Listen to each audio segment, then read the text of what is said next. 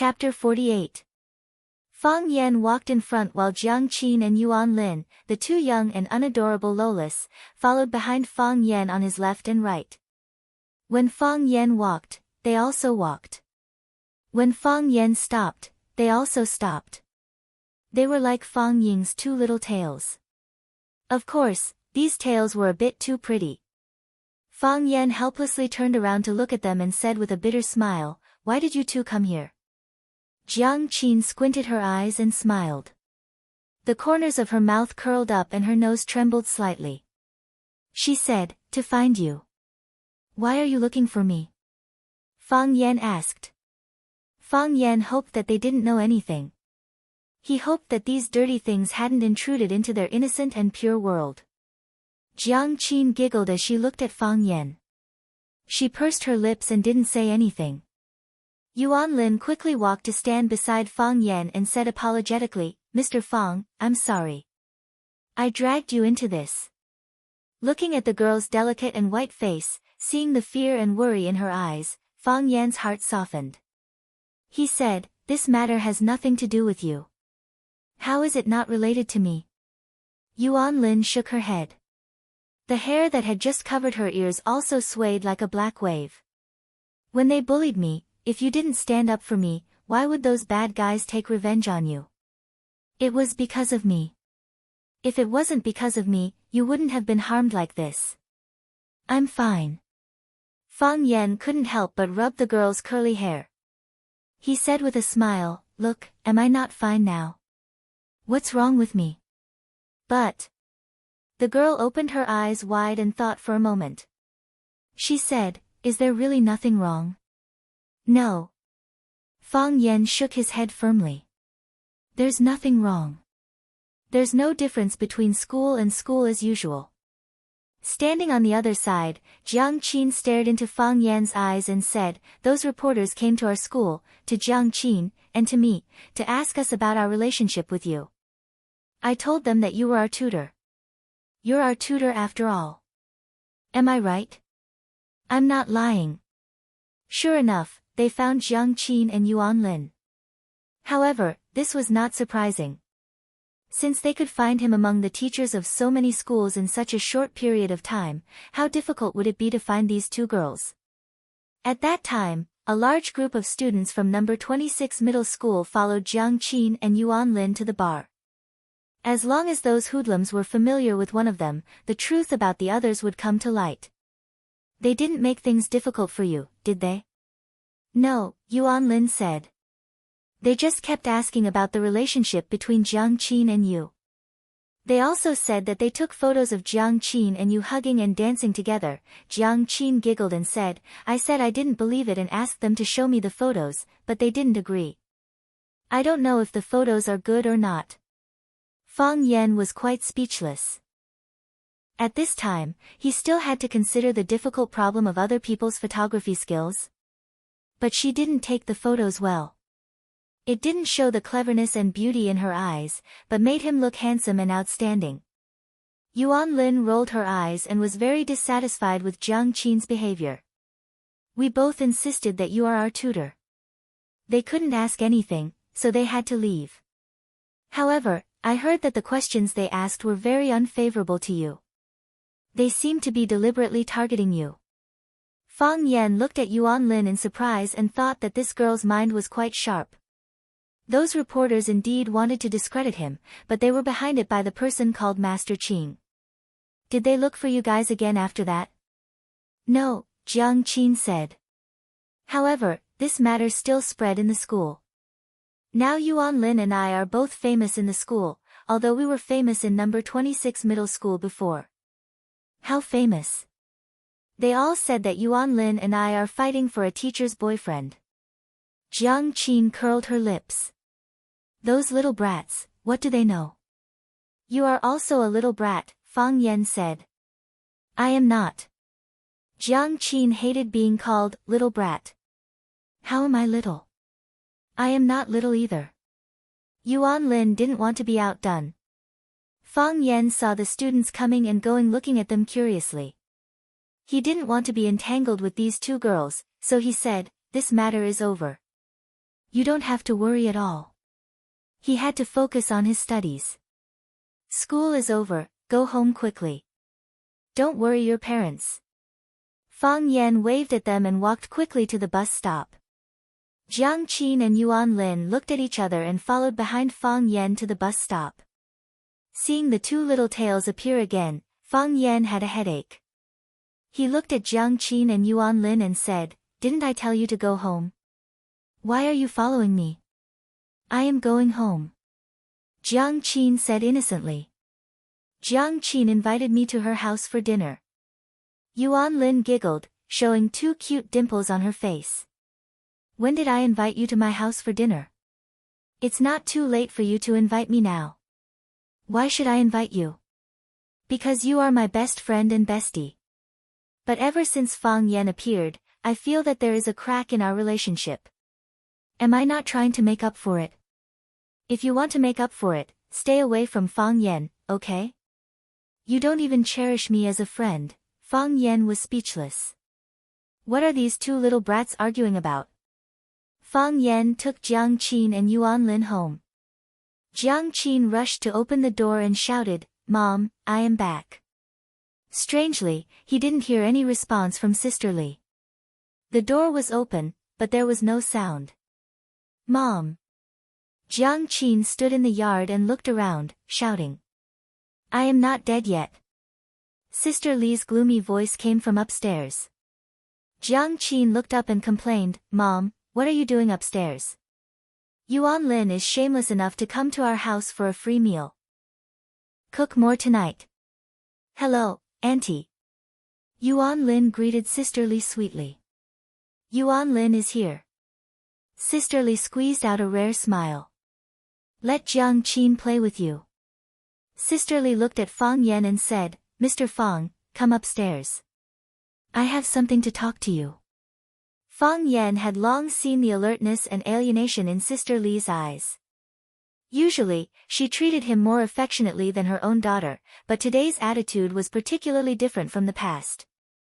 Fang Yan nodded and said, "Okay. I will go upstairs now." "Mom, what's the matter?" "I am hungry." "Let's cook first," Jiang Qin said. Jiang Qin was also a smart girl. When she saw her mother's expression, she knew that things were not good. She wanted to delay some time first. She would act as a spy to inquire about the enemy and then share the situation with Fang Yan in time. "I will talk to Fang Yan first," Sister Li said stubbornly. "It's okay. I will talk to your mom first. You two go eat some fruits when you are hungry." Fang Yan looked at Jiang Qin and comforted her softly. Seeing the tone of Fang Yan when talking to her daughter, Sister Li's expression became even uglier. The second floor of the main building belonged to the landlord's family. Although Fang Yan had eaten here many times, it was the first time for him to go upstairs. As soon as he went upstairs, he saw a huge living room. Sister Li sat in the corner of the sofa in the living room, staring sharply at Fang Yan who had just come upstairs. Yes, she was looking at Fang Yan. The sky was dark, and the living room lights were not turned on. Sister Li's eyes emitted a frightening light in the dark, looking like a wolf. "Pa!" Fang Yan stood at the door and reached out to turn on the light. The light was dazzling. Sister Li squinted her eyes. It was the same action of squinting.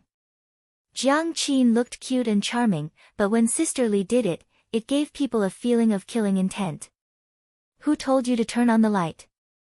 Sister Li said angrily. "It is too dark. I am afraid you can't see the sincerity in my eyes," Fang Yan said with a smile.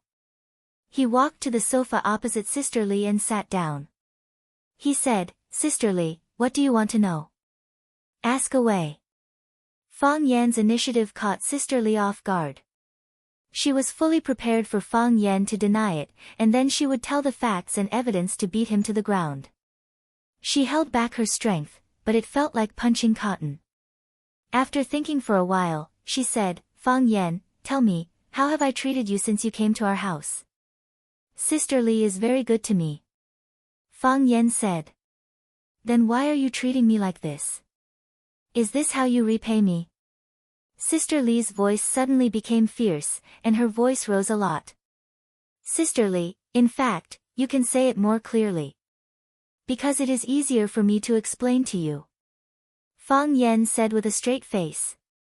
He could understand a mother's psychological feelings at this time, so he didn't feel angry at all. I asked you to tutor Jiang Qin. Why did you take her to the bar? Sister Li asked. Fang Yan thought about it and said, Sister Li, do you think it is bad to go to the bar? Of course not. I don't think it is good either. Fang Yan said. So, I accompanied Jiang Qin. I was worried that she would encounter some unpredictable danger if she went alone. You are quibbling. Sister Li heard Fang Yan shamelessly attribute the responsibility to protecting Jiang Qin, and the fat on her waist was trembling with anger. Fang Yan, you are a teacher. Is this how you teach your students? Jiang Qin is still a child. How can you take her to the bar? How could you? How could you carry her to the dance? Sister Li's eyes were red, and she said in a hoarse voice, Fang Yan, do you know? I have the thought of killing you. Chapter 49. I know, Fang Yan said softly. He took a tissue from the paper tube on the coffee table and handed it to Sister Li, saying, Sister Li, there's a big misunderstanding in this matter. I don't know if my explanation will convince you, but no matter what you say or do, I will completely understand. All right. Then explain it to me. Give me an explanation. Sister Li wiped the tears from the corner of her eyes with a tissue and said. On the night I tutored Jiang Qin for the first time, I did accompany Jiang Qin to a bar. That night, a classmate of Jiang Qin's was celebrating her birthday. Jiang Qin wanted to go and celebrate with her friend. At that time, I had two choices. I could either reject her or let her go by herself. Either you agree to go with her or you go with her. You can tell me, Sister Li said. Tell me. I won't allow her to go out. Fang Yan smiled and said, Sister Li, do you know Jiang Qin's character? If you had forbidden her to go out that night, would she not have gone? Sister Li thought about it seriously and said unwillingly, but you can't you hold her and dance? She was only a student, a child. Why would she dance? Why not go anywhere to celebrate his birthday? Why did you have to go to a bar? Young people like to imagine the future. Just like how kids like to wear adult shoes, kids like Jiang Qin also wanted to experience the lifestyle of adults in advance. They like to hold their birthday parties in KTV or bars, so it's not strange, explained Fang Yan. What about dancing? What's the matter with dancing? Sister Li asked anxiously. This was what she was most concerned about. Her daughter had yet to reach adulthood and was her precious darling. Her tutor, whom she had painstakingly invited, turned out to be a hidden evil wolf. This gave her the urge to destroy the universe. Did they show you the photos? Fang Yan asked. Yes, I have. Sister Li answered innocently. In the photo, Jiang Qin and I are hugging each other. Yes. Sister Li became excited again. She could not bear the mere mention of the subject. I saw the photo. The photos won't lie to me, right? It was the photo that lied to you, Fang Yan said. At that time, Jiang Qin was teaching me how to dance. We weren't dancing in each other's arms. Sister Li, you don't have to believe me, but please believe your daughter. Fang Yan's expression was calm. He looked straight into his sister Li's eyes and said, she is very smart and beautiful. You should be proud to have such a daughter. Sister Li remained silent. Fang Yan also kept his mouth shut. He was waiting for Sister Li's final verdict. Fang Yan. Sister Li looked at Fang Yan and said, how many tutoring lessons have you given to Jiang Qin? I will pay you 100 yuan for each lesson. I will refund you the rent and the penalty. I can't rent this house to you anymore. Fang Yan smiled and said, Sister Li, I understand. I don't want the tutoring fees, I don't want the rent, and I can't ask for the penalty. I did something wrong this time. I'm sorry that I caused you so much trouble. Fang Yan stood up and turned to walk out of the door. When he reached the door, Fang Yan turned to look at Sister Li and said, "But Sister Li's cooking is really delicious." "Let's move tomorrow," Sister Li said. "Okay," Fang Yan agreed. "Let's have dinner together tonight." "Okay," Fang Yan agreed again. Fang Yan went downstairs and Sister Li followed him. As soon as they went out, they saw Jiang Qin and Yuan Lin hurriedly running down the stairs. Obviously, they just wanted to sneak up to find out the situation, but they didn't expect to hear footsteps halfway down, so they had to run first. Seeing Fang Yan go downstairs, Jiang Qin winked at Fang Yan, meaning to say, "How's the talk with my mom?" Fang Yan smiled, indicating that everything was fine. Jiang Qin's tight face bloomed into a charming smile, and she made an okay gesture to Yuan Lin. As if happiness was contagious, Yuan Lin, the little girl, also smiled, revealing her two signature dimples. While Jiang Qin and Yuan Lin did their homework, Fang Yan returned to his rented house. Looking at his first place in Huacheng, Fang Yan's heart was filled with emotions. In less than a month, so many things had happened to him. This urban village called Che Pai, this alley, this small courtyard, and this house of less than 30 square meters. He didn't have time to really get to know them, but he already had to say goodbye. He came empty-handed, and when he left, he didn't have anything to worry about. Except for 2 sets of clothes and a few books, he found that he had nothing. Without luggage, he didn't need to pack. He folded the clothes and put them into the bag he carried when he came, and put the books on top of the clothes. All his work was done. Since he had nothing to do, he just lay on the bed and thought about things. He thought about his father's reaction, his father's angry roar, his mother's love and strictness, Yi Ro, Rosefinch Secondary, Lu Chaoga, Jiang Qin, and Yuan Lin. He also thought about Master Qing. Master Qing. He repeated the name. "It's my honor to meet you." Fang Yan heard Jiang Dai's voice from the courtyard. He had finished selling pork and came back from work. Then, Jiang Qin ran over and knocked on the door to ask Fang Yan to eat. Fang Yan opened the door, looked at Jiang Qin standing at the door, and said, "Is the food ready?" "Yes," Jiang Qin said. "Then let's go," Fang Yan said. "Let's go," Jiang Qin agreed. He said he would go, but he didn't. Jiang Qin looked at Fang Yan worriedly and said, "What did my mother say to you?" "She asked if you've made progress in your studies recently." "Pfft, I don't believe it." Jiang Qin sneered. "That's definitely not what she asked." Fang Yan smiled and said, "That's what she's most concerned about." "So, you have to study hard." Jiang Qin's delicate eyebrows immediately furrowed, and she said, "Why does it sound like we're going to part forever?" "How can you say that, girl?" Fang Yan scolded her with a straight face. "That's what I taught you." Jiang Qin stuck out her tongue and said with a smile, "It's just a metaphor. It's not like we're going to part forever. Come and eat. I'm hungry." Jiang Qin and Yuan Lin were already at the table. Jiang Dai was opening the bottle of wine. Seeing Fang Yan come in, he said, "Mr. Fang, let's drink 2 cups tonight." "Okay. I'll drink 2 cups with Big Brother Jiang." Fang Yan agreed with a smile. Jiang Qin pouted. She was very dissatisfied with the way Fang Yan called his father. Fang Yan called her father Big Brother, so didn't that make her his niece? Yuan Lin's mood instantly turned bad. Jiang Qin became Fang Yan's niece. She and Jiang Qin were of the same generation, so didn't she also become his niece? Sister Li served the last dish, stir-fried beans with wax meat, and said, "Let's eat. Let's eat." While talking about eating, she put food into Yuan Lin and Jiang Qin's bowls. Then she put food into Fang Yan's bowl, and the plate in front of Fang Yan was once again piled into a hill. "Come on, Mr. Fang, let's have a toast." Jiang Dai said with a smile and took the initiative to pick up the cup. "Let's have a toast." Fang Yan picked up the cup. Their cups clinked together, and then they each drank the white wine in the cup. Jiang Dai smacked his lips and said, Mr. Fang drank to his heart's content today. Drink, drink, drink.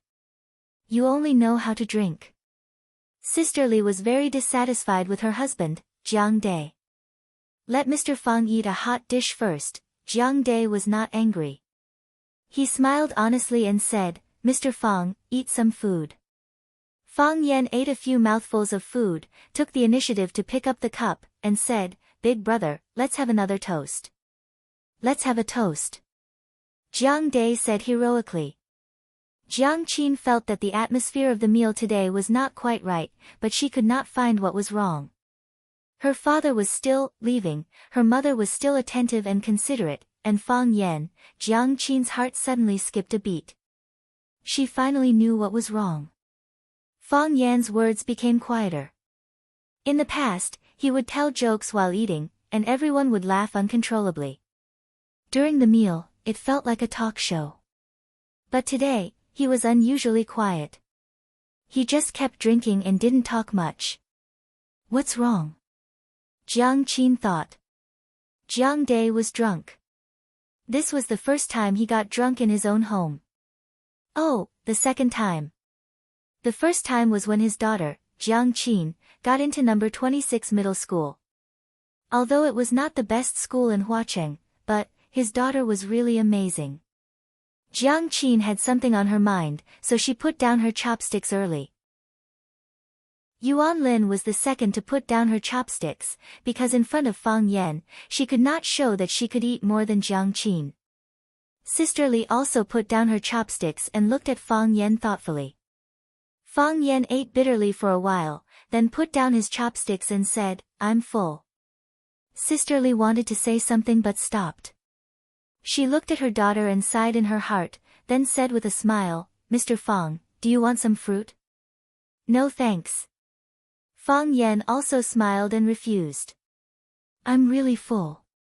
He stood up and walked out of the dining room, then returned to his room. He put the key on the table, picked up the small travel bag on the bed, and walked to the door of the small courtyard. The sky was dark, and the night was deep. Outside the door, there were tens of thousands of lights and endless traffic. There was the hustle and bustle of hawkers, the sound of vendors haggling, and the sound of couples quarreling. The whole world was lively and wonderful. However, standing in the middle of the crowd, Fang Yan found himself alone. Fang Yan. Jiang Qin saw Fang Yan leave with his bag and quickly chased after him. Kiss. Sister Li reacted quickly and grabbed Jiang Qin's arm. Jiang Qin pulled with all his might, but Sister Li was too strong. No matter how hard he tried, he could not break free. Fang Yan. Jiang Qin's eyes turned red, and soon tears flowed out. It's all my fault. I shouldn't have brought you to the bar. It's all my fault, I shouldn't have let you fight. It's all my fault, I shouldn't have hugged you and danced, it's all my fault. The girl cried out, her tears cutting her face. Chapter 50. He looks like a dog. If someone stood on a high place and happened to see his back, would he exclaim like this? Fang Yan thought, definitely. He had been living under the protection and care of the Fang family. His father was very demanding of him but extremely tolerant. His mother often scolded him but loved him very much. His senior apprentice brother accommodated him and his junior apprentice brother admired him very much. Except for being beaten by the violent woman Yi Ro every year, his life was actually quite stable and peaceful. His father's scolding was not real, and his senior apprentice brother's beating was not real. His father scolded him fiercely and his senior apprentice brother punched him cruelly, but they never really hurt him. Those people outside would. When they praise you, they don't really praise you, but when they scold you, they really scold you. They would hurt him when they hit him, and they would kill him when they stabbed him. The outside world was very wonderful, and the outside world was also very abnormal. Fang Yan felt that he was hurt. Fang Yan. Fang Yan. A hurried and sweet voice came from behind. Fang Yan turned around and looked at Yuan Lin, who was running with a school bag on her back, and said, "Why did you run out?" Without waiting for Yuan Lin to answer, he said, "You should call me Mr. Fang." "Fang Yan, Fang Yan. Fang Yan is not for you to call me that." "Who?" Yuan Lin put her hands on her knees, leaned forward and panted, and said, I don't want to call you Mr. Fang. Jiang Qin didn't call you that. Why should I call you that?" Then she said, "Of course I ran out. I want to go home, or where am I going to sleep?" "I thought you were going to sleep at Jiang Qin's house."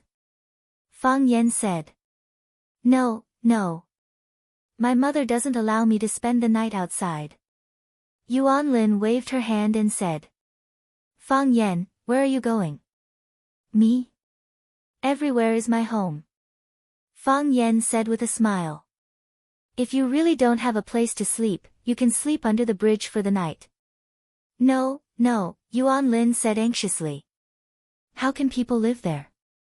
It's dirty, messy, and dangerous." She bit her lip and thought hard. Suddenly, she said with surprise, "Why don't you sleep in my house?" Fang Yan stared at Yuan Lin with wide eyes. This little girl dared to bring a man home. "I told Mom that I found a very good home tutor," Yuan Lin said with a smile. "It just so happens that you can help me with my Chinese." Fang Yan laughed. This little girl was really too naive. Bringing a man home in the middle of the night and saying that he was her tutor. Her parents would probably call the police, right? "Don't worry. I have a place to stay." Fang Yan comforted her. "The school had already assigned me a house, but I thought that since I already rented a house here, I might as well stay here for now. Now it seems that it's not suitable for me to live here anymore." "Actually," Yuan Lin said with a bitter face, "actually, Jiang Qin is very reluctant to let you go. It's the first time I've seen her cry so much. It's not your fault. Those bad guys were doing bad things, so someone had to stand up for them and uphold justice. If someone wants to blame, it should be me." Fang Yan smiled and said, "It's your fault for being too good-looking and attracting the attention of the hooligans?" Yuan Lin was happy and shy, and said, "I'm not as good-looking as Jiang Qin." This girl really indirectly admitted that she was good-looking. Fang Yan waved his hand and said, "You go back. It's so late. If you don't go home, your parents will be worried." "I want to walk with you," Yuan Lin said. "I know you're in a bad mood." "Why am I in a bad mood? Isn't it just changing places to live?" Fang Yan said with a smile. "The house in the school is better. There's no rent. Good people don't get good rewards. No one will be happy," Yuan Lin said. Fang Yan's spirit was lifted, and he looked at the beautiful and lovely girl in front of him in surprise. It was the first time he looked at her so carefully and seriously. Sometimes he felt that she was young and immature, and sometimes she showed a maturity that didn't match her age. She could see through his heart, which Fang Yan didn't expect at all. "Isn't this a normal thing? Why do you look so surprised? Do you have a cigarette?" Fang Yan asked. "No." Yuan Lin shook her head. "I don't smoke." "Do you have money?" Fang Yan asked again. "I'll go buy cigarettes for you," Yuan Lin said, turned and ran to the convenience store on the side of the road. Soon, Yuan Lin came back with cigarettes and a lighter. Fang Yan sat on the bench at the bus stop, tore open the cigarette pack, and put the cigarette in his mouth, but he didn't light it.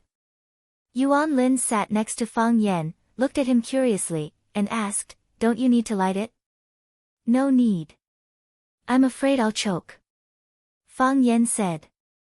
"Then why did you buy cigarettes?" "I just want to see if smoking and drinking can relieve the sadness in my heart." "Is it solved?" Yuan Lin asked with her eyes wide open. Fang Yan thought about it seriously and said, "I feel a lot better. No wonder everyone likes to find someone to chat with when they're in a bad mood. I'll try it too." Yuan Lin took out a cigarette and put it in her mouth. Fang Yan snatched the cigarette away and reprimanded, "Students are not allowed to smoke." The buses came and went one after another, coming and going again. There were fewer and fewer people on the platform, and finally there were only two lonely figures. Fang Yan didn't leave, and Yuan Lin didn't leave either. Fang Yan didn't speak, and Yuan Lin didn't speak either. The two of them just sat side by side, watching the traffic in front of them. The lights were on, and the world gradually quieted down. Puff! Fang Yan spat out the cigarette in his mouth on the ground, crushed it with his foot, and said, "Go back." "Okay." Yuan Lin said. She played with the mobile phone in her hand, and then frowned. "Lend me your mobile phone," Yuan Lin said. "Don't you have a mobile phone?" Fang Yan said. "My mobile phone is out of money. I can't call it." Fang Yan handed over the mobile phone and thought that the students nowadays were so pitiful. Their mobile phones often stopped working because of arrears. Yuan Lin took the mobile phone and searched for a while. Sure enough, she found her pitiful number in the blacklist. Damn Jiang Qin. Yuan Lin cursed in her heart. Her fingers quickly moved, restored her number from the blacklist, and then threw Jiang Qin's number into the call rejection list. After doing all this, she returned the mobile phone to Fang Yan with satisfaction and said, "Forget it. It's so late, and it's better not to disturb others by phone." Yuan Lin got up from the bench and said, "Fang Yan, I'm going back. Call Mr. Fang." Fang Yan said angrily. "Goodbye, Fang Yan." Yuan Lin said with a smile. She reached out to a taxi, opened the door and got in. These children. Fang Yan shook his head. When he woke up, it was a new day. Before Fang Yan opened his eyes, a faint fragrance came to his nose. His mouth, nose, heart, and lungs were full of the fragrance of the osmanthus. There was an osmanthus tree at the entrance of the courtyard, and the osmanthus was in full bloom. This feels so good. Fang Yan thought in his heart. When he was at home, he could also enjoy this kind of life. When he woke up in the morning, the fragrance of flowers was everywhere, birds were singing, some people were singing, and more brothers were practicing Tai Chi. Life was comfortable and easy, as if he was living in a paradise. He also found the feeling of home here. But why couldn't he be happy at all?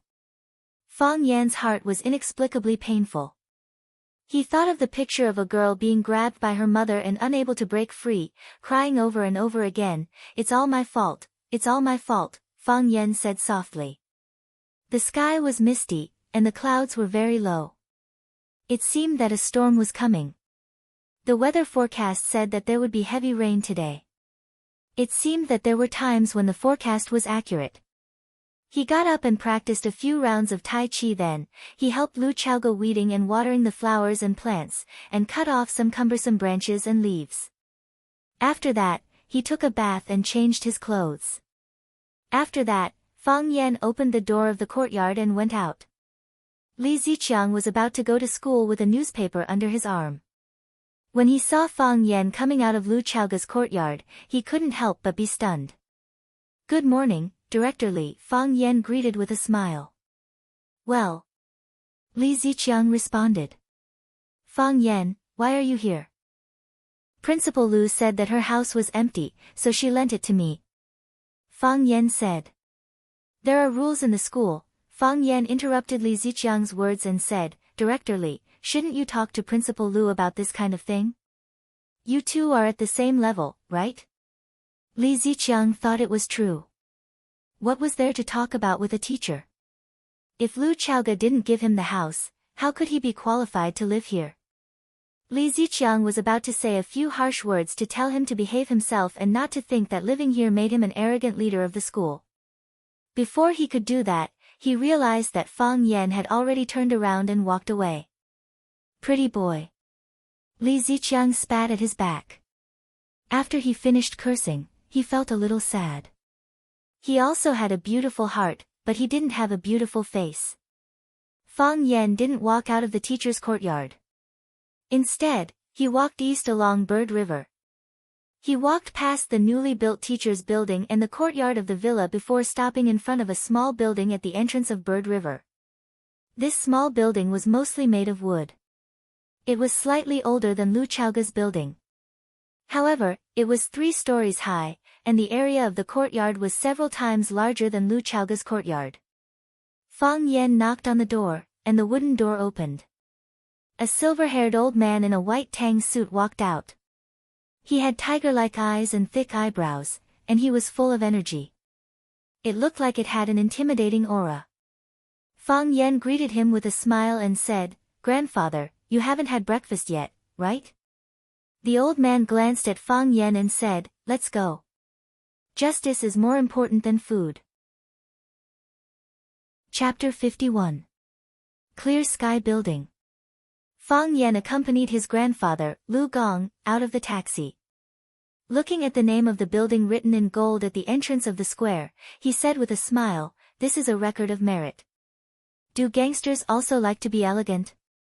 Lu Gong completely ignored it and walked straight to the entrance of the building. The building used an electronic gate, and one had to swipe a card to enter. Fang Yan reached out and knocked on the glass door, summoning the security guard inside to speak. The middle-aged security guard came over and asked, "What's the matter?" "We're looking for someone," Fang Yan said. "Who are you looking for?" the security guard asked. "Du Qing," Lu Gong said loudly.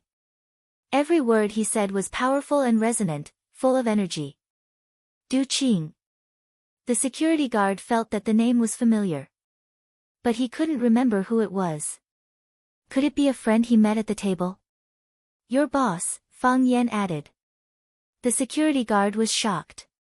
He stared at the old and young man cautiously and asked, "Why are you looking for our big boss? Do you have an appointment?"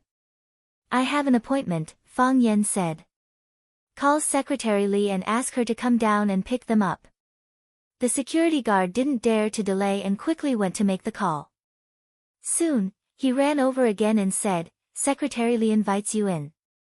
The electronic gate opened automatically. Lu Gong stepped in, and Fang Yan followed closely behind. As soon as they reached the elevator door, the elevator opened. A beautiful and sexy woman walked in and said with a smile, "Is it Mr. Lu? The chairman is already waiting for you in the office." She looked at Fang Yan, who was standing next to Lu Gong, and said, "This is." There was only Lu Gong's name on the memo. Fang Yan belonged to the unknown unregistered. Fang Yan. Fang Yan took the initiative to reach out to the woman, holding her smooth and delicate palm and said, "Fang as in square, Yan as in Chinese." "What a descendant of Yan Huang." Leah laughed. "Mr. Lu, a descendant of Yan Huang. Please follow me." Lu Gong glared at Fang Yan and stepped into the elevator. Fang Yan and Leah looked at each other and smiled, then followed closely behind. Leah used the nameplate on her chest to scan the elevator's electronic system, then pressed a blank button that did not show any floors. Fang Yan thought to himself, "This Du Qing is indeed worthy of starting out as an underworld, his sense of security is very strong." Even though the Clear Sky building was his independent kingdom, he was still heavily guarded. Fortunately, Grandpa's student had a way. Otherwise, it wouldn't be easy for him to see him. The security on the top floor was even stricter, and the staircase and the lounge of the elevator was. The security on the top floor was even stricter. At the top of the stairs and in the lounge facing the elevator, there were black-clothed men eyeing outsiders. A hooligan is a hooligan. Even if he has hundreds of millions of dollars, he still can't change the violent and barbaric nature of a hooligan. Fang Yan mocked in his heart. Of course, this did not rule out the possibility of Du Qing wanting to show off his strength in front of his guests. After all, some coal bosses like to bring a few burly men to increase their aura when they went out. When Shanghai Beach was on the air, Su Wenxiang, who was dressed in black and wearing a black hat, walked out of the alley with a group of lackeys in suits. How many hot-blooded men were envious of that scene? Leah walked to the door of an electronic door, pressed the video call button, and said softly, "Boss, Mr. Lu is here." "Ka," The electronic door opened, and Liya stood at the side and made an inviting gesture. Lu Gong was fearless as he strode in. Fang Yan thanked Liya and followed her into the room. This was a room that was so spacious that it was a little unreasonable. The entire room was about 1,000 square meters in size. There were no bookshelves filled with books, no computers, phones, and other electronic office equipment. The walls were all painted silver. Other than a wooden table and chairs facing the door, there was an indoor golf course. The indoor lawn was planted with lush green grass, and the ceiling was transparent. When he raised his head, he could see the dark clouds rolling in the sky. A middle-aged man wearing a polo shirt stood in the middle of the lawn, holding a club with both hands and preparing to hit the ball. Bang! With a graceful upward stroke, the small white ball flew out with a resounding sound. Beautiful. The man smiled happily. Obviously, he was also a golf enthusiast. The man was very pleased with the landing point of the small ball, and only then did he reluctantly walk out of the lawn with the club in his hand. Du Qing. Fang Yan's eyes narrowed slightly. Du Qing seemed to have sensed something, and his gaze immediately shifted to Fang Yan. Then, he smiled and nodded at Fang Yan, indicating that he had greeted him. Fang Yan had searched for Du Qing's information on the internet, and knew that he was now a famous enterprise in Huacheng. He had single-handedly established the Green Cloud Group, which was involved in civil construction, port transportation, and seafood wholesale and export businesses. He had been chosen as Huacheng's Outstanding Entrepreneur of the Year for many years. He did charity work. Whether it was the earthquake in Wen County or the snowstorm in the south, he had donated tens of millions. He was a well-known philanthropist in the country. However, his background as a mafia was rarely mentioned. Perhaps, even if someone knew the truth and posted it on the internet, it would be quickly deleted. Fang Yan had also seen some photos of Du Qing attending events on the internet. He looked gentle and refined, and had the demeanor of a successful entrepreneur.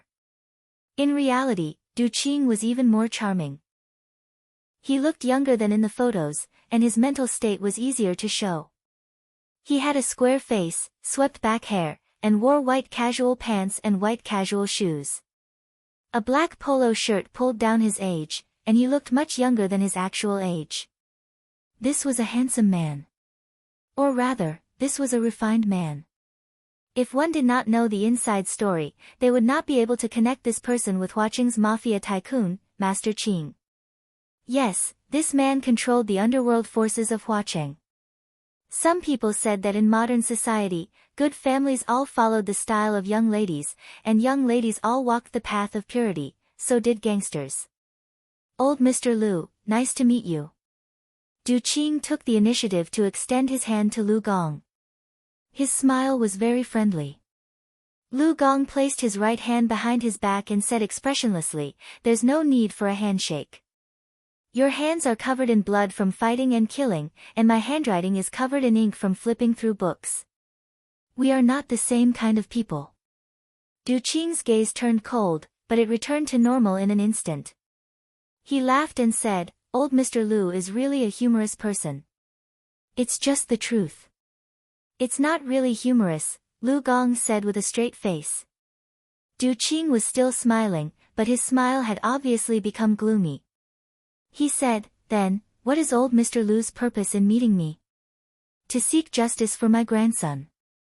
Lu Gong pointed at Fang Yan and said.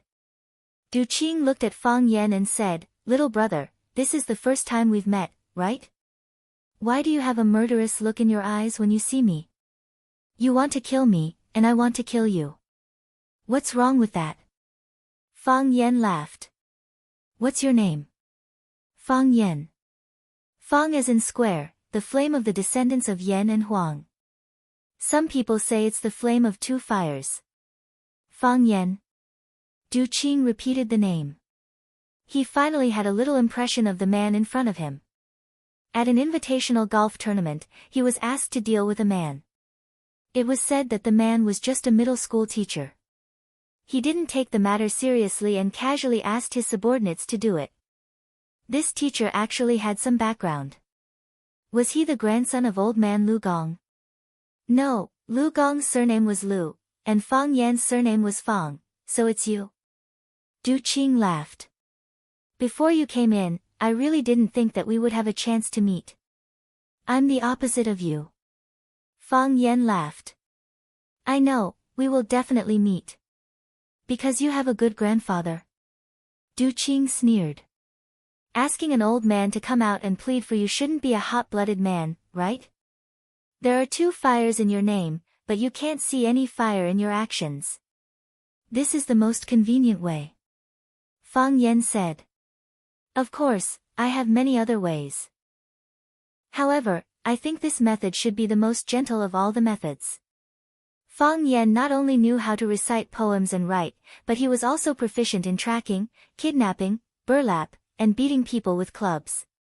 As the saying goes, it's never a burden to have more skills. Du Qing looked at Lu Gong and said, Old Mr. Lu, how do we seek justice for this? First, tell us the real culprit behind the scenes, and we will talk to him. What else? Du Qing asked. Kowtow to my grandson and apologize. Lu Gong said. Du Qing's eyelids twitched. Those who were familiar with him knew that this was a sign that he was extremely angry. What if I don't agree? Why not? I can't agree. I don't want to agree either. You wanted to destroy my grandson, so asking you to kowtow and apologize is already extremely lenient. Do you really think that a hooligan's face is more important than my grandson's life? Lu Gong. Du Qing shouted angrily. I see that you're giving face to Chief Luo. Don't be so ungrateful. Do you believe that I won't get someone to throw you off this Clearski building? Du Qing looked out the door and shouted, Men. Whoosh, the electronic door opened and a large number of men in black surged in. They surrounded Lu Gong and Fang Yan in the middle, looking like they could attack at any time. Fang Yan took a step forward and used his body to block his grandfather, Lu Gong, behind him. Move. Lu Gong pushed Fang Yan away. I don't believe you. Lu Gong glared at Du Qing and shouted sternly. His eyes were wide open and his silver hair was flying. I'm a scholar. I know the 4 books and 5 classics, and I'm familiar with the records of the Grand Historian and the Book of Han. I write to nourish my qi, and I read poetry to cultivate my mind.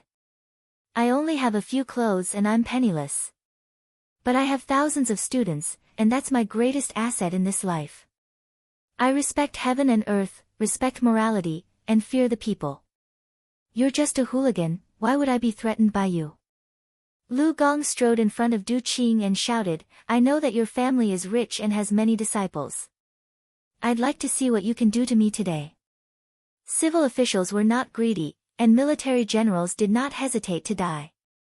They would definitely win the hearts of all the countries in the world. Even a mere scholar, as long as he had the courage to protect himself, he could even charge into a dragon's pool or a tiger's den. Chapter 52. Literature could shock the heavens and the earth.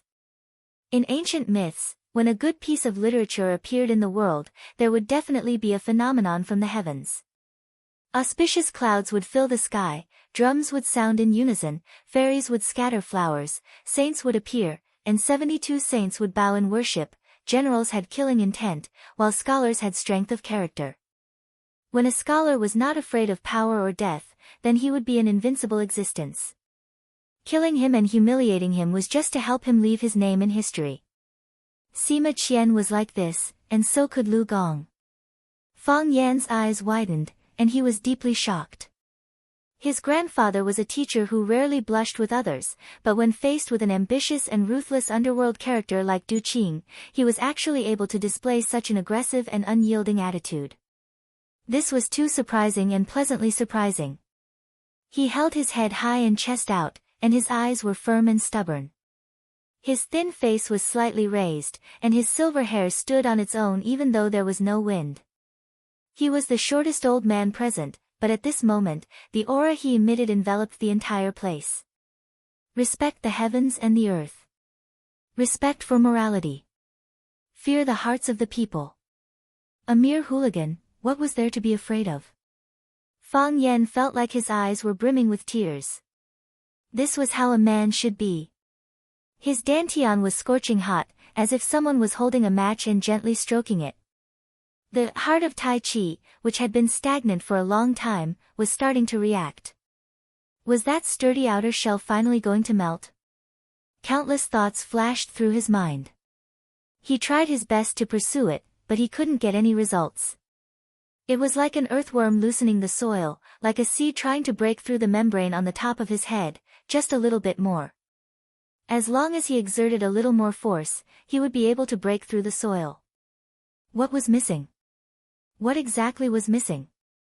Seeing Lu Gong's overbearing manner, Du Qing was extremely angry. How many years had it been? No one dared to clamor in front of him. Of course, there had been someone who didn't know the immensity of heaven and earth. Later, on his way back, he had collided with a truck loaded with sand and stones. He had died on the spot, and the truck driver had abandoned the car and fled. How could there be so many coincidences in this world? Some coincidences were heaven's will, while others were human's will. Just as Lu Gong had said, his family was filthy rich, had many underlings, made friends with influential officials, and squeezed into the upper class with the identity of a greenhorn. As long as he said a word, or even just a hint with his eyes, there would be countless people willing to work for him, erasing the old and the young from this world. Yes, his underlings were also getting impatient from waiting. The people standing in this office were the brothers who had fought with him in the past. When these arrogant soldiers and valiant bandits heard Lu Gong's words, their eyes turned red and they clenched their fists tightly. Du Qing could also hear Barbarian Bull's rough breathing, which was a sign that he was about to attack. "You may leave," Du Qing said. A tragedy was about to break out. "Big brother!" Barbarian Bull shouted in a coarse voice. "Step down." Du Qing waved his hand and said with a smile. When Barbarian Bull saw Du Qing's smiling face, he immediately lost his anger, turned around and left dejectedly. He was not afraid of Du Qing's screams, but he was afraid of Du Qing's laughter. This was a phrase that his brothers always said. If Du Qing yelled at the people around him, then it proved that you were still his brother. If he smiled at you, it was best not to make him angry at this time. When Barbarian Bull left, the others also followed. Very quickly, those men in black left, not a single one was left. "Elder Lu, why do you have to do this?" Du Qing looked at Lu Gong and said with a smile. "Although I, Du Qing, was born from a grassroots background, and my body is now stained with the stench of money, I still admire Elder Lu's great name for a long time. Huaqing used to be a weak city in education, but Elder Lu single-handedly changed the situation. He mobilized donations and set up schools. He personally attended to everything, and invited talents everywhere. The most admirable thing is that ninth brother Lu made the school principal. This is really something that ordinary people can't do. No matter how bad my heart is, no matter how bad my character is, I can't hurt such an affectionate and righteous old man who wholeheartedly serves the public. Am I right?" From Du Qing's words, it could be seen that he did have some understanding of Lu Gong. Moreover, in his heart, he was very clear that he really couldn't do anything to Lu Gong. This little old man was a freak in the education field of Huaqing. He didn't have any authority, but most of the time, his words carried more weight than the mayor or provincial governor. He said that he was a penniless scholar, and Du Qing couldn't confirm this. However, he said that he had tens of thousands of students, and this was the capital that he was most proud of. Du Qing knew this very well. More than tens of thousands. He served as the principal of 9 middle schools, and when he found a more suitable candidate, he immediately gave up his position. When he gave up his position for the 9th time, even the central government was alarmed. Every time the country's president and prime minister visited Huaqing, they would request to meet this bookworm, whose name had shaken Huaxia. As the principal of 9 schools, how many students did he have? Among these people, how many of them were high-ranking officials or even important ministries and commissions? The official with the surname Zhang, who regarded him as his teacher and father, was now the head of a municipality, and it was only a matter of time before he rose to the center of the country's power. No matter how influential Du Qing was, would he dare to touch an old man like this? Thinking of this, Du Qing secretly cursed the eldest young master Jiang, one of the 4 prodigies of Huacheng, Jiang Zhongzhu. Didn't you say that the person you wanted to mess with was just an ordinary middle school teacher? Even old man Lu Gong had come forward. Was this still an ordinary middle school teacher? What a scam! Du Qing admitted defeat, and his words all hit Lu Gong's weak spot. Only then did the old man's expression improve a little. He looked at Du Qing seriously and said, "I'm not here to take advantage of my seniority, I'm here to seek justice for my grandson. I just want to know, when and where did my grandson offend Mr. Du to the point of incurring such vengeance from you? Killing someone is just a small matter, but destroying someone's reputation is absolutely unforgivable." "It's a misunderstanding," Du Qing said with a chuckle. "It's a misunderstanding. Old Mr. Lu, you also know that my energy is mainly focused on the Green Cloud Group now. Those fighting and killing things are already in the past. However, after all, I've been in Jianghu, my brothers in Jianghu should still give me some face. Shall I find someone to ask?" "Ask," Lu Gong said. Du Qing knew that he had to give this grandfather and grandson an explanation. He opened the communication system on his wrist and said, "Secretary Li, ask Sirius to come see me. Also, bring someone in to make a pot of good tea." "Yes." Li Ya's sweet voice came from the phone. "Old Mr. Lu, and this little brother Fang Yan. Come, wait for a moment, they'll be here soon. Let's drink tea and chat. The biggest regret in my life is that I didn't study enough, so I really respect cultured people." Since Du Qing had said it like this, Lu Gong and Fang Yan had no choice but to give him face. Du Qing pressed the button on his watch, and the silver-white wall automatically shrank to both sides. A door appeared at the edge of the golf course, and behind the door was an antique room with a coffee table and chairs. Based on Fang Yan's understanding, these tea tables, and chairs were all made of precious materials such as red sandalwood or Hainan rosewood.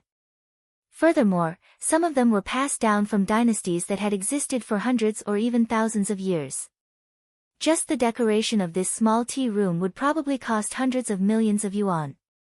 Lu Gong was very interested in these exquisitely carved wooden furniture.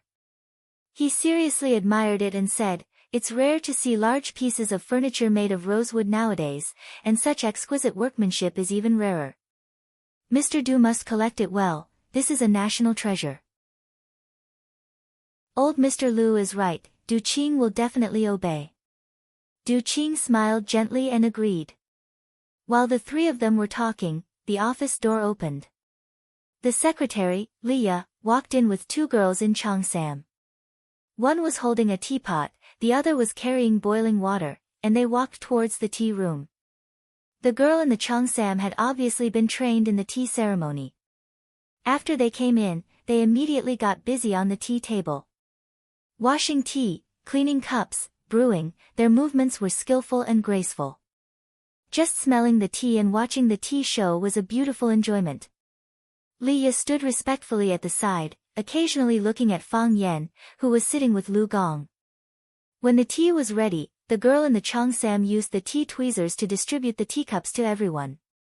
Du Qing made a gesture of invitation and said, "Elder Lu, please." Lu Gong picked up the teacup and sniffed it, then praised, "Good tea." Du Qing's interest was piqued, and he said, "Elder Lu, may I ask what's good about it?" Lu Gong glanced at Fang Yan beside him and said, "My grandson is very picky. Let's listen to him." Du Qing smiled and said, "Then I'll ask little brother Fang Yan to comment."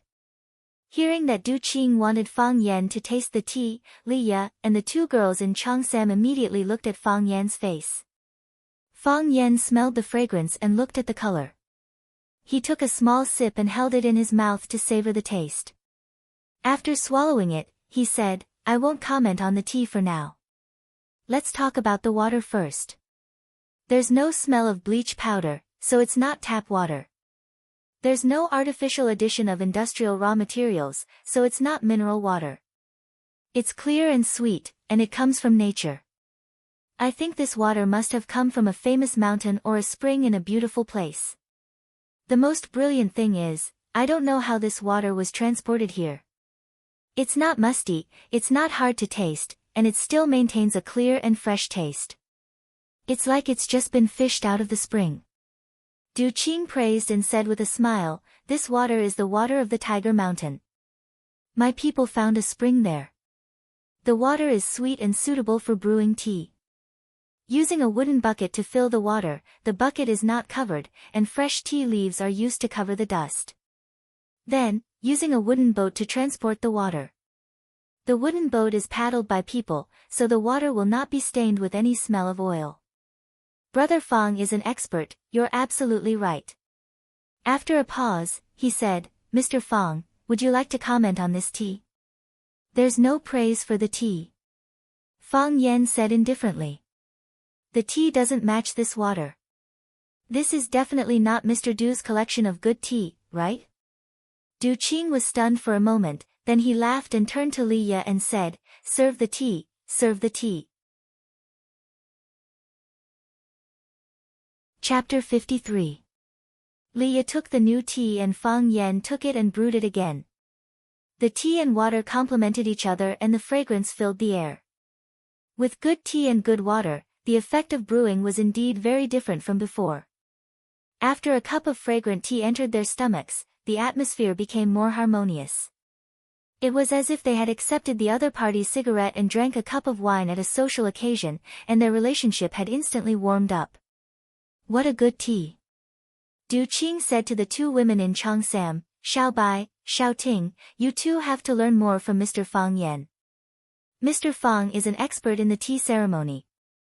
The two women in Changsam were still a little disapproving when Du Qing invited Fang Yan to comment. What kind of insight could a guy who hadn't even grown his hair have? Even after hearing Fang Yan's comments, they were still a little unconvinced. Who wouldn't be able to taste such good tea and water in their mouths? It wasn't until Fang Yan's performance of Kung Fu tea that they personally drank the tea made by Fang Yan that they were completely convinced by Fang Yan. They had also brewed this box of old Shu de Hong Pao, but the taste was not as mellow and fragrant. Hearing that the boss wanted them to learn from Fang Yan, the two of them stared at Fang Yan with shining eyes and said, Mr. Fang, please give me some pointers. Fang Yan waved his hand and said, I don't dare to give you pointers. You two are good at tea, but you still lack understanding of the materials. After a long time, you have accumulated a lot. Good tea and good water can be seen at a glance. Thank you, Mr. Fang. The oval-faced girl said gently. While they were tasting and discussing tea, Sirius was also brought over. He was pushed over in a wheelchair. Looking at Fang Yan, who was sitting opposite Du Qing, his eyes were filled with uncontrollable hatred. After staring at Fang Yan for a few seconds, he greeted Du Qing and said, Mr. Du, you're looking for me. Sirius, let me ask you something. Du Qing walked in front of Sirius and said, what's the conflict between you and Mr. Fang?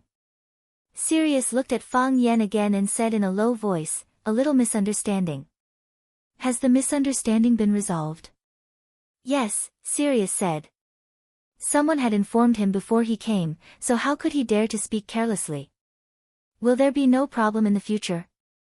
Du Qing looked at the bruise on Sirius' face and had a new understanding of Fang Yan. His subordinates had only reported to him that Sirius was injured, but they had not expected him to be injured to this extent. This kid's methods were also quite sinister. No more, Tian Lang said unwillingly. The misunderstanding has been resolved. Du Qing turned to look at Lu Gong and said, Old Master Lu, you see, the attitude of the person involved is quite good. Why don't you let me be the peacemaker in the middle and let this matter rest?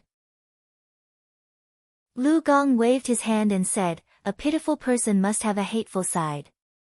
Let him go. Du Qing patted Sirius' shoulder and said, have a good rest. Yes. Sirius's eyes turned red and he said in a choked voice, thank you, Mr. Du. Du Qing waved his hand, and Sirius was pushed out. He is also a good man, Du Qing said with a smile. No discord, no concord. Brother Fang Yan, we can still be friends in the future. Am I right? We are already friends, Fang Yan said with a smile. Mr. Du, I have had a deeper conversation with Brother Wolf. He said he was following orders. I heard that someone wanted to frame me. I'm really curious. What kind of person has such a deep hatred for me that he wants to ruin my reputation? Du Qing pondered and did not speak. Obviously, Sirius was just a staircase, so that the two sides could get off the stage without falling out. However, the other party was very dissatisfied with this explanation. Du Qing looked at Fang Yan and asked, Brother Fang Yan is a refined man. Which of the four gentlemen do you like the most? Bamboo, Fang Yan said. Integrity makes one strong, unintentional goods make one proud. After several storms, one would rather break than bend. It is still green all year round, not competing with other flowers. Listen, how high the evaluation of bamboo is. Brother Fang Yan should dislike bamboo the most, Du Qing said with a smile. Fang Yan looked at Du Qing thoughtfully with a stern expression. Ha, drink some tea. Drink some tea. Du Qing said with a smile. Elder Lu, this tea is really cheap here. When you go back, bring the tea with you. I know where your mansion is. I will get someone to send the newly fetched spring water over. A refined man should do this kind of thing. It is a waste for a rough person like me to drink this. Lu Gong refused and said, I don't deserve it.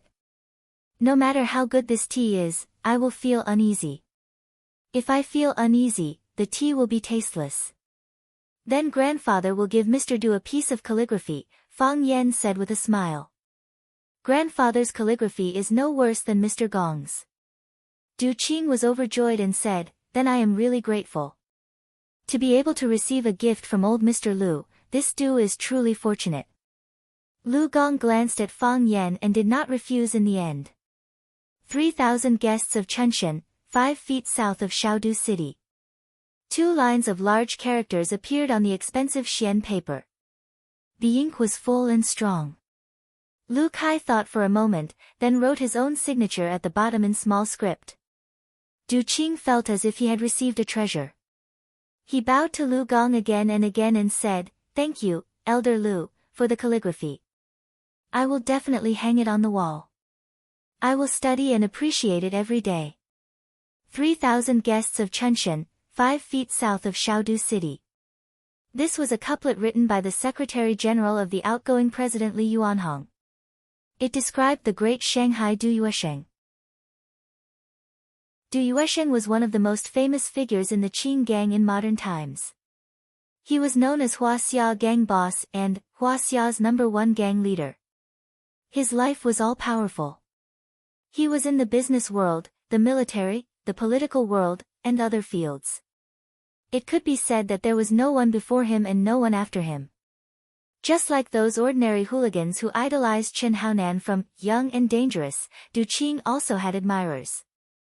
That was Du Yuesheng, an influential figure from hundreds of years ago.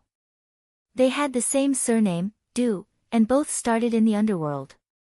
Who didn't want to become the current Lord Chunshan like Du Yuesheng? It could be said that Lu Gong's couplet vividly expressed his thoughts.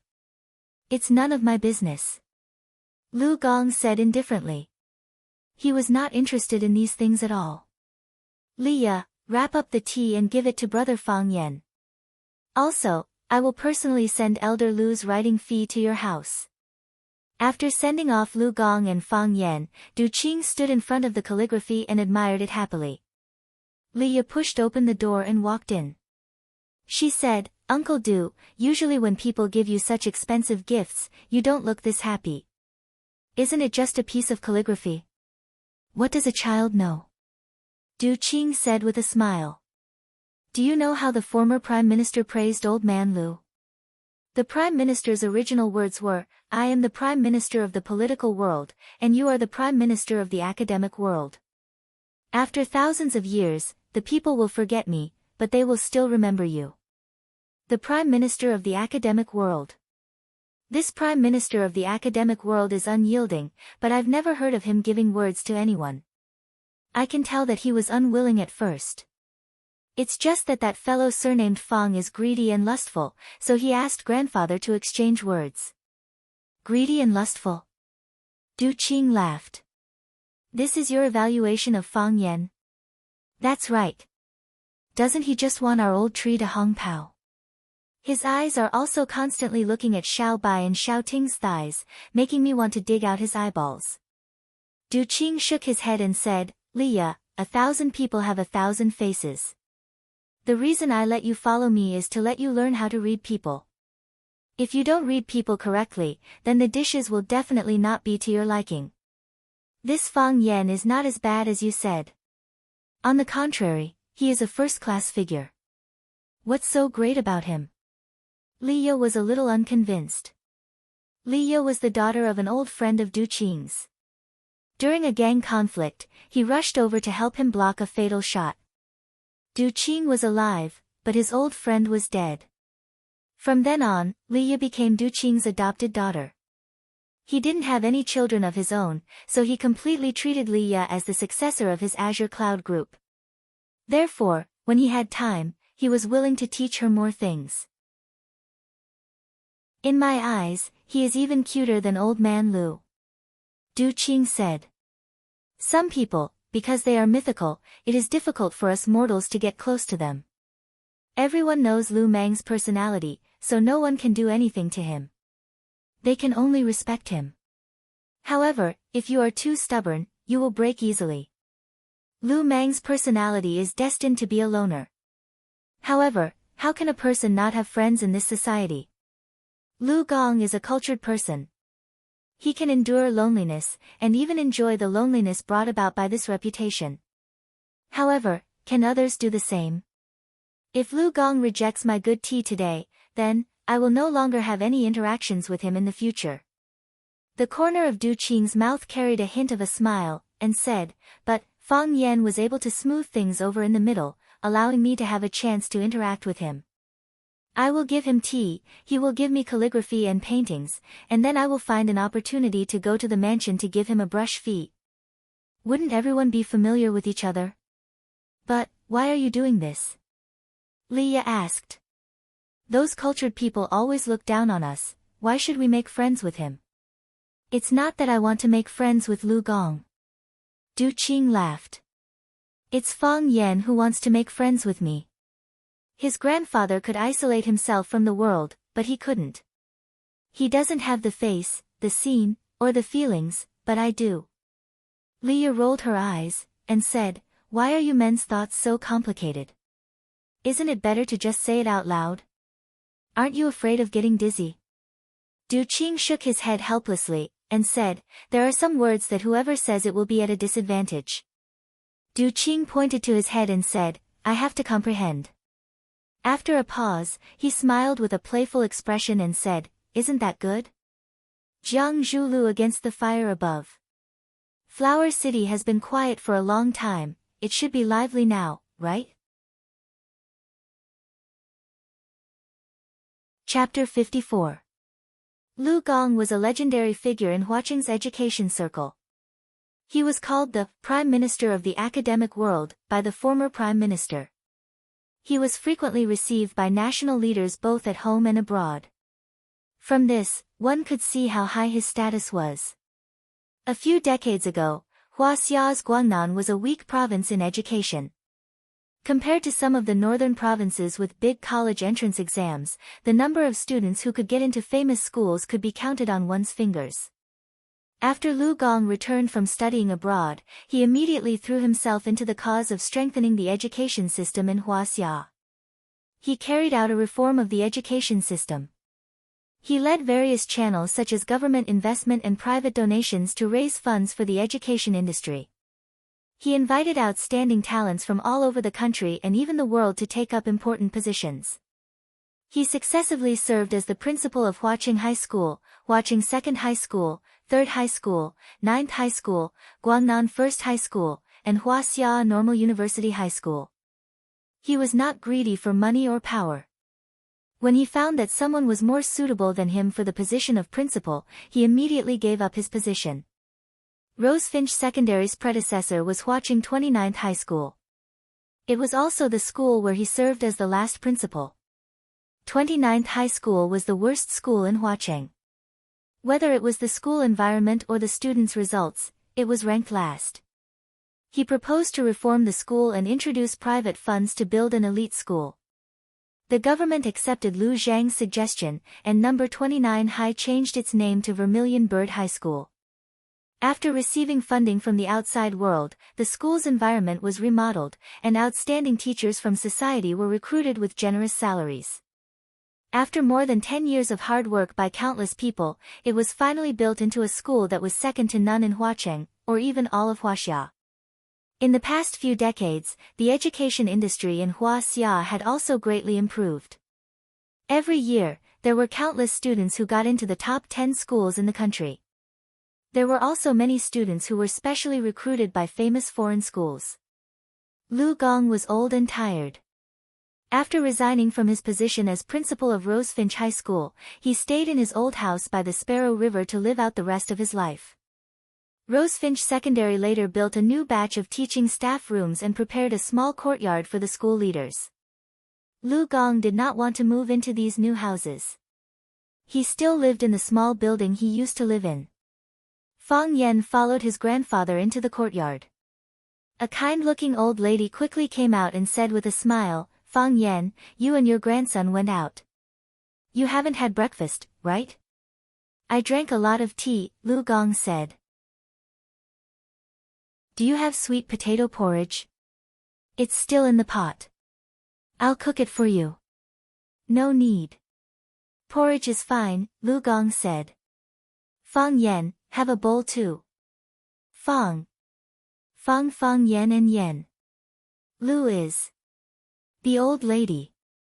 In the past, Fang Yan had always lived in the north, and the old couple rarely had the chance to see him. Now that her grandson had come to work for them, she naturally had to take care of Fang Yan's daily life. "Whatever." Lu Gong waved his hand and said. The old lady happily went to stir-fry some side dishes. Fang Yan and Lu Gong sat at the dining table and each filled a bowl of sweet potato porridge to eat. "Grandma's porridge is really good," Fang Yan praised. Lu Gong raised his head and glanced at Fang Yan.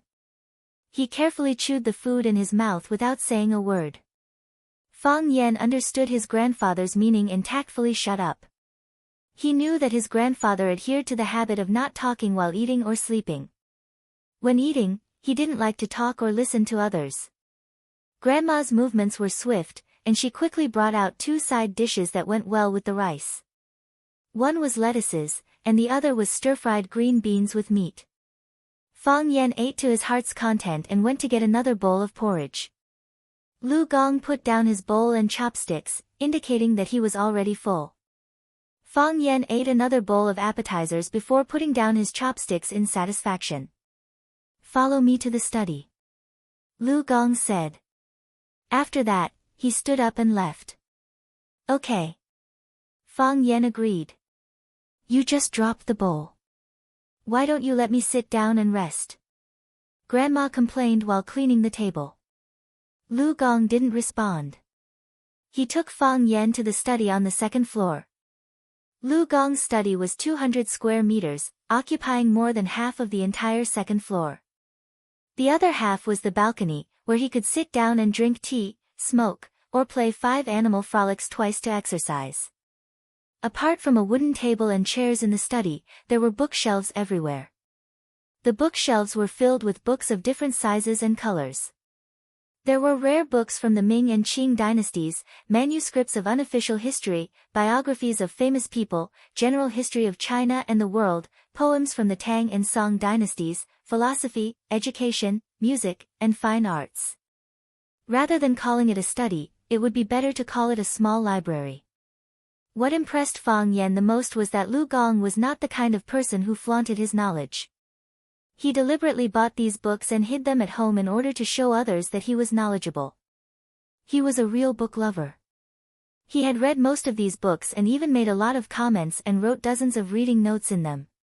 The reason why Lu Gong retired early was that he felt neglected by these old friends.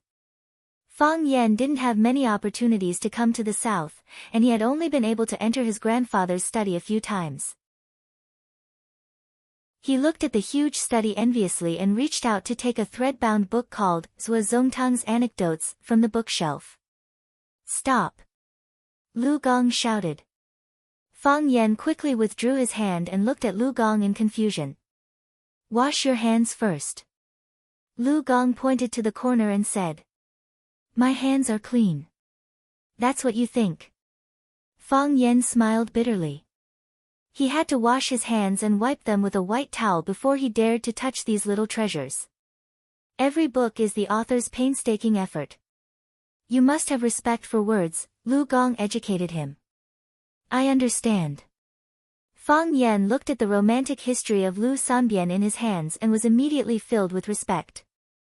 Lu Gong sat down in front of the desk and looked at Fang Yan. "Fang Yan, you want to make friends with Du Qing?" "It's not exactly making friends." Fang Yan smiled. He walked in front of Lu Gong and explained, "It's borrowing each other's power. He wants to borrow your power, and I want to borrow his power. Just teach and educate people." "Borrowing power?" Fang Yan smiled bitterly and said, "Grandpa, that's what I thought too. But didn't you see the actual situation? I didn't provoke anyone to be my language teacher, but they did this to me. 2 fists are no match for 4 hands. No matter how strong the boss is, it can't withstand a group attack. There has to be a teammate to help at the critical moment. Even if they don't help, it's fine to stand at the side and shout." Lu Gong pondered and said, "Have you found the person behind the scenes?" "I've finally found it," Fang Yan said. "Who is it?" Lu Gong's eyes were sharp as he said coldly. Fang Yan knew his grandfather's stubborn temper. If he knew who the enemy was, he would definitely fight them to the death. He was strict with himself, but he also doted on him. "Grandpa, leave this matter to me," Fang Yan said with a smile. "If you let an old man handle everything, wouldn't it make your grandson seem incompetent?" "Be careful," Lu Gong reminded him. "It's not like before." "I understand," Fang Yan agreed. "Teach and educate people well and bring out a few good seedlings. I don't expect you to make all the students in your class great. I also know that it's not realistic. However, if you can bring more good students out, you will be making a great contribution to society." Lu Ken tried his best to persuade him. He had been an educator his whole life, so as long as there was a chance, he would educate people. This was also the reason why his grandmother had repeatedly asked Fang Yan to stay, but he still insisted on renting a house outside. He wasn't afraid of his grandfather and father who knew martial arts, but he was afraid of his grandfather who was a scholar who didn't even have the strength to truss a chicken. "I will work hard to learn from you, Grandpa." Fang Yan took the opportunity to flatter him. Lu Gong's expression looked better as he said, "I didn't approve of you learning martial arts in the past. In times of peace, what's the point of learning those fighting and killing skills all day? Isn't it enough to practice the 5 animal frolics and do a few rounds of Tai Chi every morning? Reading more is the right way. You will naturally have a scholarly air." "You're right, Grandpa." Fang Yan thought of the burning feeling in his dantian again. He knew that he must have been touched by something, or else this wouldn't have happened. He said, "Grandpa, you faced so many strong enemies today. It made my blood boil. I admire you." "Strong enemies? They're just gangsters." Lu Gong sneered. "They are afraid of me. I don't fear them." Du Qing worked his way up from the bottom, so he naturally knew that life wasn't easy. "What's in it for them to torture my old bones? If only I could do the same as Grandpa," Fang Yan said with a smile. This sentence wasn't completely flattering, but it also had his true thoughts. When he saw his grandfather proudly say, "I know your family is rich and has many disciples. Let's see what you can do to me today." His heart was really touched. "Why can't you do it?" Lu Gong asked. "You've been well read since you were a child, and your martial arts are superior to your peers. You write well, draw well, know how to play the zither, play the flute. You're smart and observant. You have much more than me and many people. Why can't you do it? Fang Yan looked at his grandfather in surprise. Why did this old man think so highly of him? Because you lack spirit, Lu Gong said seriously. A man can't stand without a soul. The reason why you're a man is not because you're 8 feet tall, but because you have spirit. Napoleon was 5 feet 2 inches tall, but he rode his horse and pointed his sword at the world, becoming a great man of his generation. Fang Yan, you have so many talents, why can't you get what you want? Spirit. You lack spirit. Fang Yan seemed to be possessed, and his mind kept repeating this sentence. The burning feeling in his dantian became stronger again, as if it was burning a hole in his flesh. His forehead was dripping with sweat, and his face became extremely ugly. Boom, there was a sharp pain in his mind, like fireworks exploding in a galaxy. The sky was full of stars, dazzling. Chapter 55. Seeing Fang Yan's strange expression, Lu Gong didn't ask. Instead, he stood up and shouted, Fang Yan, what do you want? What do I want? Fang Yan had a splitting headache. What do I want? What do I want? Do you want the world or the beauty? Do you want to be at the peak of martial arts or be admired by thousands?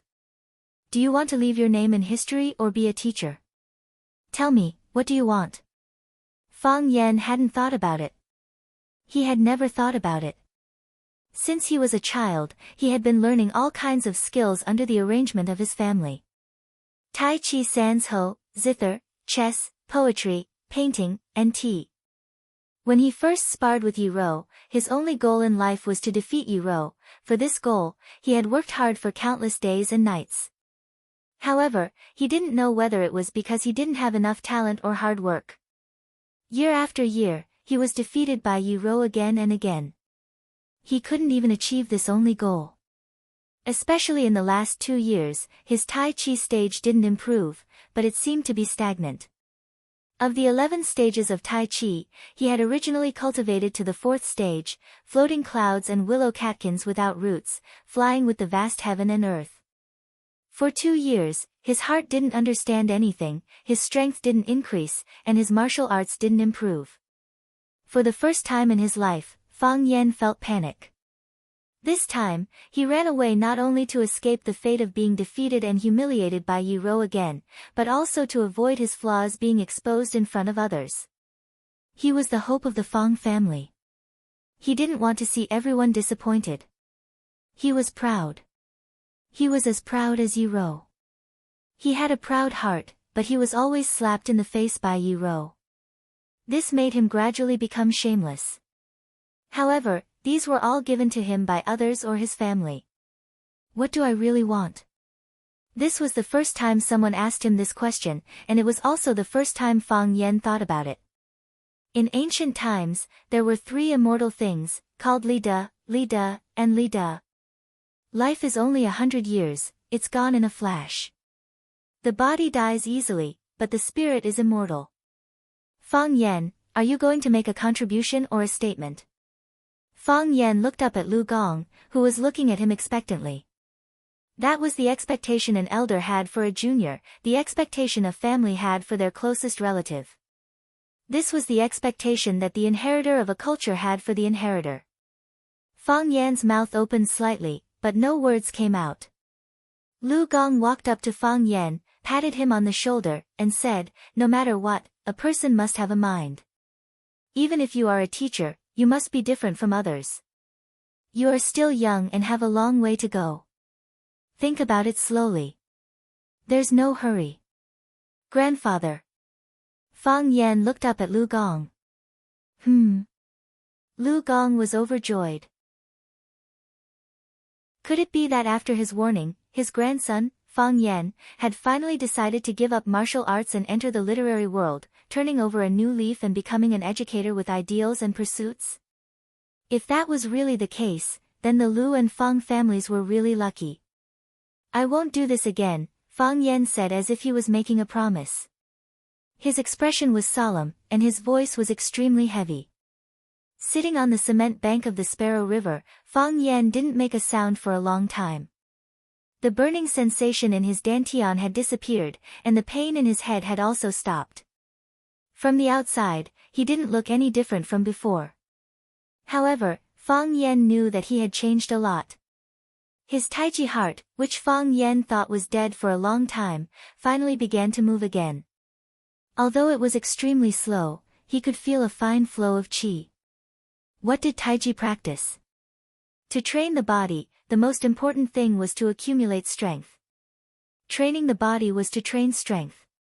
Strength was produced by the contraction and relaxation of muscles, and was related to the support of bones. There was an optimal point to exert strength. Moving forward or backward by an inch would result in a different amount of strength. In real life, there were weights, dumbbells, push-ups, and other physical exercises. Those that trained muscles were all training physical strength. Strength was the flow of qi. In order to achieve a certain goal, the movement of the body and energy were called strength. If a move was a combination of a body with a purpose, then strength was a combination of qi with a purpose. For example, in the movies, two people would punch and kick each other, or slash each other with a knife and a sword. That was a move. However, when Xiao Feng stood still and waved his hands, suddenly, a huge white dragon roared and rushed toward his opponent. That was the 18 dragons subduing palms formed by the combination of strength and qi. From the special effect, it could be seen that strength and qi were of a higher level than strength. Fang Yan was born in a Taiji family, so he had a deep understanding of the differences between strength, and qi. The Taiji heart was a circle formed by qi in the dantian. It couldn't be seen or touched, but it could be clearly felt. The circle of qi rotated freely, and thousands of threads flowed into the 360 acupoints and 84,000 pores in the body. It was very comfortable. It was a gas station that supplied qi to every meridian and acupoint in the body. 3 years ago, Fang Yan discovered the Taiji heart. 2 years later, the Taiji heart was still. Now, it had finally come back to life. Fang Yan was so excited that he wanted to shout and yell to vent. If he hadn't discovered that his Taiji heart had disappeared, he wouldn't have done such a shameful thing as running away from home. Of course, it was a blessing in disguise. He hadn't been out for long, but after hearing what his grandfather, Lu Gong, said, he activated the Taiji heart again. Why? In Fang Yan's heart, he found the answer that he couldn't figure out. You lack spirit, his grandfather said. This sentence pointed to Fang Yan's heart. Could it be that people needed spirit, and so did Taiji? Only when people had spirit would they have a soul. And when Taiji had spirit? Yes, when Taiji had spirit, it had qi. Fang Yan was suddenly enlightened, and he couldn't help but want to praise himself for being a genius. But when he remembered that he promised his grandfather that he wouldn't do anything stupid again, he could only suppress this impulse in his heart and secretly gave himself a thumbs up to comfort himself. Hey! A girl's voice came from behind. Fang Yan turned around and saw Qinitian in a white school uniform standing in the grass under the ginkgo tree. The leaves and grass were covered with dew, crystal clear and crisp, like a young and beautiful girl. Fang Yan looked at Qinitian in surprise and asked, Qinitian, why don't you go to class again? I'm waiting for the language class in the afternoon. Qinitian smiled. She patted the white bag on her shoulder and said, Look, I even brought a raincoat. After school yesterday, Fang Yan gave the students a task. They must bring raincoats to class today. There was a light rain in the morning, but it stopped now. But the sky was still gloomy, and the clouds were very low. It seemed that it would rain again in the afternoon. Don't you have to go to other teachers' classes? Fang Yan said angrily. Skipping class is bad behavior. It will bring a bad influence to other students. Is that so? Qinitian tilted his head and thought for a while, then said, So what? Do I need to be responsible for the lives of every student in the class? They see you as their idol, so I have to follow the rules, not be late, not skip class, listen carefully, take notes, and be a role model. If that's the case, am I still the Qinitian that they liked before? Qinitian said proudly. The reason why I am Qinitian is that I can do whatever I want and want whatever I want. I'm just being myself, and there's no need to change myself. Fang Yan shook his head with a bitter smile and said, You are really not likable. You will like it. Qinitian looked at Fang Yan and said very seriously, Even if you don't like it now, it doesn't matter, because we still have a long time. Men looking for another partner is no different from animals looking for a mate. They will find the one who has the same smell. Why do I have to like you? To satisfy your bad taste? It's not like that. Qinitian took off the other earphone on his right ear, shook his hair to make it more supple, and said, I think you are a very interesting person, and so am I. If we are together, will it be more interesting? I don't think I deserve you, Fang Yan said. These days, it was popular to give people a good person card. When you didn't like someone, you could say, You are a good person, but I don't think I deserve you. Not only did you reject the other person, but you also made the other person feel that you were superior. That's right, Fang Yan was rejecting Qinitian. He wanted to make the other person retreat, so that even if she was rejected by him, she wouldn't hold a grudge. Listen, I don't deserve you, so I belittle myself to raise you. What else do you have to say? If you say that I have no conscience, do you still have a conscience? It's true. Qinitian nodded and said. But I will give you more time and more opportunities. There are 2 fires in your name, but they are 2 dead fires. I think I will have the opportunity to ignite them, right? Fang Yan. What? Do you have time? What? Go shopping with me. What? Qinitian smiled and said, It seems that all the couples in the world like to go shopping. I was wondering, what kind of feeling is this? Fang Yan's curiosity was also aroused, and he said, Indeed. It's boring to go shopping alone. If 2 people go shopping, will there be any difference? Can we get a discount when we eat and buy things? Oh, the merchants really know how to do business. Chapter 56. Today was really not a good day to go shopping. The sky was dark, and the clouds were getting lower and lower. The cold wind blew on his body, and his hair and face were unconsciously soaked by the sporadic rain falling from the sky.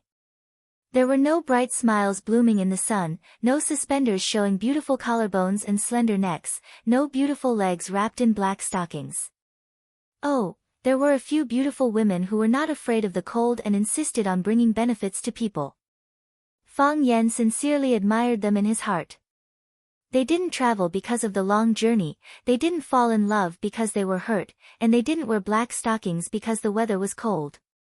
These behaviors were all hooligans. Because of the weather, there were few people on the pedestrian street today.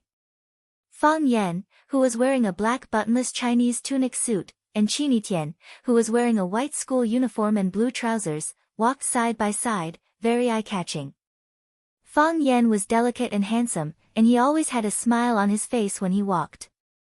He raised his head slightly, looking quite proud, as if he had just beaten Yi Ruru hard, instead of being beaten by Yi Ruru and running away from home.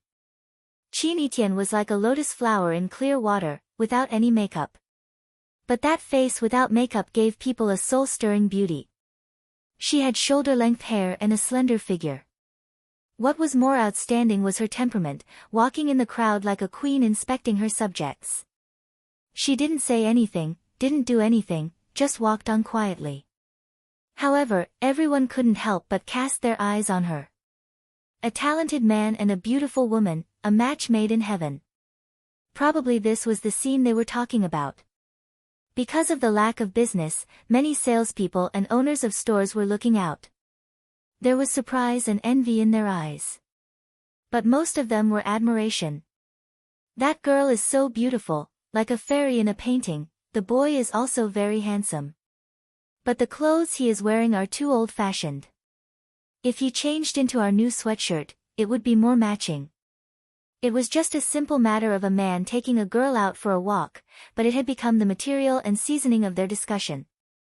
Qin Etienne was very tall, almost reaching Fang Yan's chin. Fortunately, she was tall. Otherwise, she would not have been able to control her innate aura of supremacy. I really don't know what's so great about her, Fang Yan thought to himself. Just because she's pretty, strong, and good at her studies, she can be so arrogant. If that's the case, shouldn't I write a sign around my neck with the words "I am teacher Qin Etienne, Fang Yan" written in red? Did Fang Yan do that? No. Therefore, Mr. Fang was actually a very low-key man. As they walked, Qin Etienne suddenly handed his white handbag to Fang Yan. Fang Yan looked at her in confusion and asked, "Why?" The boys seemed to give the girls their backpacks, Qin Etienne said, pointing at the few couples on the street. Fang Yan studied it carefully. It was exactly the same as what Qin Etienne said. The girls were shopping happily, and the boys were carrying female bags, not knowing whether to laugh or cry. Must it be like this? Fang Yan asked. Qin Etienne did not answer. She looked at Fang Yan and nodded lightly. Her smile was faint, indifferent, and elegant. Ba, ba, ba. Fang Yan quickly spat in his heart.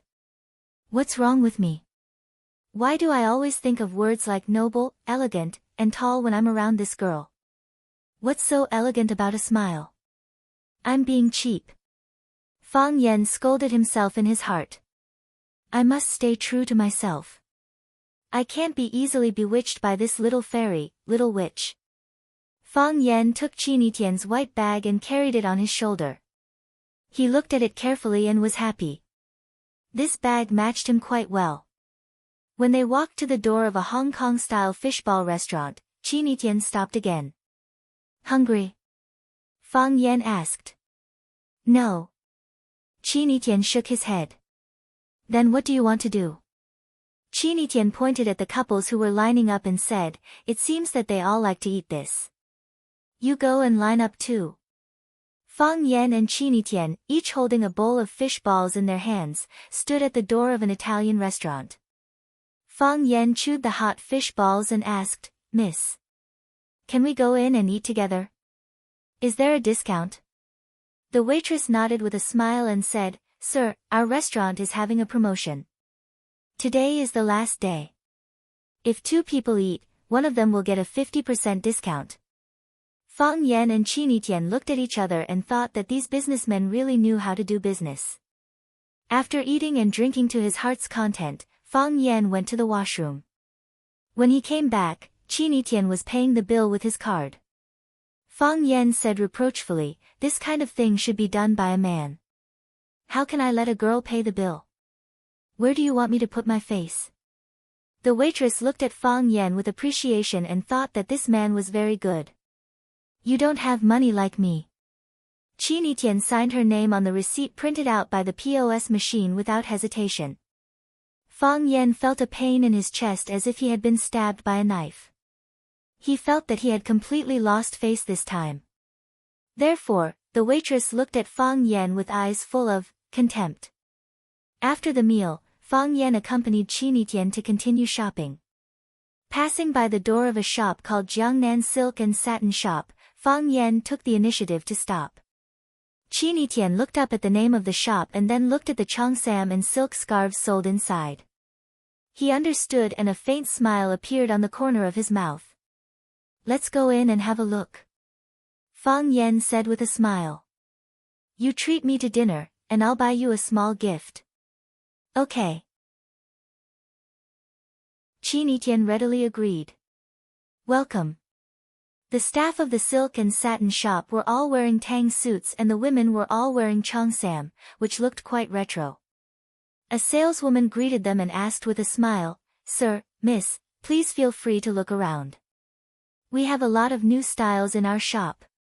Fang Yan looked around and said, I want to buy a cheongsam for my friend. Is there a suitable one?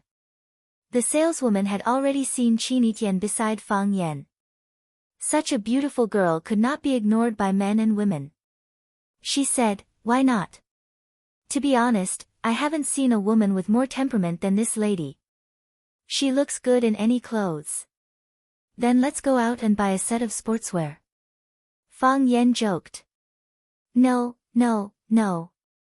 The saleswoman knew that she had said the wrong thing and quickly asked them to stay. "This lady. Call her a girl. She is still a student." Fang Yan corrected her. "Okay. This girl, her temperament is so good that she looks good in any clothes. However, the cheongsam in our shop can have a kind of icing on the cake effect on her. If she goes out in our cheongsam, she will definitely be charming, and the number of people turning their heads will be hundreds of times." "How do you calculate the number of hundreds of times?" "Some people turned their heads several times," the saleswoman said with a smile. "Who doesn't want to see such a beautiful girl a few more times? Choose one," Fang Yan said. "I'm not very good at this kind of thing."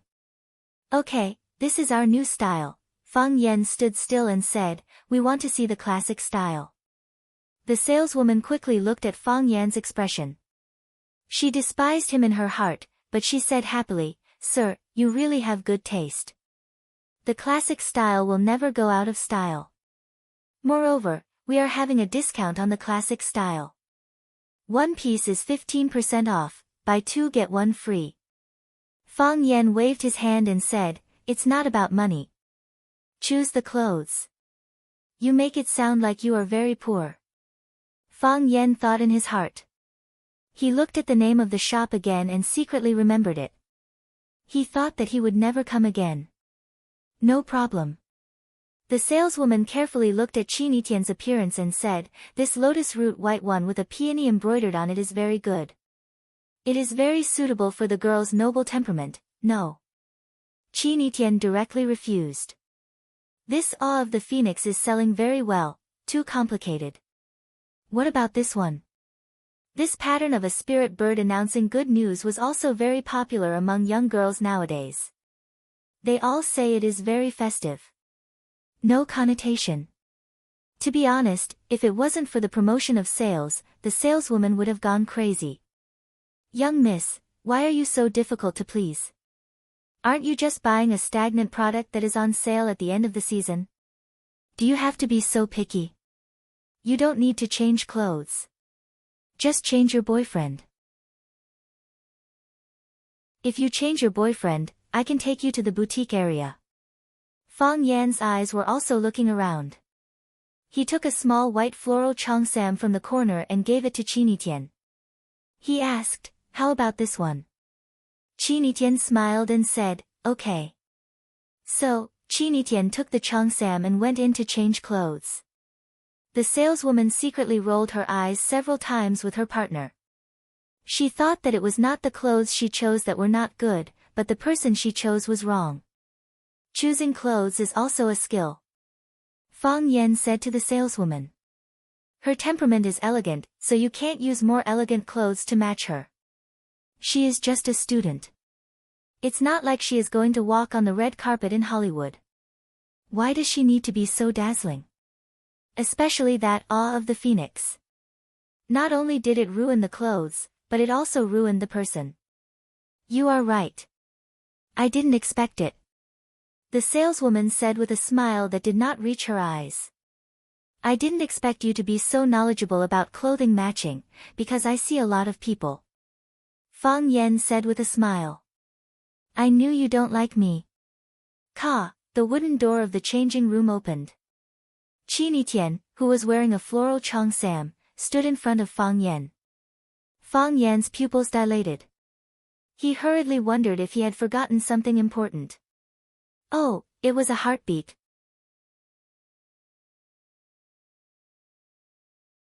Chapter 57.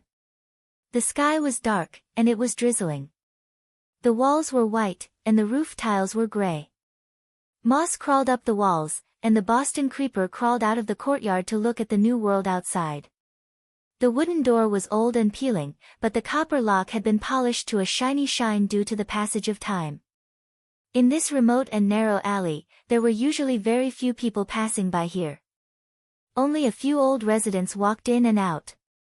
Occasionally, a photographer with a unique eye would bring a girl in a white dress over to take artistic photos, and then take her to a room to have sex.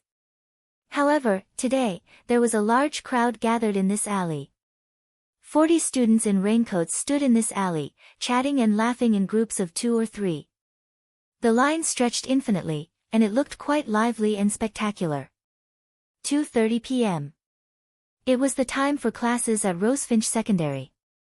A student looked at his watch and said, "Huang Haoren, why isn't Mr. Fang here yet? It's almost time for class." "That's right. He asked you to bring us here, so why isn't he here yet?" "Don't worry, everyone. Mr. Fang must have gone to borrow a boat. Didn't he borrow a boat at Sparrow River last time?" "Li Hao, are you crazy? This isn't Sparrow River. Where did Mr. Fang go to borrow a boat? Where did he come from if he borrowed a boat?" "I'm just joking. You really don't have a sense of humor." Huang Haoren frowned slightly, hesitating if he should give Mr. Fang another call to urge him. Zheng Guodong, Li Yang, and Qin Tao had also come to class today, because they really couldn't take any more days off. Moreover, if they kept taking days off, even if Fang Yan couldn't control them, they would have already lost the war. However, they had learned their lesson and didn't rashly say anything to start a war. Chen Tao took out a cigarette and smoked it, then took the initiative to light it for Zheng Guodong. He said sarcastically, "I wonder what this idiot is up to this time. Maybe it's a surprise." Zheng Guodong laughed coldly. "In any case, we'll just follow the plan we discussed. We won't take the initiative to provoke him in order to avoid giving him something to use against us." This time, even Zhang Xiaofeng, that old fellow, stood up to protect him. "Even my father is not very easy to talk to. However, if you don't court death, you won't die. With this guy's personality, sooner or later, he'll help us catch him. At that time, we'll kill him in one strike and chase him away." Zheng is right. Li Yang agreed. "Let's just watch from the sidelines and wait for him to make a mistake." "Didn't I already make a mistake?" Chen Tao chuckled. "It's class time, but the teacher is nowhere to be seen. Do you think we should report this to the school? As the class monitor of Class 9, I should make a phone call to the Academic Affairs Office." Zheng Guodong said proudly as he took out his phone from his pocket and prepared to dial. "Mr. Fang is here," someone in front exclaimed. Then, a group of people rushed in the direction where Fang Yan came from. Just now, Zheng Guodong and the other two were still standing in the middle of the crowd. In the blink of an eye, half of the alley was only left with the 3 of them standing there alone. The 3 of them felt a little sad in their hearts. It seemed that they had been separated from the majority of the people. "Zheng." Li Yang looked at Zheng Guodong with an embarrassed expression. Now, they were faced with a dilemma. If they joined in, they would feel very embarrassed. If they insisted, not only them, but probably all the students would feel embarrassed. "I'm the class monitor. I still have to maintain discipline," Zheng Guodong said. Yes. That's it," Li Yang said with a smile. Fang Yan looked at the smiles on the students' faces and knew that they were happy and looking forward to the 2 classes today. This was the effect he wanted. If the students wanted to learn and were willing to learn, there was no need to worry about their grades. "Huang Haoren, is everyone here?" Fang Yan asked. "There are 41 people in the class." "Qin Etian isn't here yet," Huang Haoren said. "He didn't ask for leave either." "Yes." Fang Yan nodded. "Qin Etian will be here in a while."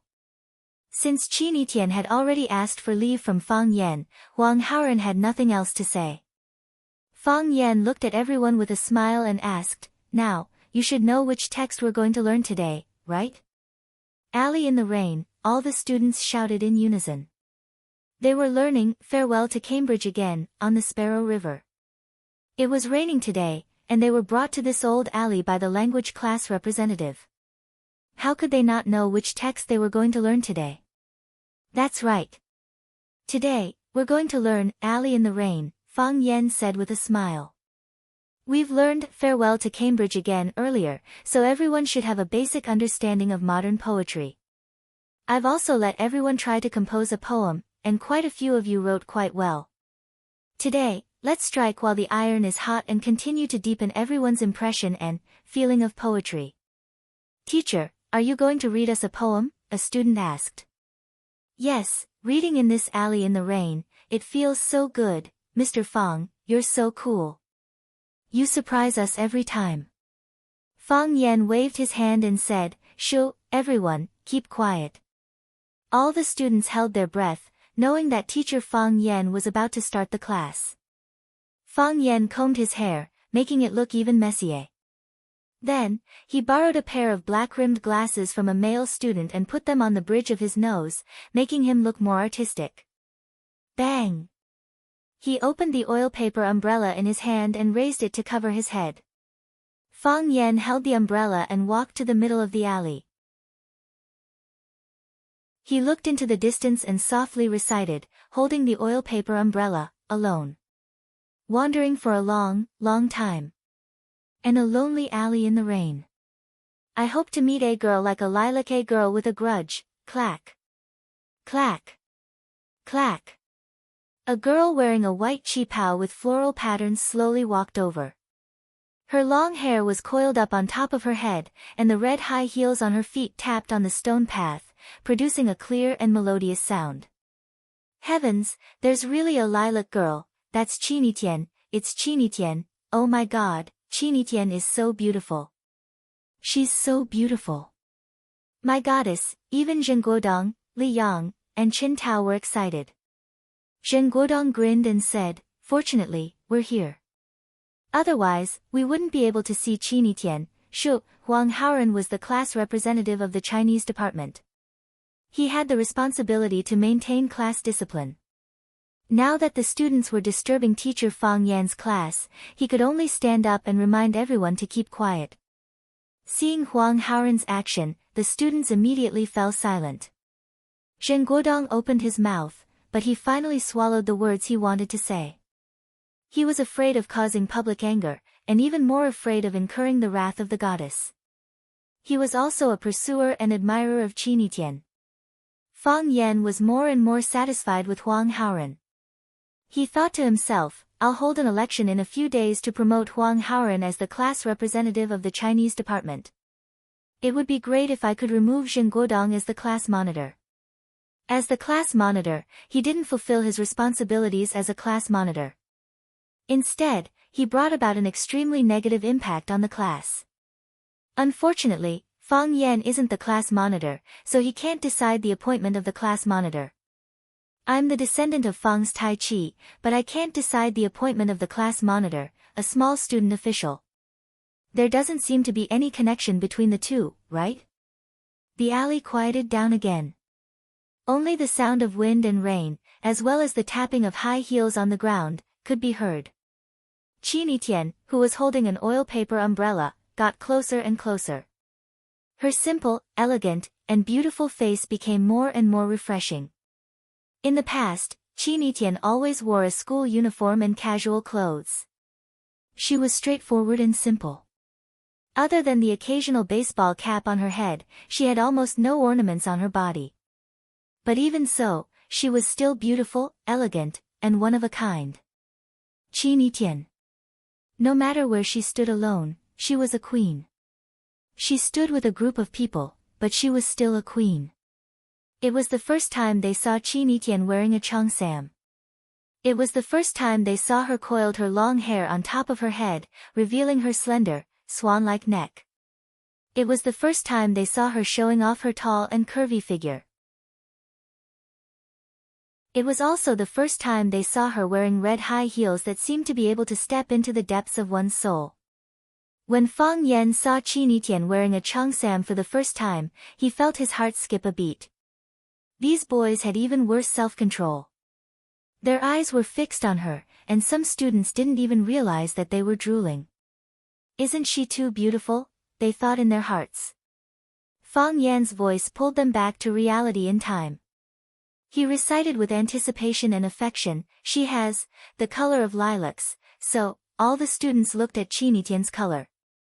In the hazy smoke, she walked over gracefully, like a goddess. No, she was a goddess. The fragrance of lilacs, although they didn't smell it, no one would deny that Chinitian had the fragrance of lilacs. Oh, it was even more fragrant than lilacs. The sadness of lilacs, Chinitian's face was expressionless as she walked with her umbrella in hand. However, at this time and place, in this situation, they all felt that Chinitian was indeed sad and lonely. She was so excellent and had no friends. How could she not be lonely? Sorrowful in the rain, sorrowful and hesitant, Chinitian walked towards Fang Yan, and the two walked forward face to face. The girl floated past me, she silently went far, far away, to the decadent fence, walked through this rainy alley. Chinitian and Fang Yan brushed past each other. The two didn't speak, didn't nod to greet each other, and didn't make eye contact. The two strangers in the vast sea of people met by fate, but they didn't know each other.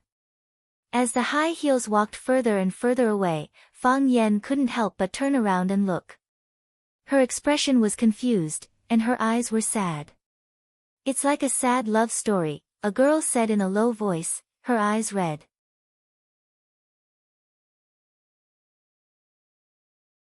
Chapter 58. Poetry emphasized artistic conception. In a classroom filled with white walls, blackboard tables, and chairs, and the stench of sweat and feet permeated the air, shaking one's head and reciting, was there any artistic conception? Definitely not. This was perfunctory. The teacher perfunctory the students, and the students perfunctory the teacher. They might write down who the author of the poem was, what era it was written in, and the specific historical environment. They also knew that the lilac-like girl symbolized the girl and the yearning for a better life. However, the artistic beauty of the poem itself was ignored. Now, Fang Yan did the opposite. "I won't introduce the author to you, and I won't ask you to write down the year he was born and died. He won't even mention a word about what the poem symbolizes or what the author's feelings are. I'm just reading the poem to you so that you know what kind of poem it is. We put aside all the complicated things and just enjoy the poem." Obviously, the effect of this was very significant. All the students were deeply moved by this scene. They remembered this rainy alley that they didn't even know the name of. They remembered Fang Yan and Chinitian walking face to face and brushing shoulders. They remembered the sadness in Fang Yan's eyes when he looked back. The saddest love in the world was when you fell in love with her at first sight, and then she turned around and disappeared. On the bus, in the airport, in the bookstore, in the tourist area, in a strange city or on a street. Have you ever met such a person? Have you ever felt this kind of regret? You practiced Taoism for 500 years, only to exchange for a passing love. Isn't this kind of thing too cruel? Many female students cried. They were completely immersed in the sadness of never seeing each other again in the poem. They were young and lively, but also emotionally fragile. They longed for perfection and firmly believed that lovers would get married. Someone shouted, "Mr. Fang, hurry up and catch up with her.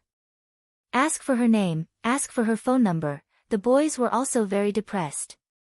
They wanted to express something, but they couldn't say anything. Such a simple story, and it wasn't a life and death parting. How could it make people feel so sad? Fang Yan stood where he was and did not say anything. He only waited quietly. The students needed time to memorize and digest. He knew that 1 year, 2 years, 3 years, 4 years, 5 years, 6 years, more than 10 years, perhaps when their hair had turned white and they could only eat soup, this scene would still appear in their minds. Life is short. How many times can we go out, how many people can we love, and how many beautiful sceneries can we experience? What reason do they have not to remember it? Cluck. Dong. Dong. The sound of high heels tapping on the stone floor rang again. Chinitian had returned with the oil paper umbrella.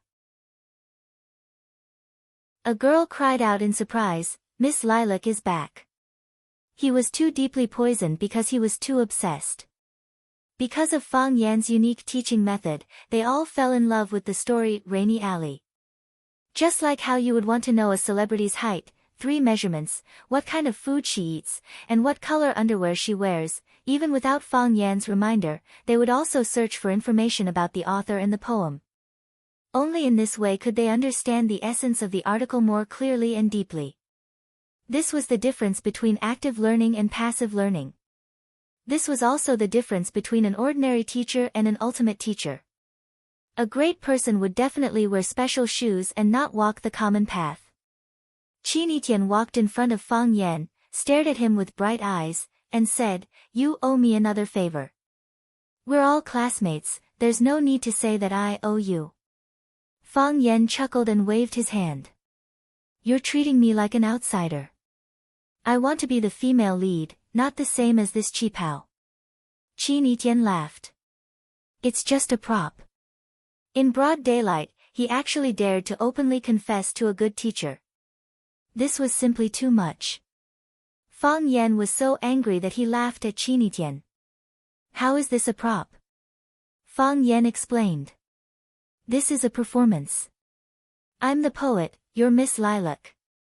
If you're a prop, then wouldn't I be a prop too? I'm Qin Yitian." "I know. You're just temporarily Miss Lilac. The character you're playing is Miss Lilac. Just like when you rehearsed the play Romeo and Juliet before, you played Juliet. We did this because of love and interest, right?" "No," Qin Yitian said. Fang Yan felt that this girl was really difficult to communicate with.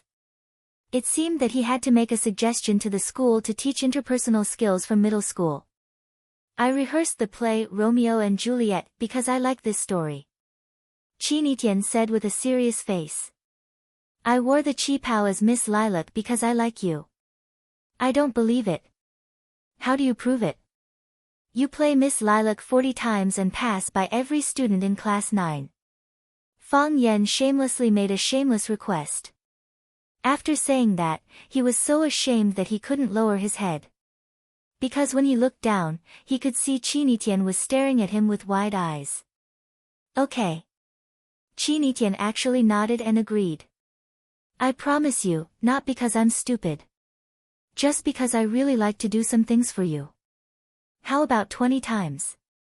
Fang Yan found his conscience and took the initiative to reduce the number. "No, 40 times. Qin Yitian insisted. "You want me to be a prop, and I want you to remember me."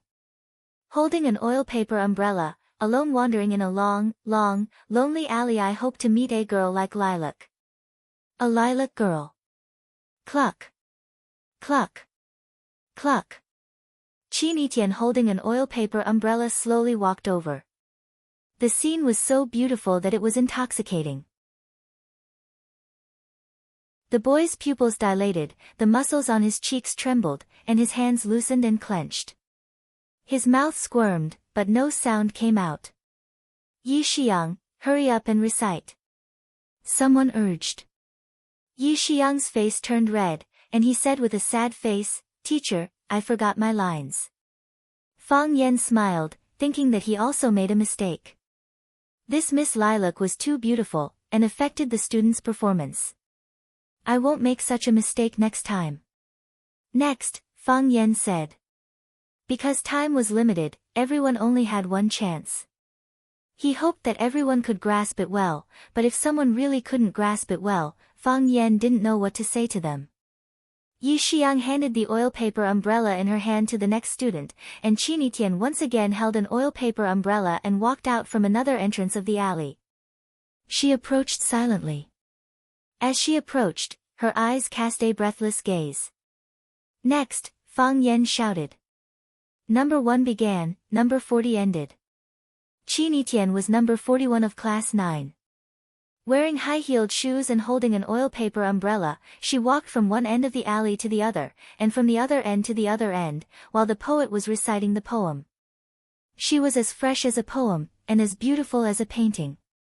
Every time someone recited a poem, she walked with the umbrella. No rest, no pause. It was as if she didn't know fatigue. Her expression was as calm as ever, her movements were as elegant as ever, and her long hair was neatly coiled on top of her head. It was still the same the first time she walked. The lilac girl in the poem had only brushed shoulders with the poet once, but Qinitian had walked 37 times. Fang Yan couldn't help but shout for Qinitian to stop a few times. But Qinitian refused.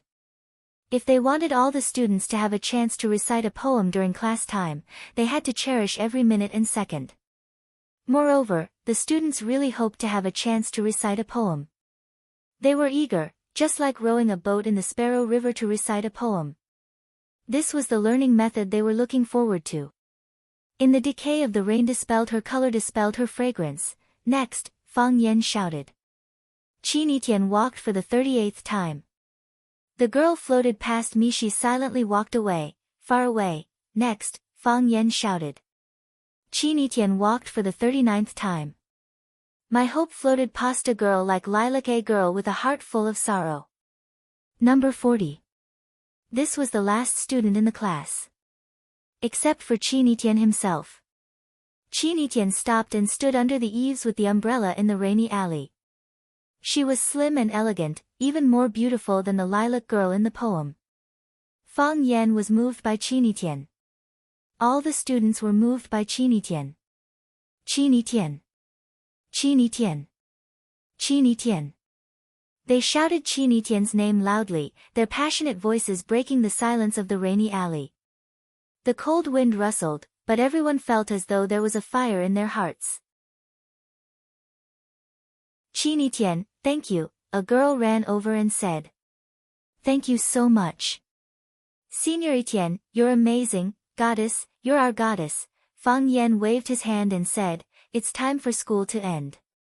Let's go home. Roar, the playful students shouted and ran away. More students ran over to say goodbye to Fang Yan and Qinitian before leaving. The figures and voices faded away. Only Fang Yan and Qinitian were left in the alley. Have they all left? Qinitian asked. Yes, Fang Yan said. Qinitian's knees went soft and she was about to fall to the ground. She really couldn't take it anymore. Fang Yan was quick. He leaned forward and reached out with both hands to pick up Qinitian's body that was about to fall to the ground and held her in his arms. Warm and fragrant. Her breath smelled like orchids. Looking at Qinitian's face, Fang Yan felt that this was really a test for him. But she was his student. Fang Yan quickly looked away. Qinitian smiled and said, I said. I'm not a prop. I'm the female lead.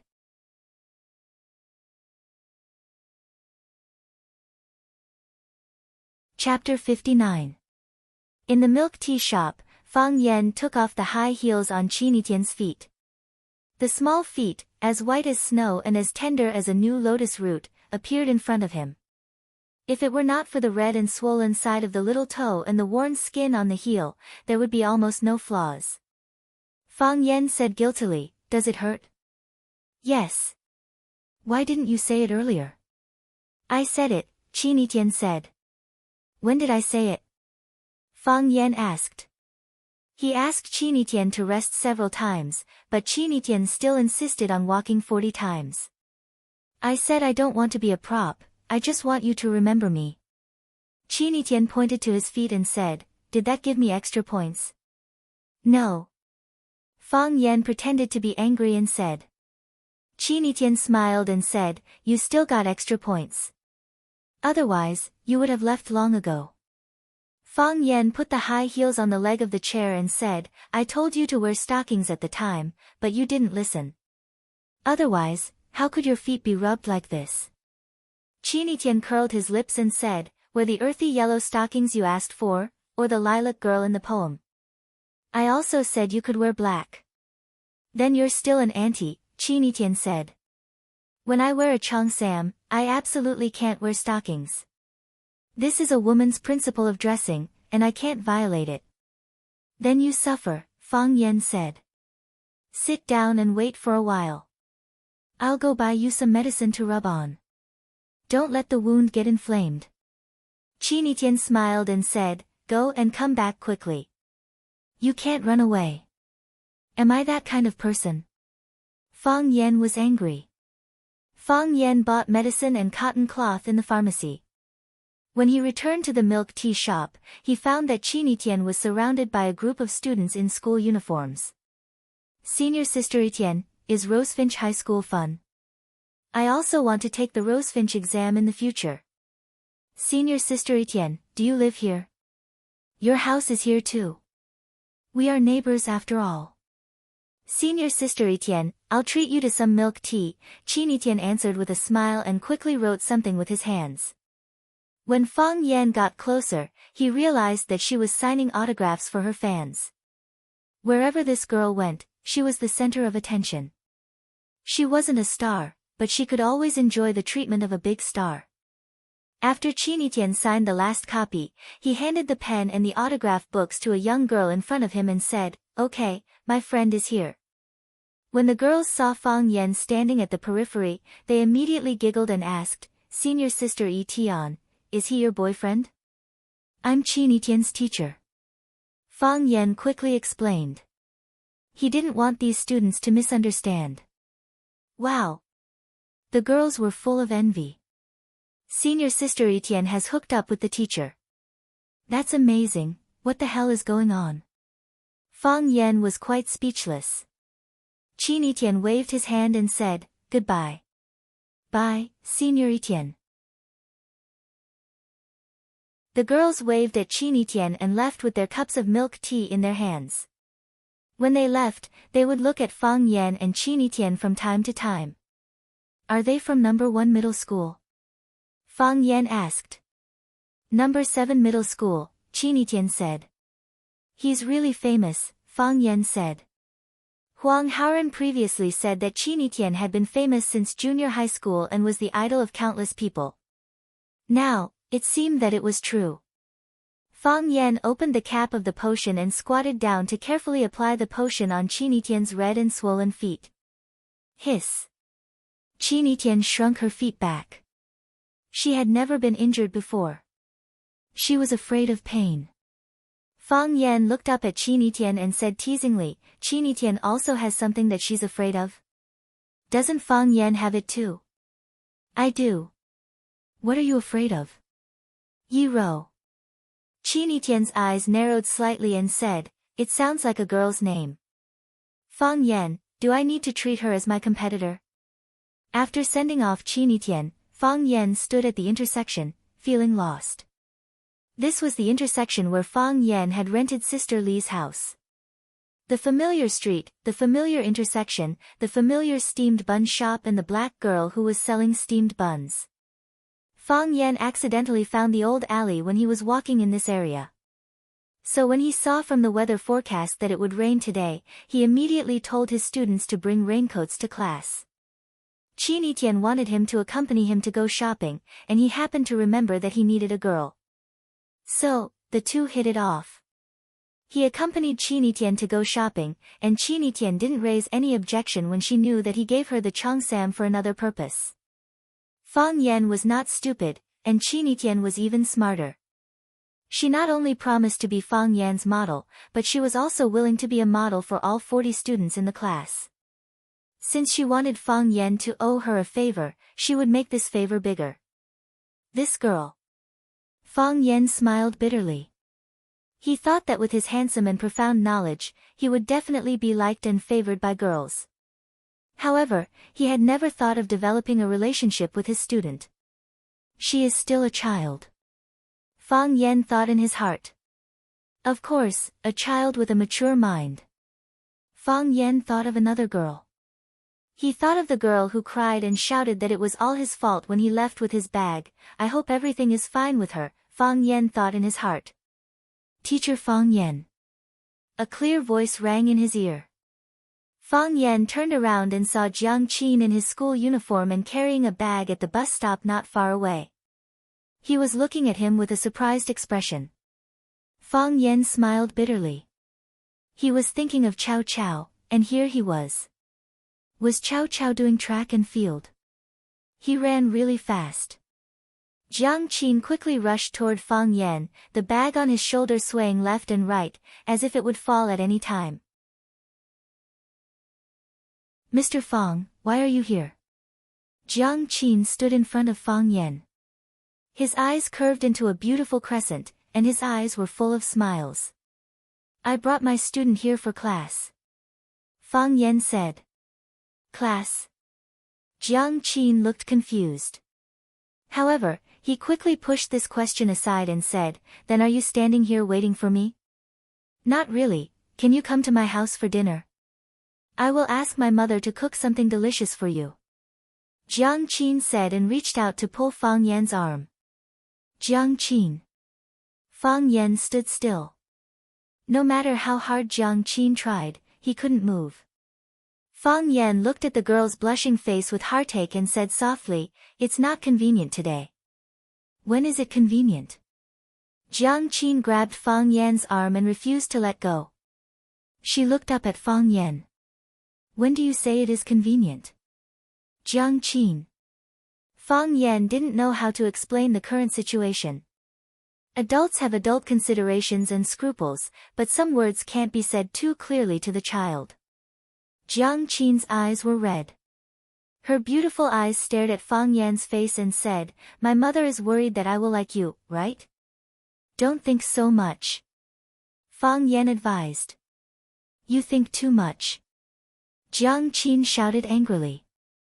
When did I say I want to like you? When did I say I want to fall in love with you? When did I? I just like to be with you. I just like to talk to you. I just like to listen to you tell me the story of the heart of the essay. I treat you as a teacher, as a friend. Why do you think so much? Why are your thoughts so complicated? Fang Yan was speechless. Yes. Although Jiang Qin was weird, she was a girl who knew how to be reserved. She was young and lively, beautiful and fashionable. However, she was also strict with herself. She was definitely not the kind of bad girl who ran to the society to fool around. In the process of contact between the two, although she spoke impolitely, she respected him in her heart. Fang Yan could feel it. The two were close and abided by the rules. It was just that he couldn't explain it to others. However, because of the dance incident, Jiang Qin's parents became suspicious. Fang Yan couldn't rent the Jiang family anymore. Children had children's thoughts, and adults had adult worries. Even if Fang Yan was a teacher, he couldn't solve the thorny problem that happened to him. Your mother did it for your own good. Fang Yan said softly. Yes. My mother did it for my own good. You did it for my own good. Jiang Qin's voice became louder. At this moment, the little girl's emotions completely exploded. But I'm not good at all. Seeing Fang Yan's helpless and bitter smile, Jiang Qin slowly calmed down. She released her little hand that grabbed Fang Yan's arm and looked at Fang Yan and asked, You won't go back anymore, will you? Yes. Fang Yan nodded. The school gave me a house, you won't go to my house for dinner anymore, will you? I don't think there's any chance. Then you won't answer my phone anymore? Won't contact me again? Jiang Qin. Fang Yan looked at Jiang Qin's tear-stained face and said, You're still a student. The most important thing for you now is to study hard. Don't think about other things. Okay. Jiang Qin knew that she was powerless to change anything. Just as Fang Yan said, she was still a student. She was still too young. She couldn't do anything. She wiped her tears and took off the bag from her shoulder. She opened the zipper and took out a gray box from inside. This is for you. Jiang Qin held the box and handed it over. What is it? Fang Yan asked. A white shirt. Jiang Qin said with red eyes. I like boys who wear white shirts. I like the way you look in white shirts. You must look better than anyone else in it. At that time, falling in love with someone was not because you had a car or a house, but because the sun was shining that afternoon and you wore a white shirt.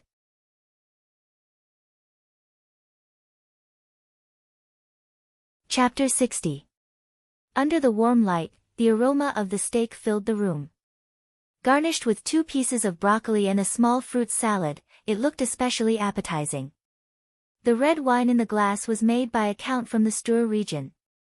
Count red wine wasn't very famous in the outside world, and many people probably hadn't heard of it. Search engines couldn't find any information about it. That was because Count red wine wasn't sold to the public. After the Jiang family bought the winery, which was located in the best wine production area in France, they drank some of the wine and gave the rest to their friends and business partners. The wine and dishes were delicious, and people were whispering to each other. The atmosphere at dinner was quite harmonious. A noblewoman in a black dress cut the steak on the plate in front of her elegantly, but didn't put it in her mouth. She looked at Lu Chaoga and asked, "Chaoga, how are you doing at school?" "Very well." Lu Chaoga put down the fork in her hand and answered in a low voice. "I heard from Zhu Lu that some people were bullying you. Why are they so hateful? Should I ask Zhu Lu to talk to your school? Or should I ask your uncle Jiang to talk to the director of education?" The noblewoman seemed to care a lot about Lu Chaoga, as if she was going to take care of everything when it came to Lu Chaoga. "No need," said Lu Chaoga. She wiped the corner of her mouth with a white cloth and said frankly, "There were some small disputes, which are inevitable in any job. I can handle it." "That won't do. Our Chaoga is so outstanding. Why should they bully you?" said the noblewoman unhappily. "Mom." Jiang Zhulu put down the knife and said with a smile, "You said that Chaoga is so outstanding. Why are you still worried about her?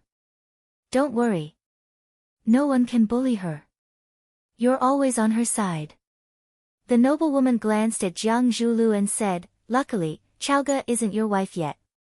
If you get married, I won't have a say in this family." Lu Chaoga didn't say anything and lowered her head to cut the tomatoes on the plate.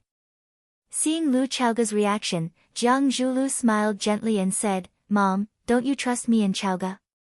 Are we the kind of people who don't know how to be filial to the elderly?" "No. Of course not." The lady's beautiful face darkened. She looked at her son and Lu Chaoga with a smile and said, "Chaoga, Zhulu, when are you two going to get married? He's not young anymore. He should be married, right? In the past, when you said that you wanted to be busy with your career, I agreed. Now, Zhu Lu's career was going well, and Chaoga had become the vice principal of the school. That was a success, wasn't it? What other excuses do you have? I'm still waiting for my grandchildren." "Mom." Jiang Zhulu consoled, "We will consider all of these things." "What comprehensive consideration? By the time you've considered everything, I'm already on the verge of death. Why don't you just listen to me and get married on New Year's Day this year? We can find an auspicious day next year. I've already done some calculations. Zhu Lu's fate is ocean-bottom gold, and Zhaoga's is water. You two are perfect for each other. Zhaoga can also bring good luck to her husband." Lu Chaoga put down her knife and fork and said, "I'm full. Enjoy your meal."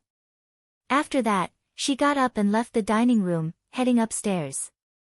Jiang Zhulu put down his cutlery as well, his eyelids drooping slightly. Qiang Longtan stared at his wife sharply and said, "Don't you understand that you shouldn't talk when you're eating? Do you have to follow these stupid rules when you're eating? It'd be great if we could sit down together and chat happily. Let the kids decide for themselves." After saying that, Qiang Longtan also left the dining table. "Hey, old Jiang!" the rich woman called out. Seeing that her husband was ignoring her, she said to her son angrily, "Look at your father. Are you his biological son or is Lu Chaoga his daughter? Why are both you and your father talking about outsiders? Are you going to let me stay in this house anymore?" "Mom, it's not like I don't know father's personality." Jiang Zhulu sat down next to his mother and held her hand. "He always doted on Zhaoga more when we were little. I'm used to it. He's good to Zhaoga. Am I not doing the same for Zhaoga? It's because I'm too good to her that I want her to become our Jiang family's daughter-in-law." The rich woman grabbed Jiang Zhulio's hand and said, "My son is so outstanding. There are so many girls who want to marry into our family." "Mom, how can you praise yourself like that?" Jiang Zhulu laughed. "I'm your son. Of course you think I'm good in every way. It's not just me who thinks you're good. The entire Jiang city thinks you're good." The rich woman said proudly, "Otherwise, why would the 4 talents of watching only choose you, Meiying Shua, Lan Shanggu, and Lu Shu? Which one of you isn't the most beautiful and talented in our watching? Why didn't they put Li Baldi, Zhang Fatso, and Wang Ermatzi up? That's because some bored people put the 4 of us together to create some ranking. You don't know how many people we've offended and been ridiculed because of this ranking. Plus, what are the 4 talents of watching? Aren't there still the 7 lunatics of Huaxia? Pfft, those people are all crazy. The 4 talents are enough. Why are you thinking so much? Son, when are you going to marry Lu Chaoga? Look at Lu Chaoga's big butt. She looks like she's going to give birth to a son. I have experience in this area." In the Jiang family's mansion, Lu Chaoga had a room of her own. Ever since her parents passed away, Lu Chaoga moved in. The Jiang family treated her well and treated her like their own daughter. Especially Qiang Long Tan, who treated her even more attentively than his own son, Jiang Zhulu. Although Mother Jiang, Ren Jing, was a little naggy, she was also very tolerant and took care of her. Jiang Zhulu treated her well too. However, it was also because everyone treated her well that Lu Chaoga always felt like her whole body was covered by mucous membranes, making it hard for her to breathe. It was so heavy that it made her feel uncomfortable.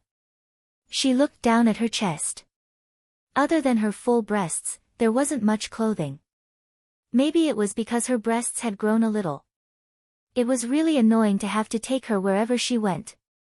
She took out the jade guanyin from her neck and gently held it in her palm. A trace of coolness passed through her, and her restless mood gradually calmed down. This was worn around her neck by her mother when she was very young, and it was her most precious ornament. Because of the long time, many details of her life had been forgotten. However, when she held this jade guanyin, some fragments of her life with her parents would naturally flow into her mind. It was like a floodgate of memories. When it was opened, the tide of memories would surge out. When it was closed, the water would recede, and she couldn't remember anything. Knock, knock, there was a light knock on the door. Lu Chaoga walked over and opened the door. Qiang Long Tan stood at the door with a loving face and said with a smile, "You haven't eaten enough, have you? Do you want the kitchen to send you another bowl of soup?" "Uncle, no need. I'm full." Lu Chaoga refused. "Come in and have a seat." Qiang Long Tan walked into the room and sat down at a small table on the balcony. "Chaoga, make me a cup of coffee. You make the best coffee in our family. Even your aunt and Zhulu can't compare to you." Lu Chaoga didn't secretly rejoice at the praise. She went to the cabinet and took out a cup of coffee, then carefully steeped it. It wasn't freshly ground coffee beans, but as long as it was carefully steeped, it would have a very extraordinary taste. Lu Chaoga put a cup of coffee in front of Qiang Long Tan, then pulled out a chair and sat across from him. Qiang Long Tan took a sip of the coffee, letting the bitter aroma reverberate in his mouth. Only then did he look at Lu Chaoga and say with a smile, "It's been so many years, and you know what your aunt is like. She likes you, and that's why she's always trying to make our families closer. She doesn't mean any harm." "I understand," said Lu Chaoga indifferently. "Of course, it's really annoying to talk about this kind of thing too much.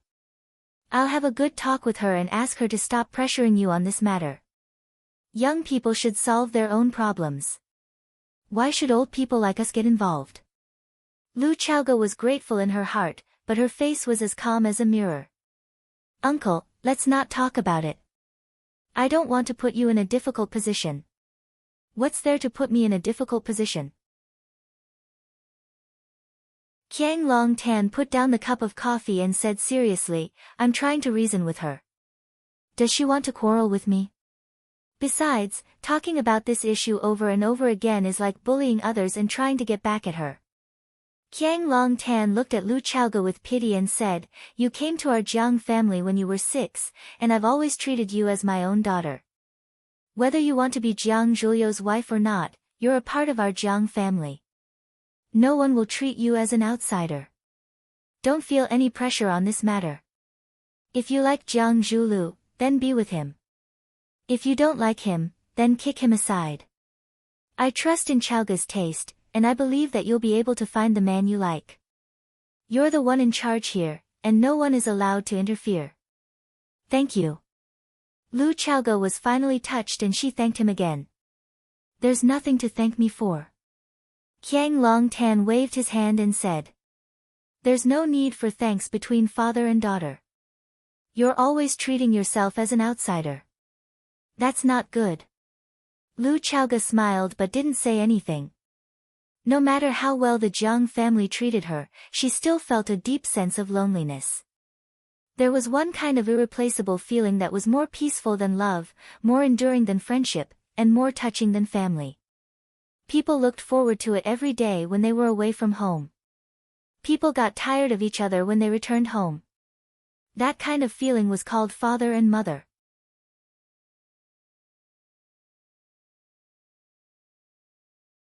Chapter 61. Jiang Zhuliu went upstairs and saw that the door to Lu Chaoge's room was open. His father's voice came from inside. He didn't go in but went to his study on the 3rd floor. He picked up the phone on the desk and saw that there were several missed calls. However, none of these people were worthy of him calling back. He rummaged through the phone book and dialed the person he wanted. Very soon, the call was connected. The person smiled and said, "Young Master Jiang, how come you have the time to call an uncouth man like me? The weather is good today. I'm going to ask Mr. Du out for a few rounds. I wonder if Mr. Du has time. That's too bad. Today, one of my brothers is getting married. I have to go and help him. The wedding date can't be changed. How about? Young Master Jiang, let's postpone it for 2 more days. Then postpone it for 2 more days."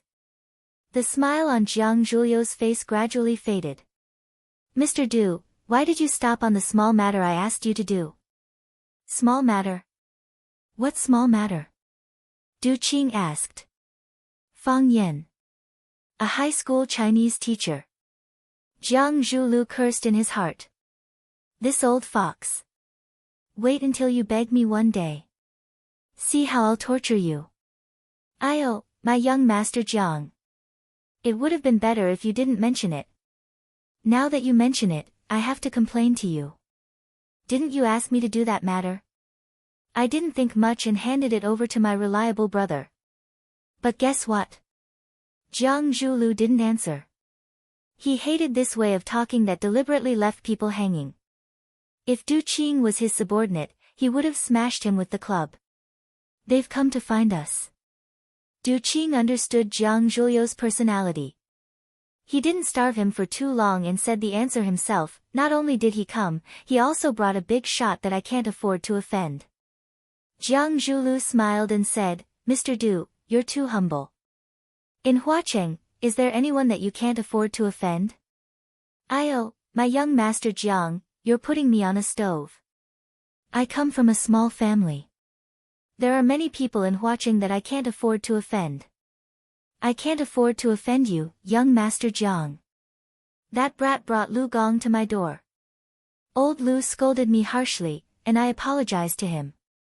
I even used my old tree big red gown to compensate him. Tell me, what the hell is going on?" Lu Gong.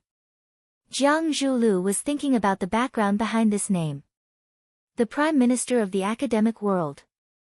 The former Prime Minister personally evaluated it, Du Qing reminded. Hearing Du Qing's words, Jiang Zhuliu had an impression. That old man was indeed an anomaly. He didn't have any power or influence, and the highest position he had was the principal of a school. However, he had devoted himself to the education of Guangnan for decades and had students all over the world. If one thought about it carefully, Jiang Zhulu was also his student. Of course, some students were willing to acknowledge him as their teacher, but there were also students who were unwilling to acknowledge him as their teacher. Jiang Zhulu was clearly the type of person who was unwilling to admit defeat. What's the relationship between Lu Gong and that kid? Lu Gong is that kid's grandfather. In that case, Boss Du has no way of chasing him out of Huacheng. Eldest young master Jiang, old Lu has come knocking on my door. No matter what, I have to give him some face. For someone like old Lu, if he's determined on something, no one can compete with him. Eldest young master Jiang, isn't he just a high school teacher? What kind of waves can he create? Let's just let this matter go. You say, human psychology is really strange. Jiang Zhulu chuckled and said, if it's in the past, I really didn't think much of that kid. I just said it casually, thinking that what the eye doesn't see, the heart doesn't grieve. Since this kid is so good at jumping around, I really want to arm wrestle with him. This time, he has no choice but to leave. Ha ha ha, eldest young master Jiang is really bold. No wonder people say that the new generation excels the old. I, old Du, can't accept that I'm getting old. Boss Du, if there's a chance, let's play golf together, Jiang Zhulu said. Definitely, definitely. After hanging up the phone, Jiang Zhulu stood at the window and fell into deep thought. Fang Yan. He muttered these two words. Teacher Fang Yan was very troubled right now. Ever since his Sparrow Bridge version of Farewell to Cambridge Again and Learning Rainy Alley in a Rainy Alley became popular, it caused the whole school to discuss it. The students liked this novel and interesting teaching method, and the parents thought it was the model of quality education in the new era. After learning these two poems, the 9th class students' interest in poetry was unprecedentedly high.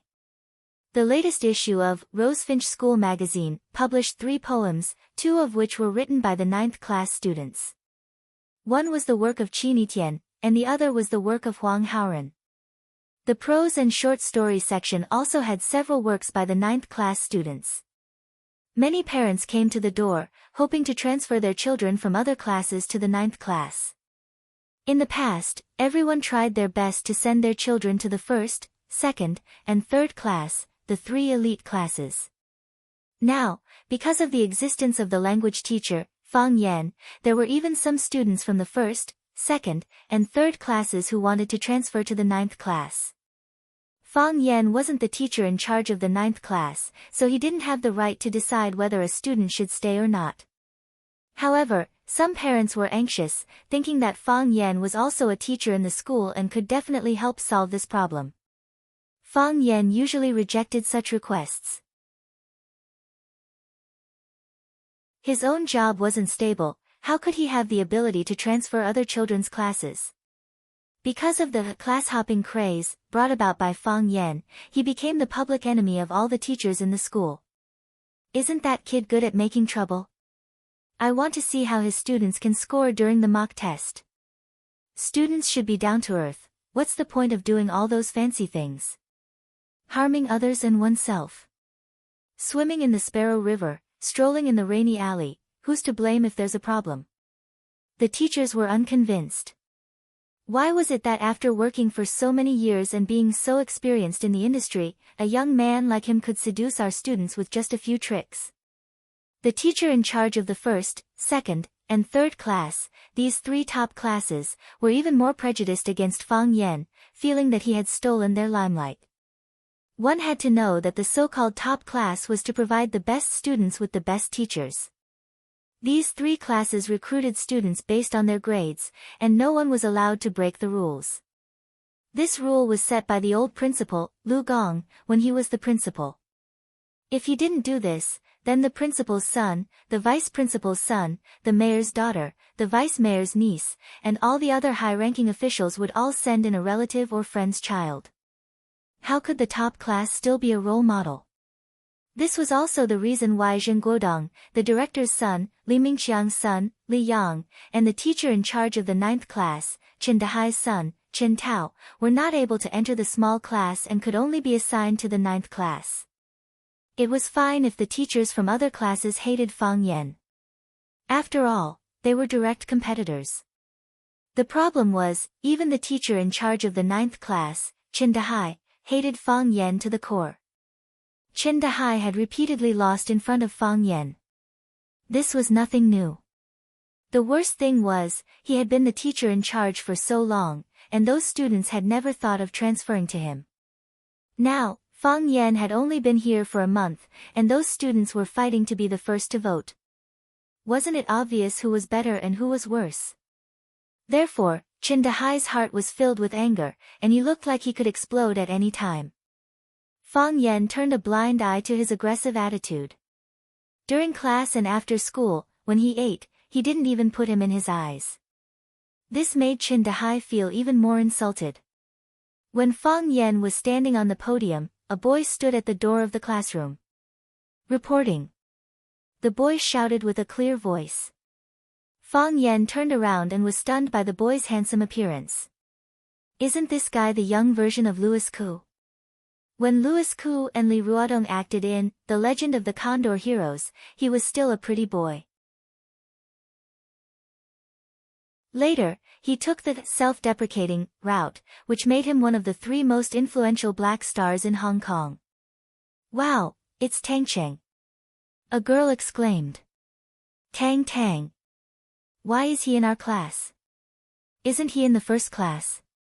What is this guy doing here? Fang Yan frowned. It seemed that this guy was very famous. What's the matter? Fang Yan asked. I'm here to report. Tang Cheng said with a smile. When he grinned, 2 charming dimples immediately appeared on his face. So handsome. Another group of infatuated girls exclaimed. Report. Fang Yan looked at Tang Cheng and said, Are you a student of the 9th class? From now on, yes. Tang Cheng handed over the paper in his hand and said, This has Principal Zhang's signature. It's Principal Zhang again. Fang Yan cursed in his heart. This old guy pushed Qin Yitian over, making him live in fear every day, for fear that if he was not careful, she would take the opportunity to take him down. Now there's Tang Cheng. Does he think that the 9th class is an entertainment company? Handsome boys and beautiful girls kept recommending him to this class. Fang Yan took the paper and looked at it. There was indeed Zhang Xiaofeng's handwritten letter, and it was also stamped with the school's seal. It should be true. Which class were you in before? Fang Yan asked. The first class. Tang Cheng said. Huh. Fang Yan was even more depressed. Another one from the first class, aren't you adding fuel to the fire? Isn't the first class fine? Why did you come to the 9th class? Fang Yan asked. Because. Qin Yitian also came. Tang Cheng looked at Qin Yitian in the last row of the classroom and said enthusiastically, I was afraid that she would be lonely here. Wow, there was another burst of exclamation. However, this time Fang Yan didn't understand what the students were shouting about. They came to find Qin Yitian, what does it have to do with you? Besides, he said that he was worried that Qin Yitian would be lonely in the 9th class. Didn't he mean that except for him, Tang Cheng, no one else was worthy to be Qin Yitian's friend? This kid's tone was really arrogant. Of course, I also want to know the famous teacher Fang Yan in the school. Tang Cheng took the initiative to extend his hand to Fang Yan, and got along with Fang Yan with the etiquette of an adult, and said, Mr. Fang, please advise me in the future. Fang Yan hesitated a little, but still reached out and shook hands with him. Soon, he felt a strong force coming towards him. You know martial arts? Fang Yan looked at Tang Cheng with some surprise.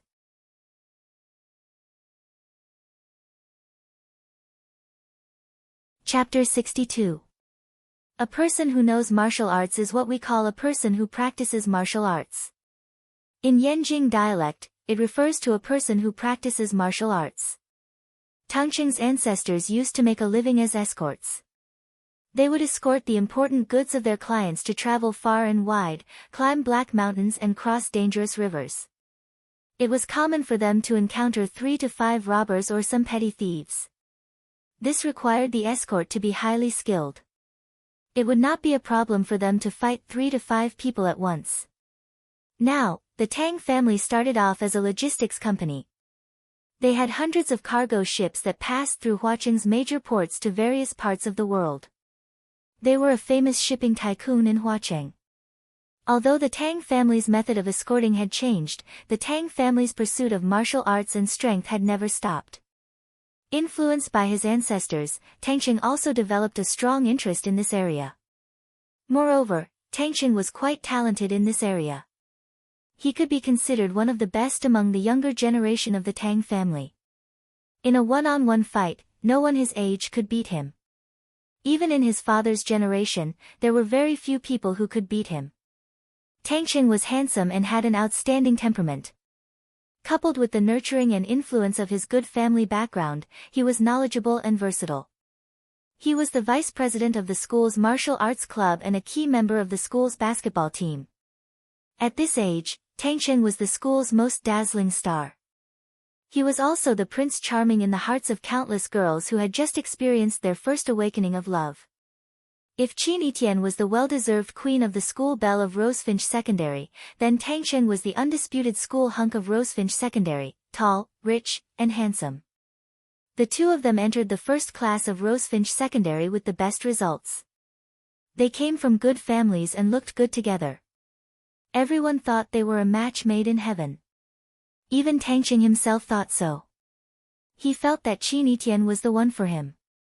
Under Tangqing's deliberate efforts, his relationship with Qin Etienne was indeed closer than others. Even Qin Etienne, who never ate with anyone, accepted his invitation and attended his birthday party. While he was indulging in the present and looking forward to their beautiful future, Qin Etienne suddenly skipped work. This matter was tantamount to a blow to his head. Why did Qin Etienne skip work for no reason? If Qin Etienne wanted to skip work, why didn't he discuss it with him? It would have been fine if he had informed them in advance. Tangqing was also a rather arrogant boy. He didn't immediately confront Qin Etienne in a fit of rage. Instead, through his friend's open and secret investigations, he received a piece of news that made him want to vomit blood. Qin Etienne had jumped to Class 9 because he liked Class 9's language teacher, Fang Yan. It was said that on the first day, she launched a love attack on Fang Yan in front of everyone. Tangqing had seen Fang Yan before, but he had never thought of greeting him. In his opinion, a person like Fang Yan was just a clown trying to please the crowd. In a school with a strict hierarchy, what could a young man without a strong background and without studying abroad do? Either he would lower his body and sink into the abyss and wait until the opportunity was ripe, or he had enough experience to get a promotion. Or he would walk to the other extreme like Fang Yan. Tangqing didn't appreciate the latter. With his father's help, Tangqing was able to transfer to Class 9 as he wished. It was difficult to jump from another class to a lower class, but to transfer from a lower class to Class 9. This was difficult for many people in the school to understand, and it was something that had never happened in Rosefinch Secondary's many years of existence. Especially the teacher of Class 1, Lin Lin, the old woman who was in the midst of menopause, wanted to throw Fang Yan to the ground and tear off a few pieces of flesh from his body. Qin Etienne left, Tangqing also left. Was Class 1 still Class 1 now? If other people followed suit, where would she hide her face as the teacher? Tangqing knew that Qin Etienne was a proud girl, and he knew what kind of boy she liked. He followed her here, stood next to Fang Yan, and was better than him in every aspect. At least in appearance, he had a great advantage. If he made Fang Yan lose face a few more times, would she still like a man like this? Definitely not. Therefore, Tangqing wanted to use his advantage to give Fang Yan a taste of his own medicine. He wanted him to be in so much pain that he couldn't stand up straight, and he wanted him to roll on the ground. Something's not right, Tangqing thought in his mind. When a person is attacked by an external force, the body will naturally adopt a defensive posture. In other words, when Tangqing forcefully held Fang Yan's hand, Fang Yan should also use a corresponding amount of force to prevent himself from getting hurt. However, Fang Yan didn't do that. If Tangqing's hand was iron, then Fang Yan's hand that was held in his hand was a ball of cotton. No matter how much strength he used, Fang Yan's hand was limp, and he could not resist at all. Cotton can't break iron, but can iron flatten cotton? Even if it was flattened, the cotton would bounce back again and return to its original state. Fang Yan looked calm and said with a smile, "Welcome Tangqing to Class 9. Class 9 is a warm family, except for Zheng Guodong, Li Yang, and Chen Tao, these three flies." Puff, the three people who were watching the fun in the back row were all shot. Fang Yan called them flies in front of the whole class. Their faces were flushed red, and they felt so ashamed that they wanted to crawl into a hole to hide themselves. They knew that if Fang Yan's words were spread, they were afraid that from today onwards, the school hedonist trio would change their name to the School Flies Trio. The School Flies Trio, was there a worse nickname than this? Think about those disgusting little things flying around in front of you, I'm afraid you wouldn't even be able to eat. Chen Tao was about to stand up and curse, but he was pulled back by Zheng Guodong. After all, Zheng Guodong was born in a merchant family, and his scheming was deeper than Chen Tao and Li Yang. He knew that a little impatience would spoil great plans. The other students are very good. They are like diligent and cute little bees, waving their wings every day to collect pollen and make nectar. They are our closest friends. Everyone laughed. If Fang Yan had just described them as little bees, they wouldn't have thought that it would be a surprise. However, he first described Zheng Guodong and the other two as flies, and then said that the others were bees.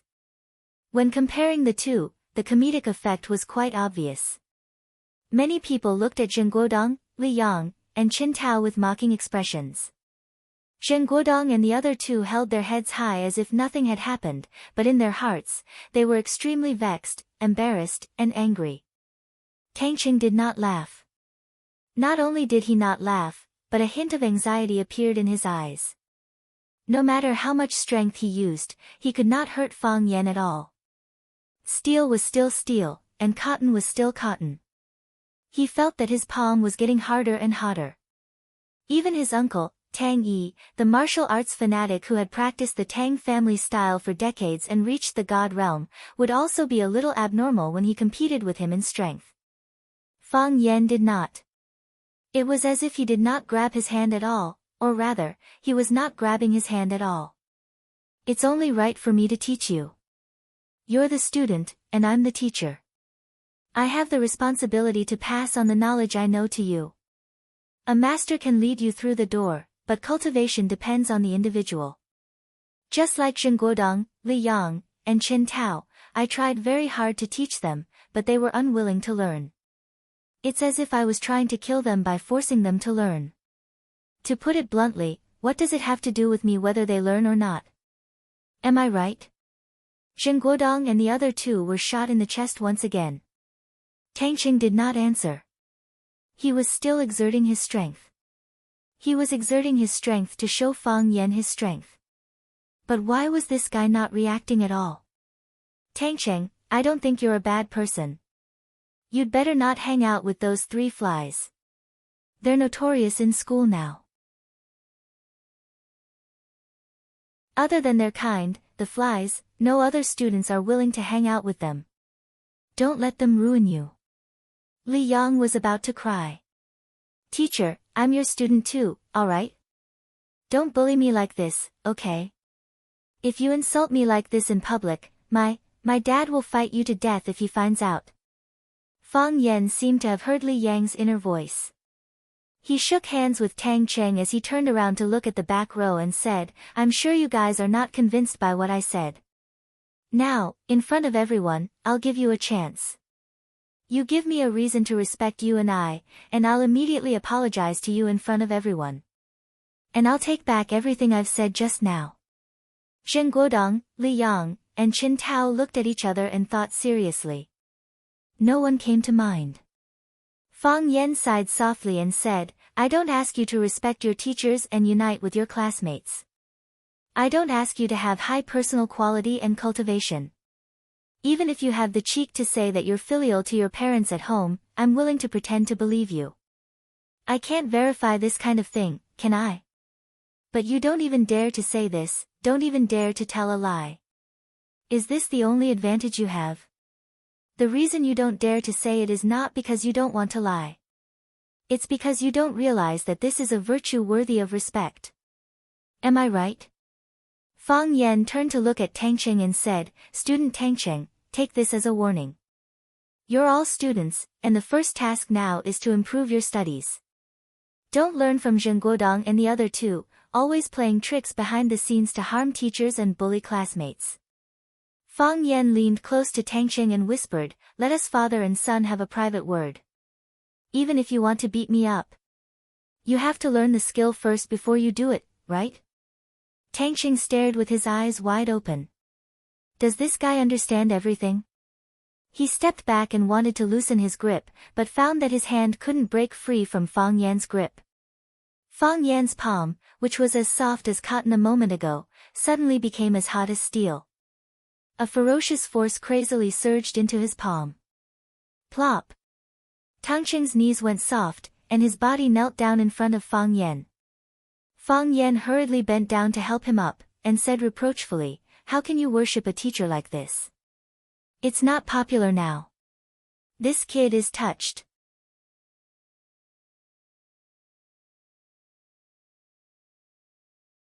Chapter 63. Because Fang Yan was reprimanding the three flies, Zheng Guodong, Li Yang, and Chen Tao, everyone's eyes were on the three of them. Some students noticed that Fang Yan and Tang Cheng shook hands for too long, but they didn't think too much about it. What's so great about a teacher shaking hands with a student for a long time? Didn't they see that they were talking? However, as they were talking, Tang Cheng suddenly knelt down in front of Fang Yan, which surprised them. Why did he kneel down for no reason? What era is this? Do people have to kowtow and kneel when they come to be apprentices? Is it really like what Mr. Fang Yan said, that Tang Cheng was touched by his earnest and well-meaning teachings? Tang Cheng is indeed a man of etiquette, the boys thought in their hearts. They heard that he was born in a martial arts family, so he paid more attention to etiquette than others. His kneeling posture is so handsome. No wonder he's the most handsome boy in Rosefinch Secondary. The girls naturally had their own thoughts. Although they all knew that the person Tang Cheng liked was Qini Tian, who was sitting in the last row of the classroom, it was also pleasing to the eye and motivating to learn, wasn't it? It was a pity that Tang Cheng was suffering in silence. His right hand was still held in Fang Yan's hand. His hand, which was soft as if he could crush it with just a little bit of force, had now become hard and hot. An irresistible force surged towards him, suppressing him so much that he couldn't move his body or speak. Even breathing had become extremely difficult. Seal. This was the seal that his grandfather had mentioned. When encountering an opponent with a great disparity in strength, the opponent could completely seal you off, making you unable to feel that you were still alive. Although the current state of his body was a little different from what his grandfather had described, he knew that Fang Yan had used the seal state on him. Now, he could do nothing but watch as Fang Yan used him as a prop to put on a one-man show. Fang Yan bowed slightly, one hand holding Tang Cheng's palm, the other holding his left arm, looking as if he was trying very hard to pull him up. He said, Student Tang Cheng, I can understand your intentions, but you really don't need to be so courteous. Since you came here with the principal's letter of introduction, I naturally have to accept you as my student. Just like I said, as long as you don't be led astray by students like Zheng Guodong. Zheng Guodong, Li Yang, and Chen Tao wanted to hug each other and cry. Fang Yan glanced around the classroom and said, there's a table in the last row. You can go and sit there. The seat Fang Yan mentioned was next to Qini Tian, and there was only one empty seat there. Now, all the empty tables in the class were used up. If there were more students who transferred here, Fang Yan would have to ask them to go to the logistics department to get their own tables and chairs, or move the tables and chairs from their previous class over. However, Fang Yan was thinking whether he should make a suggestion to the school leaders to prohibit students from small classes from transferring to the 9th class. What would happen if they kept moving around? While speaking, Fang Yan also released the palm that was holding Tangqing's hand.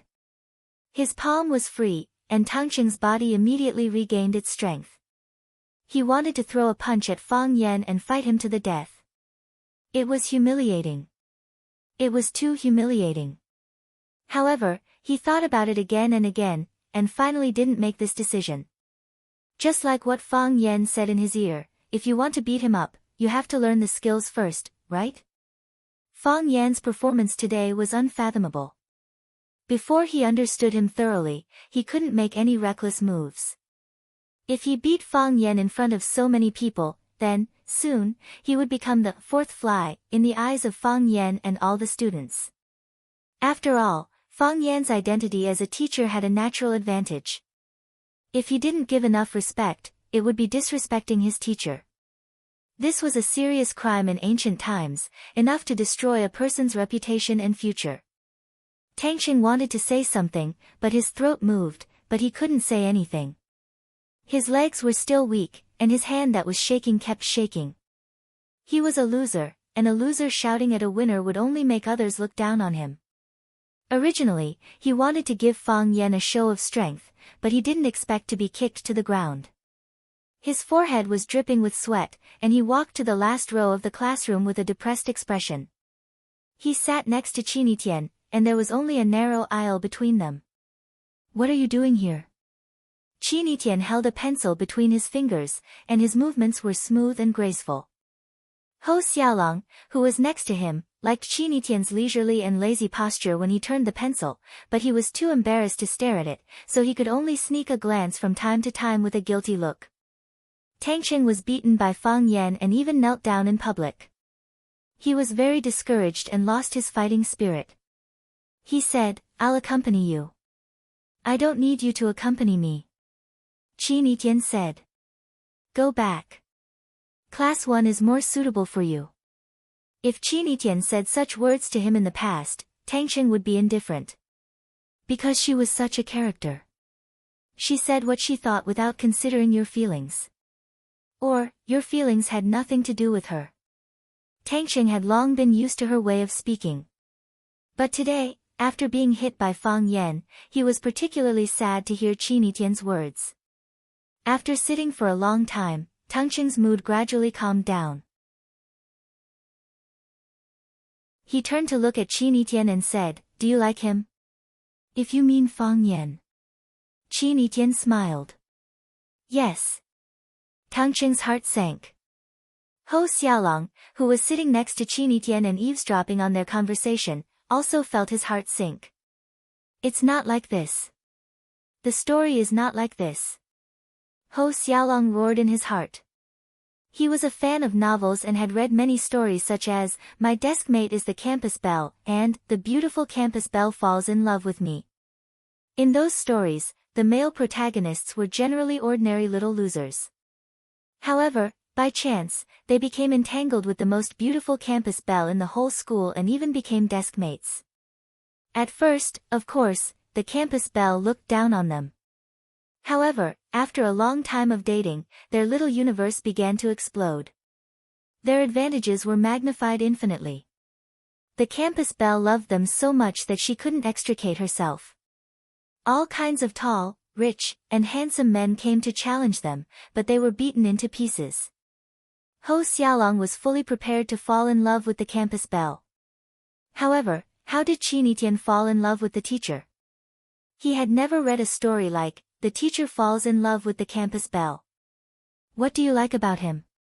Tangqing tried to keep himself calm and asked in a low voice. Qinitian thought for a moment and said, "I don't find anything that I don't like." Tangqing knew that Qinitian rarely gave such a high evaluation to a boy. Nothing that he didn't like? That meant he liked everything. "You should know." Tangqing wanted to laugh. He wanted to say this sentence in a relaxed and teasing tone. In this way, even if Qinitian was angry, he could say that it was just a joke. However, he couldn't laugh no matter what. His expression was so serious. The school prohibits relationships between teachers and students. Whoosh! The tip of the pen drew a breathtaking arc and then stopped between two of Qin Etienne's fingers. She tilted her head and looked at Tang Cheng. She said, "Is this a problem? Isn't it?" The previous language teacher of the 9th class was fired because he had an ambiguous relationship with a student. Fang Yan. Does he dare? If he can make me fall in love with him, I will immediately quit school and wait for him. If he is fired because he is in a relationship with me, then I will earn money to support the family. Qin Etienne said with his mouth twitching. Tang Cheng's words were nothing to her. Qin Etienne. Tang Cheng couldn't suppress the anger in his heart. It was as if he had experienced the betrayal of the person he loved the most. Although they had never promised each other. However, she should be his. Everyone thought so. Qin Etienne waved his hand and said, "Tang Cheng, I won't fall in love with you. I've known this for a long time. I also told you." "Why?" Tang Cheng clenched his fists. "Childish." Qin Etienne said. "You said I am childish? I can change. I am still young. I can definitely become mature." Tang Cheng said eagerly. He was willing to try. He still wanted to keep her. The school belle and the school hunk should hold hands until they grew old. How could they break up just like that? Could they live up to this title and the expectations of the students? "I mean, the question you asked is childish," Qin Etienne said. "If I like it, I like it. If I don't like it, I don't like it. There is no why, only if I want to." Qin Etienne looked at Tang Cheng and persuaded again, "Tang Cheng, go back. We will still be friends. I will never go back." Tang Cheng said, gnashing his teeth. "I won't give up like this. I want to compete with him. I must defeat him. I want to let you know that I am a better man than him. I am the most suitable person for you. He can't. He can't give you anything, he can't help you with anything." Tang Cheng. Qin Etienne. Fang Yan stood on the podium and scolded. These two people chattered non-stop. He had been aiming at them for a long time. "Don't talk during class." Tang Cheng felt as if an arrow had pierced his heart. "I am confessing. Please don't disturb others at this time, okay?" It was very rude. Qin Etienne giggled and said, "He can forbid you to talk during class." "Can you forbid him to talk during class? You see, he is still better than you, right?"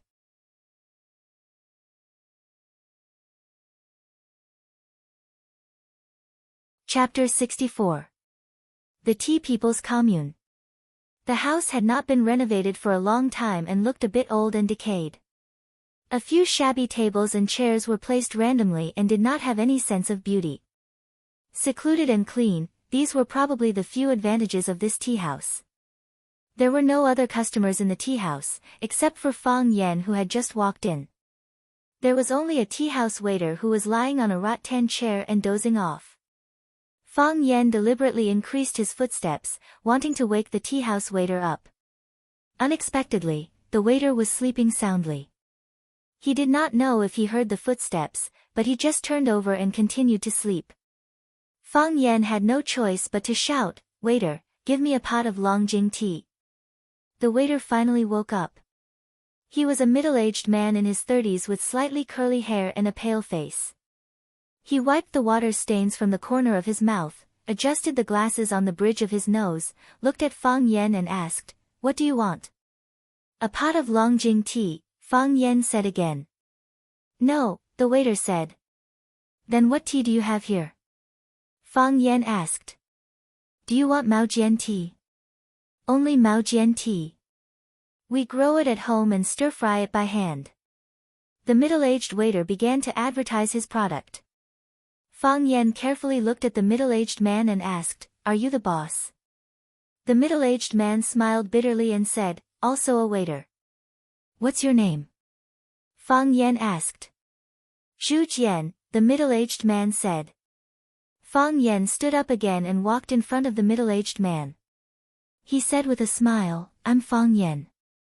I'm the one who asked you to meet Mr. Fang. Zhu Jian looked at Fang Yan with a face full of shock. You are Mr. Fang Yan? Zhu Jian could not help but be surprised. Zhu Jian received a phone call today. The caller claimed to be the current Chinese teacher of Class 9 of Rosefinch High School, Fang Yan. Although Zhu Jian did not want to have any contact with that school, the other party repeatedly persuaded him and said that he could find a way to help him restore his reputation. Zhu Jian hesitated again and finally agreed to meet with Fang Yan. That matter was like a thin and long thorn stuck in his throat, making him unable to eat or sleep peacefully. The heavy burden of seducing a female student made him almost unable to lift his head in front of his family and friends. He needed relief. He needed a chance to travel light. Fang Yan's words hit the nail on the head, making it hard for him to refuse. He originally thought that Fang Yan would be a middle-aged man like him. However, wasn't this young man in front of him a little too young and immature? Isn't Rosefinch High School an elite school? How could he just randomly recruit people? It's me, Fang Yan said. He saw the doubt in Zhu Jian's eyes and said, shall we sit down and talk? I'll make you a cup of tea, Zhu Jian said. Maojian tea was not as fragrant as Tai Guanyin, not as delicate and graceful as Longjing tea, but it had its own unique charm. The tiny hairs rolled a few times in the boiling water and slowly unfolded. A layer of fine white hair floated up and down in the glass. At first glance, it looked like the tea had not been cleaned. In fact, this white hair was the essence of Maojian tea. People who loved tea called it baihao because it contained rich substances that were beneficial to the human body. When drinking tea, these baihao should be drunk into the stomach. Fang Yan picked up the glass and took a sip of tea. He carefully felt it and said with a smile, good tea. Zhu Jian was expressionless and didn't care about Fang Yan's praise. How many of the words spoken on the surface could be trusted? If I guessed correctly, these tea trees grow on the top of the mountain. They are exposed to the wind and rain and the sun, so the leaves don't look green and the tea looks old. Fang Yan took another sip and commented, however, the person who picked the tea was very diligent. Every tea leaf was only taken from the tender shoots. The essence of the tea tree was all plucked. The person who fried the tea was also an expert. He used charcoal ash to roast the tea leaves. He didn't use too much fire and didn't use too much strength, retaining the tenderness of the tea tips and the natural fragrance of the tea leaves. As you said, although he didn't add any spices or tea essences, the taste of the tea was better. Zhu Jian was deeply shocked and said, Mr. Fang is an expert in the tea ceremony. This tea was planted by my old father. The tea mountain he got was on the top of the mountain. It was difficult to water the tea trees on the top of the mountain. It happened that the weather in southern Hunan was dry these years, so the color of the tea leaves was gray and ugly. In order to sell it at a good price, I asked my parents to only take the tip, which is the tender shoots of the tea tree, and then roast them myself. Later, I lost my job and remembered that I liked to drink tea. I opened a tea house at the entrance of this residential area. As you can see, because of the lack of capital and the remote location, it is very difficult to make a living. Just now, Zhu Jian looked down on and doubted Fang Yan, but now he didn't have the mentality of half-heartedly because of his young face. Fang Yan smiled and said, I didn't come here to taste tea with Mr. Zhu. I think Mr. Zhu doesn't have the mood to taste tea now. Zhu Jian smiled bitterly and said, indeed. Fang Yan looked at Zhu Jian and asked, Mr. Zhu, is the rumor in the school true? Zhu Jian didn't answer. He just looked at Fang Yan thoughtfully and said, I don't understand. Why did you come to ask me this question? Whose position do you represent? Yourself? Rosefinch High School. I represent myself, said Fang Yan. Because of sympathy. Or curiosity? Sympathy and curiosity. I'm also curious, Fang Yan said frankly. And understanding. Understanding? The understanding that we are in the same boat, said Fang Yan. What do you mean? Zhu Jian was puzzled. Some time ago, I was almost expelled because I danced with a female student in a bar. Of course, if the media reported it, I am afraid it would not be a simple expulsion, said Fang Yan. You danced with a female student in a bar? Zhu Jian looked at Fang Yan with vigilance and contempt. What kind of person is this? Do you think I am the same as you? That's why you came to seek comfort. There's another story, explained Fang Yan. It's actually very simple. It's not as dirty as people think. Why didn't the media report it? Zhu Jian asked. Don't the media love this kind of news? Because a lot of honest people stood up for me. Fang Yan played with the glass in his hand and said with a smile. They didn't believe that I would do such a thing. Seems like you are much luckier than me, Zhu Jian sighed. His incident was made known to everyone, causing him to be ostracized by the entire Huaqing education circle. The female student was even more unwilling to be humiliated and transferred to another city to study. He knew they were innocent, but who would believe it? I don't deny that, said Fang Yan. My luck has always been good. Because you've been wronged before, so you want to come and listen to my story. If possible, will you help me reverse the verdict? The most important thing is to prove your innocence, said Fang Yan. This accusation is too heavy. If it's on someone's head, they won't be able to relax for the rest of their lives. And that female student.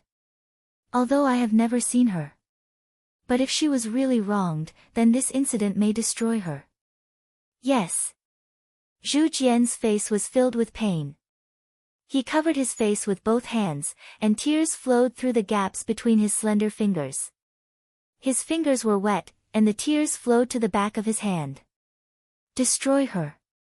Fang Yan sighed softly. After a long time, Zhu Jian moved his hands away from his face. There were still traces of tears in his eyes. I can tell you clearly that we are innocent, said Zhu Jian. I swear on my personality. No, my everything. I believe you. Fang Yan nodded. What the hell happened? You are the homeroom teacher of class 9. Do you know Zheng Guodong? Asked Zhu Jian. Yes. Fang Yan nodded. Does it have anything to do with him? I had many conflicts with Mr. Fang when I first became the homeroom teacher of class 9. He skipped class to drink, beat up classmates, and was the bully of the class. And he had dealings with some gangsters in the society. The way he did things didn't seem like a student. He was molesting a female student by the Sparrow River, and I happened to see him. I yelled at him and chased him away. Then, I took off my coat and put it on the girl. I didn't expect this scene to be taken by someone, and it became the evidence of me hugging a female student and having an affair by the river. Zhu Jian punched the thick table and roared, I, Zhu Jian, have read a lot of books. Why would I do such a beastly thing? Have you explained this to the school? Asked Fang Yan. Who would believe it? Zhu Jian roared with red eyes. Who would believe it? Zheng Guodong's father is on the board of the school. Who would believe it? Fang Yan was silent. Zhu Jian's situation was indeed tricky. On one hand, he had been photographed, just like himself. On the other hand, he was more careless than himself because his jacket was on the girl. He walked out of the forest with the girl in his arms. If he said he had nothing to do with the girl, very few people would believe him. Of course, if that was the case, if Zhu Jian and the girl who was hurt stood out to accuse Zheng Guodong at the same time, there was still a chance to reverse the situation. The most important problem was that Zheng Guodong's father, Zheng Tiancheng, was on the board of the Rosefinch school. Who would be willing to offend Zheng Tiancheng and still stand out to reverse the case for Zhu Jian when the evidence was conclusive? I believe it, said Fang Yan with a serious expression. I believe you are innocent. Zhu Jian looked at Fang Yan with a surprised expression. I will help you reverse the case, I will prove your innocence, continued Fang Yan. Why? Asked Zhu Jian. He had already made it very clear that Zheng Guodong's father was Zheng Tiancheng. Why was he still willing to risk his life? If he offended Zheng Tiancheng because of him, would he still be able to stay and be the language teacher of class 9? He was afraid that he would end up being expelled from the school like him, right? Because we are all scholars, Fang Yan said with a straight face. They don't believe that scholars are righteous, and that scholars have integrity. I believe it.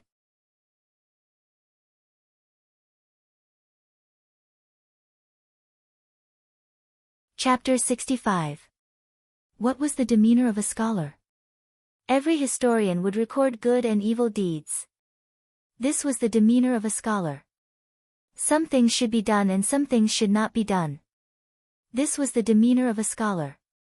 Doing one's best and dying one's last was the demeanor of a scholar. Worrying about the worries of the world first and enjoying the joys of the world later was also the demeanor of a scholar. Seeing injustice on the road, pulling out a sword to help, was also the demeanor of a scholar. Of course, Fang Yan did not have a sword in his hand. The sword was in his heart. Times had changed and science and technology had developed. If he still called himself a scholar, he would be scolded for being stupid. However, in this world, there were always some things that were worth sticking to. From Chu Yuan to Han Fei, from Sima Qian to Ban Gu, from Ji Kong to Tao Qian, from Li Du to the 8 great families. From Xin Qiji to Fang Xiaoru, from Wang Fuji to Gong Zizhen. From Lu Gong to Fang Yan. These people had made Huaxia culture go back to ancient times. These people had propped up the backbone of Huaxia's national literature. Scholars were originally a great and noble profession, but why had they become worthless in the eyes of many people?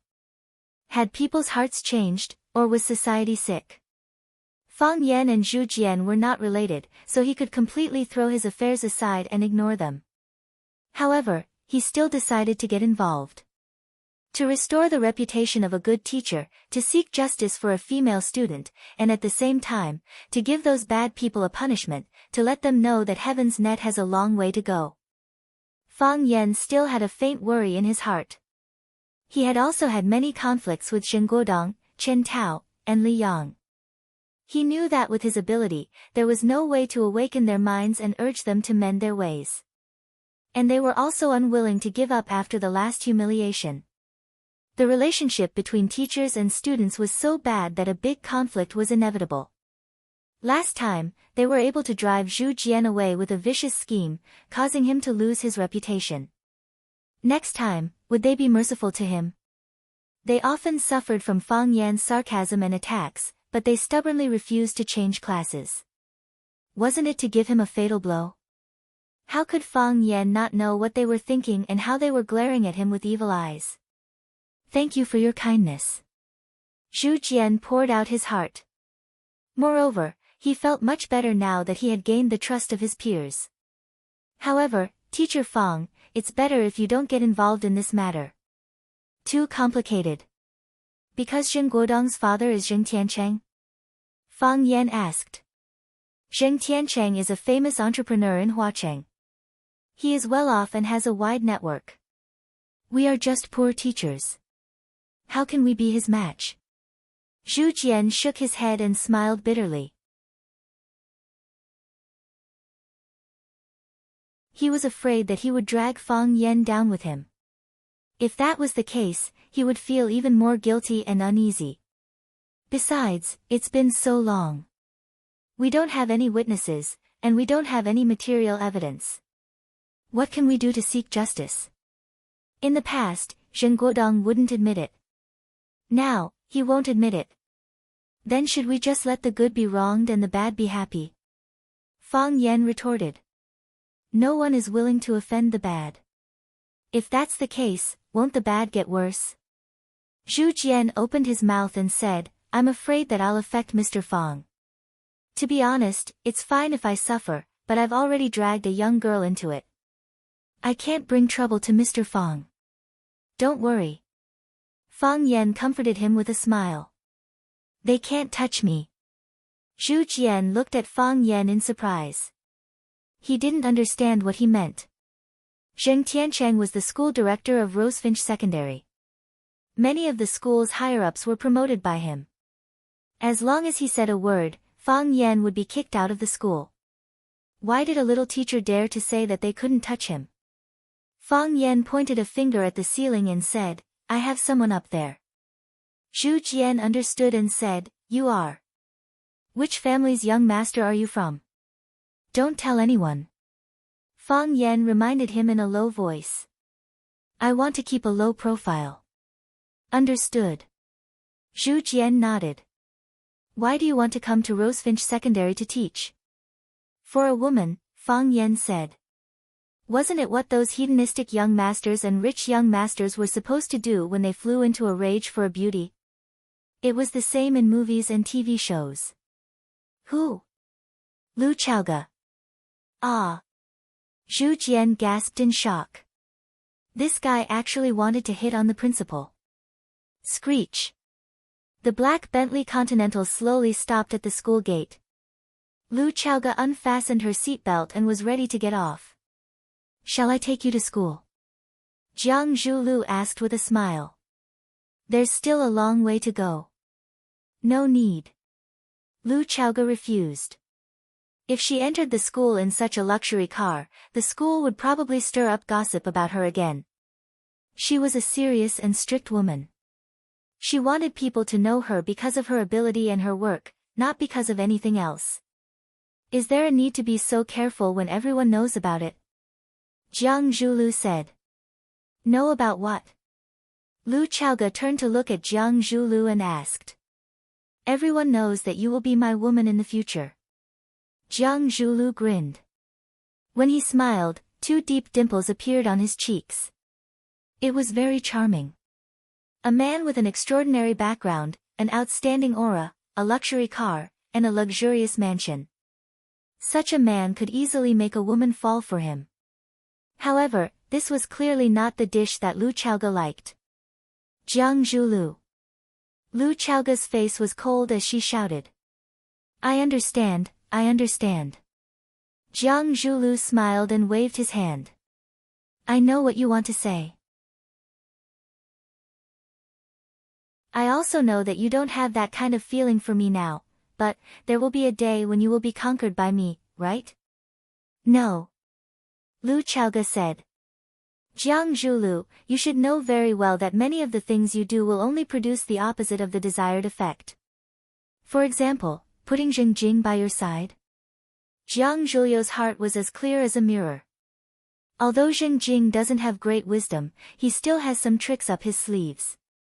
His eyes are sharp, and he can help you do a lot of things in school. This is just one of them. What else? Also, you don't have to do anything for me. Lu Chaoge said.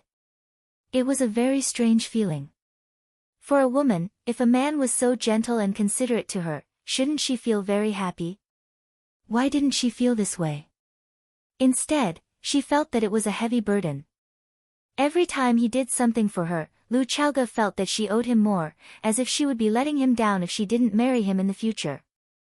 However, Lu Chaoge really couldn't find the feeling of a boyfriend and a girlfriend in him. What kind of feeling is that? Lu Chaoge thought in her heart. She didn't really understand. This sentence is really hurtful. Jiang Zhulu said with a chuckle. If you like someone, you like everything about them. If you don't like someone, you reject everything about them. It seems that I still have a long way to go before I can return the beauty. Lu Chaoge didn't want to say anything more to him because she had already said what she should say countless times. She opened the door and got out of the car. Jiang Zhulu shouted from behind, Lu Chaoge, remember, you are mine. Not someone else's, and not with the surname Fang or Li. Those hoodlums and clowns, they don't deserve you. Lu Chaoge suddenly turned around and stared sharply at Jiang Zhulio's face. Your reaction is very intense. Jiang Zhulu laughed. What? Did I say something right? What are you trying to say? Lu Chaoge looked at Jiang Zhulu and asked. Fang Yan, are you familiar with this person? Jiang Zhulu asked. Even if you don't want to accept me, you don't need to find a teacher to insult me, right? Lu Chaoge was furious and said, First, Fang Yan and I are only colleagues. Second, my matter has nothing to do with you. Third, no one is insulting you. It's you who is insulting yourself. I'm relieved to hear the first point. Jiang Zhulu waved his hand toward Lu Chaoga and said, hurry up and go to work. Otherwise, you'll be late. After your car is repaired, I'll have someone fetch it and send it to school. You don't need to go there anymore. I'll get it myself, Lu Chaoga said as she turned around and walked toward the school's gate. Watching Lu Chaoga swaying back, Jiang Zhulio's eyes were full of appreciation. This woman is my woman. Jiang Zhulu didn't immediately leave. Instead, he rolled down the window and took out a copper cigarette case from his pocket. He took out a cigarette and put it in his mouth to light it. Amidst the lingering smoke, he squinted his eyes and sized up the arched gate of Rosefinch Secondary. This school had his lover, and also his rival in love. It was a very special place for him. However, he had never entered it. It was because of Lu Chaoga's refusal. Every time he sent Lu Chaoga to school, she would force him to stop at the school's gate. He believed that one day, Lu Chaoga would invite him inside. She would hold his arm and accompany him inside. He had been waiting for that day. Therefore, he would never go inside by himself. This was his pride. It was 2:00 in the afternoon. The sun was warm. Students in Rosefinch Secondary's uniform were walking into the campus in groups. There was only half an hour left before the start of class. Jiang Zhulu wasn't interested in those sweet students in school uniforms. Ever since he was a child, he liked women who were older than him. That's right. Lu Chaoga was 3 years older than him. In his mother's words, a woman 3 years older than her husband was a golden brick. This was also the reason why his mother had been encouraging them to get married earlier. Knock knock knock, someone knocked on the window. Jiang Zhulu frowned. To him, knocking on his window was an extremely impolite and disrespectful act. Everyone knew his license plate number. After so many years, no one had ever dared to treat him like this. He turned around and saw a young and handsome face. However, when he smiled, it was extremely annoying. You bullied me before. Do you still remember? The man looked at Jiang Zhulu and asked. It was as casual as a child asking, how much is one bubble gum?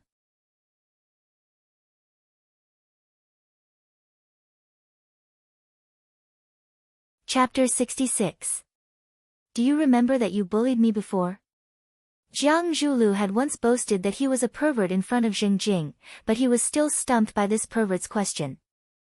The eldest young master of the Jiang clan, one of the 4 prodigies of Huacheng, a prominent figure in Huacheng. He bullied many people, but on the surface, everyone pretended that nothing had happened. Wasn't it just a matter of stabbing each other in the dark when one was wandering in Jianghu? If you bullied someone, then so be it. You either think of a way to get it back, or you forget about it. Since Fang Yan had asked so openly, Jiang Zhulu was too embarrassed to feign ignorance and deny it. He stared sharply at Fang Yan and said, Fang Yan?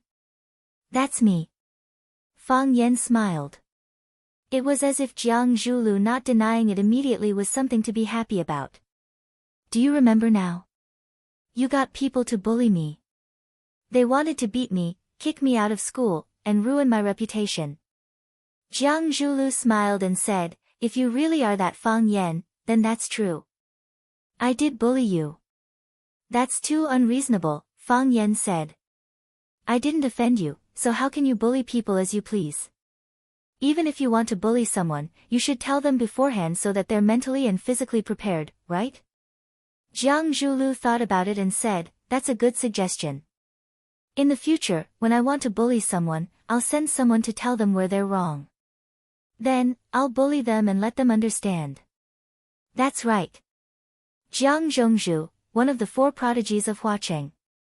Just the name alone makes you feel like you're a powerful figure.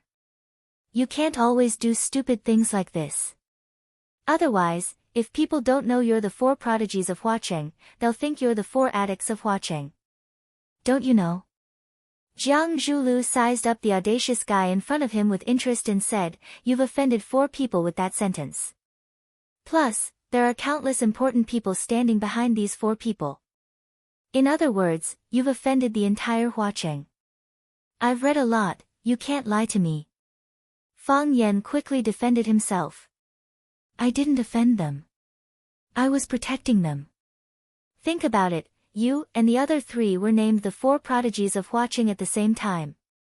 In the end, not only did one of the prodigies fail to show off, but he also kept tarnishing the reputation of the prodigies. When everyone saw this, they would think that the other 3 were the same kind of trash as this guy. Wouldn't they be looking down on the other 3 as well? I'm reminding you to be careful in order to polish the reputation of Flower City's 4 prodigies." What was that saying again? "I'm not afraid of a godlike opponent, but I'm afraid of a pig-like teammate." Don't be angry, I'm not talking about you. You are much stronger than a pig. It's just a metaphor. Think about it, isn't it? That really is the case. Jiang Zhulu smiled. That's why I have to do less stupid things and do more smart things. Cut the Gordian knot with a swift knife, cut the stinky tofu with a swift knife. This is the only way to keep the mess in order, and the stinky tofu won't have a chance to stink. You see, we really hit it off at first sight. You agree with everything I say, and every word you say goes straight to the bottom of my heart. Fang Yan had the excitement of meeting a bosom friend. Let me slap you twice, and from today onwards, we will be good brothers with no secrets. How about that? What kind of person was Jiang Zhulu? How could he let others slap him twice? If someone else said this to him, Jiang Zhulu would immediately jump down and slap them twice. Since Fang Yan said this, it wasn't something that could be resolved with 2 slaps. Seeing that Jiang Zhulu didn't reply, Fang Yan explained, "Actually, I want to be good friends with you right now, but you bullied me in the past. If I don't slap you twice, I will still feel a little uncomfortable in my heart. I can't get over this. If I slap you, we will bury the hatchet and let bygones be bygones. There will be no more barriers or grudges between us, and we will get along easily and happily. Am I right? What if I don't agree?" Jiang Zhulu had a gentle smile on his face, revealing the 2 charming dimples that were his trademark. "You don't cherish me as a friend," Fang Yan said. "Think about what you did to me. You let those hooligans hit me." Jiang Zhulu originally wanted to say that he didn't send those hooligans to provoke him, but was there a need for him to explain to Fang Yan? If he didn't explain, Fang Yan would naturally blame everything on him out of habit. "It's fine if they hit me, but they also came to the school gate to cause trouble. Then, they sent the screenshots of what happened in the bar to those reporters. What if those reporters hype this up? What will happen to me?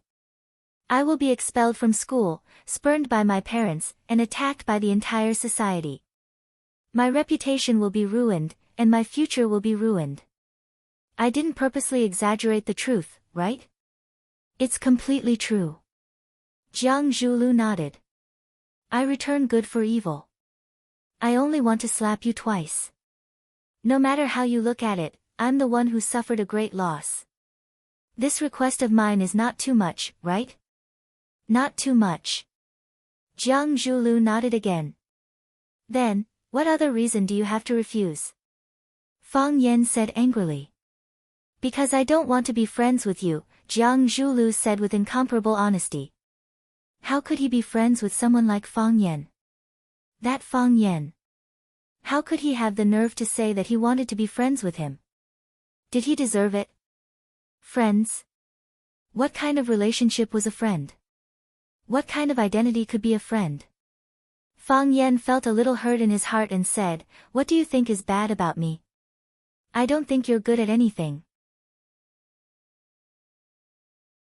That means my proposal is invalid? It seems so. We can't be friends.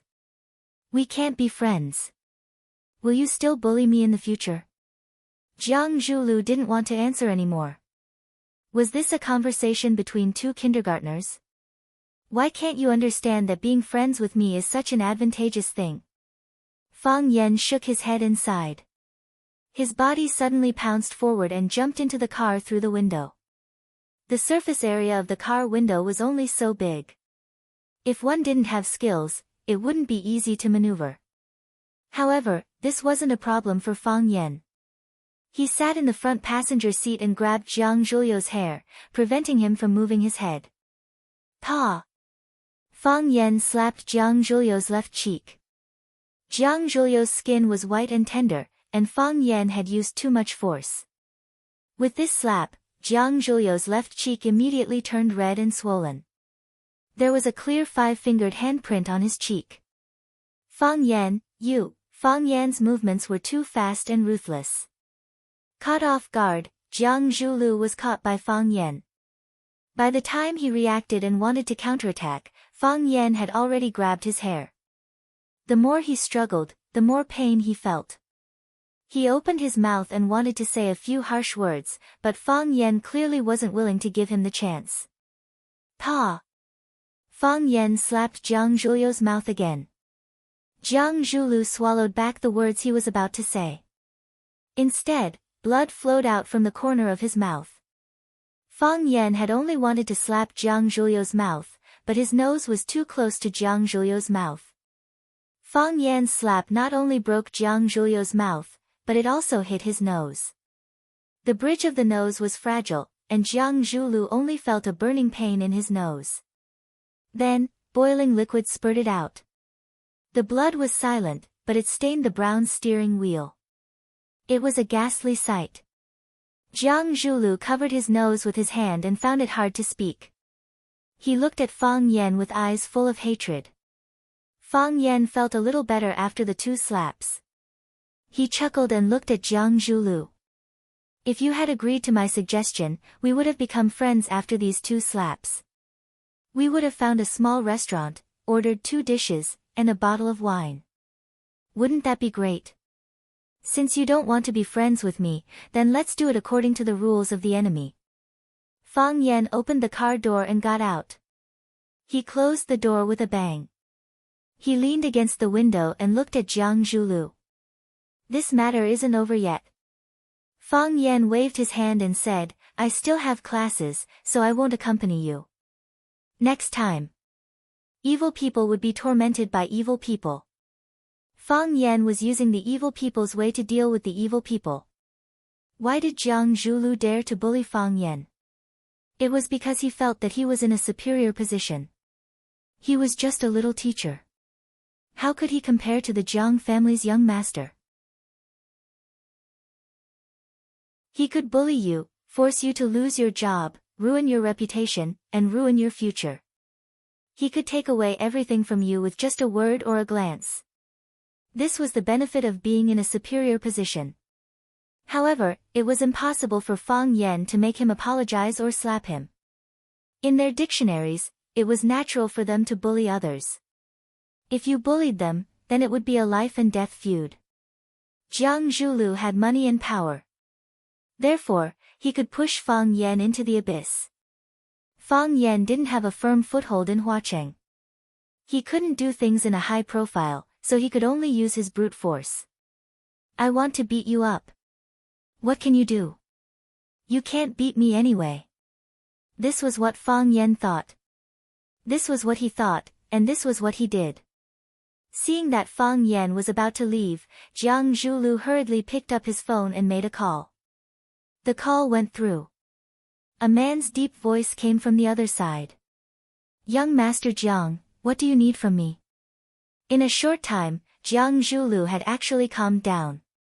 He said in a calm voice, Chief Shang, nothing much. I just wanted to ask when you have time to come over and play a few rounds. I haven't played with Chief Shang in a long time. After hanging up, Jiang Zhuliu covered his bleeding nose and laughed loudly. He looked like he had gone crazy.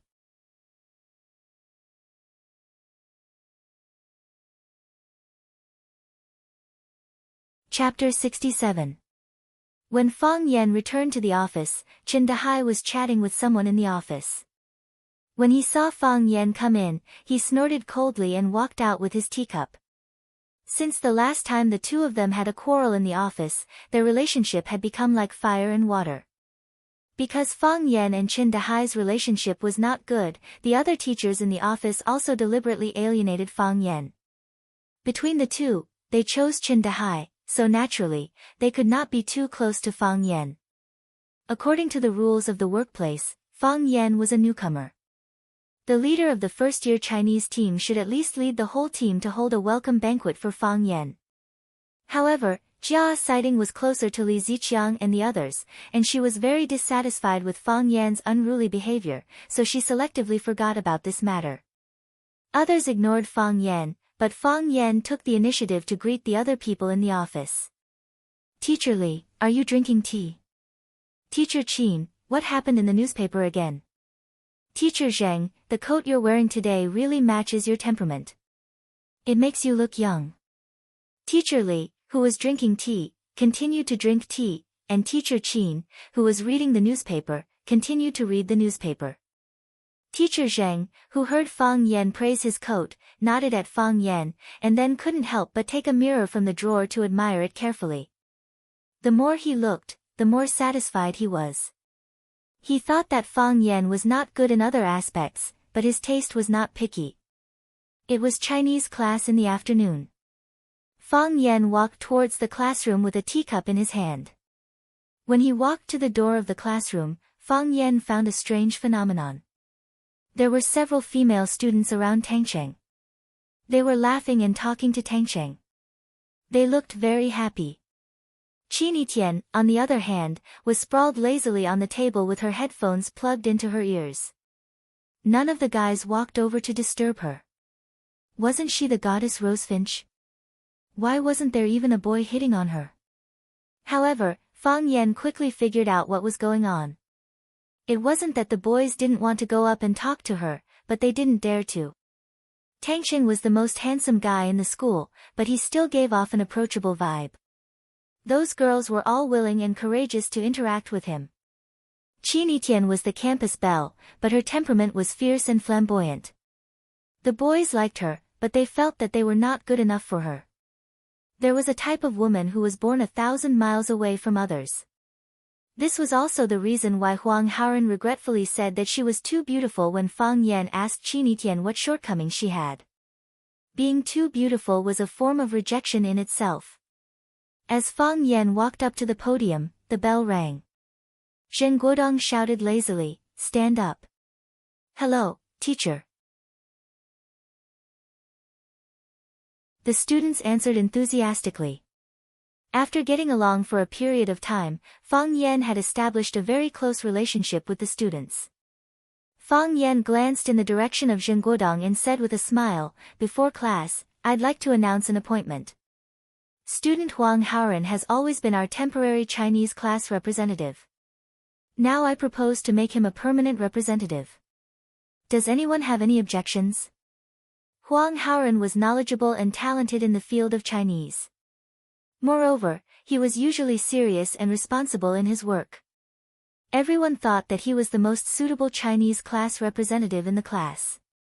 "No objections," everyone said in unison. Fang Yan smiled and said, "Then it's settled." Huang Haoren sat in his seat and his face was flushed with excitement. He didn't care about the position of the Chinese class representative. He was excited to get the affirmation from Fang Yan. He loved Chinese and sinology, and he had always been proud of it. When Fang Yan came, he broke his spirit and let him know that he was still a frog at the bottom of a well. Fang Yan was the real strong one.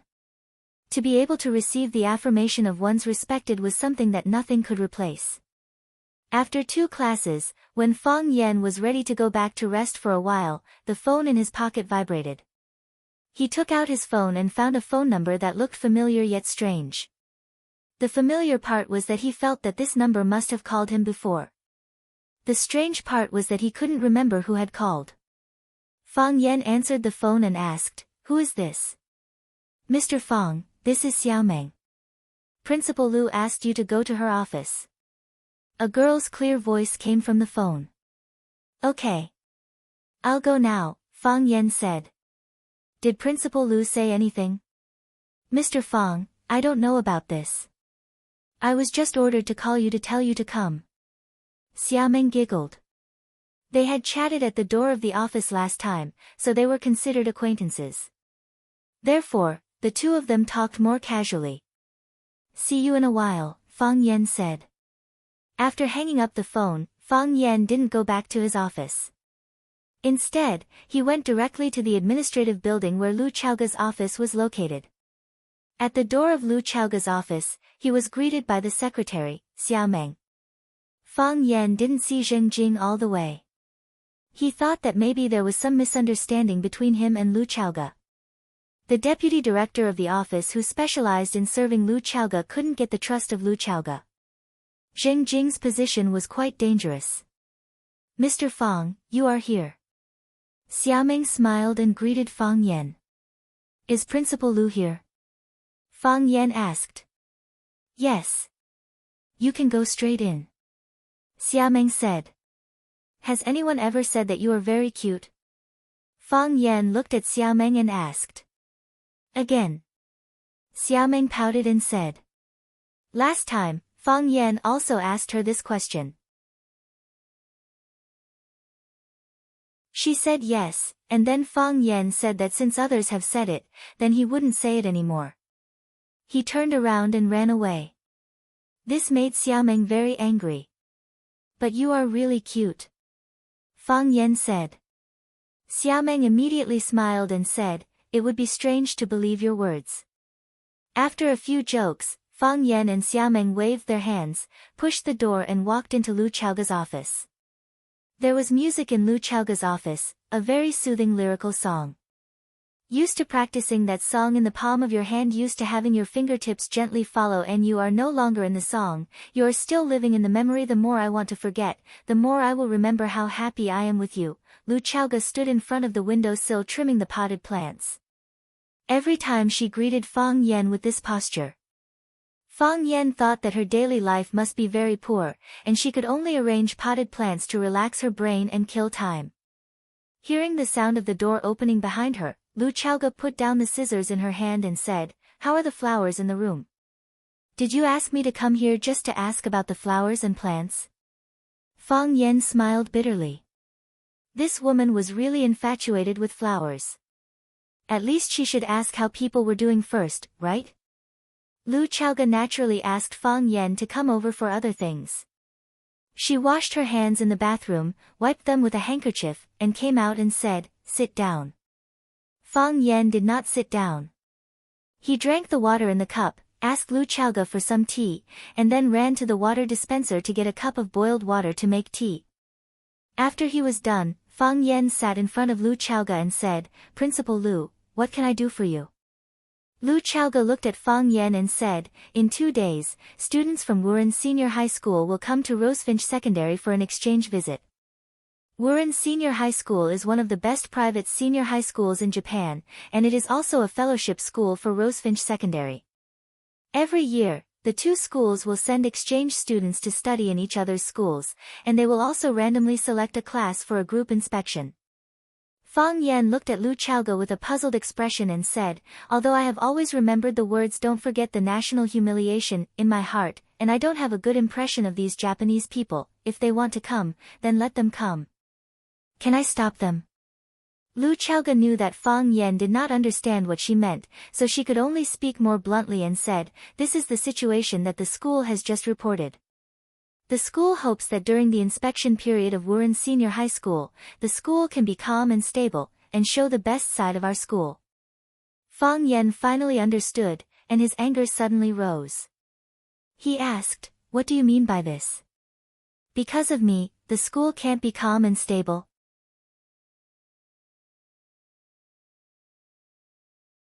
This is the school's board of directors' decision, Lu Chaoga said. She also felt that some people in the school were making a mountain out of a molehill, and deliberately made Fang Yan a target. However, many people held this view, and even Principal Zhang Xiaofeng hoped that Fang Yan could keep a low profile during this period. Therefore, only Lu Chaoga could do the ideological work for Fang Yan. Principal Lu, of course I know that this is the chairman's decision. We have such a good relationship, and you definitely won't harm me like this, Fang Yan said helplessly. But, didn't you say that? I am your person, and you have to protect me, right? Yes. Lu Chaoga nodded. So, during the inspection period, you should try to keep a low profile. Lu Chaoga looked at Fang Yan and said, do you have anything else to say? No, Fang Yan said. Then go back, Lu Chaoga said. Take care of those flowers. Fang Yan got up and prepared to go out. When he walked to the door, Fang Yan stopped again. He walked back to Lu Chaoga and sat down in front of Lu Chaoga. He looked at Lu Chaoga with burning eyes and asked, do you know Zhu Jian? Lu Chaoga's delicate eyebrows furrowed slightly. Why do you ask? I'm just a little curious, Fang Yan said. Do you know him, Principal Lu? Yes, Lu Chaoga answered frankly. I was the one who handled his resignation procedures. Do you believe it? Fang Yan asked. Do you believe that he would do that kind of thing? Lu Chaoga looked at Fang Yan's face, but did not answer his question. I know. Fang Yan sighed softly. What was the point of knowing the answer to some things? Fang Yan picked up his cup and walked toward the door again. I can't protect everyone, Lu Chaoga said aloud. So, I hope everyone can be obedient. Fang Yan's footsteps paused, but he did not turn around and leave. Listening to the sound of Fang Yan's footsteps getting further away, Lu Chaoga's face also became gloomy.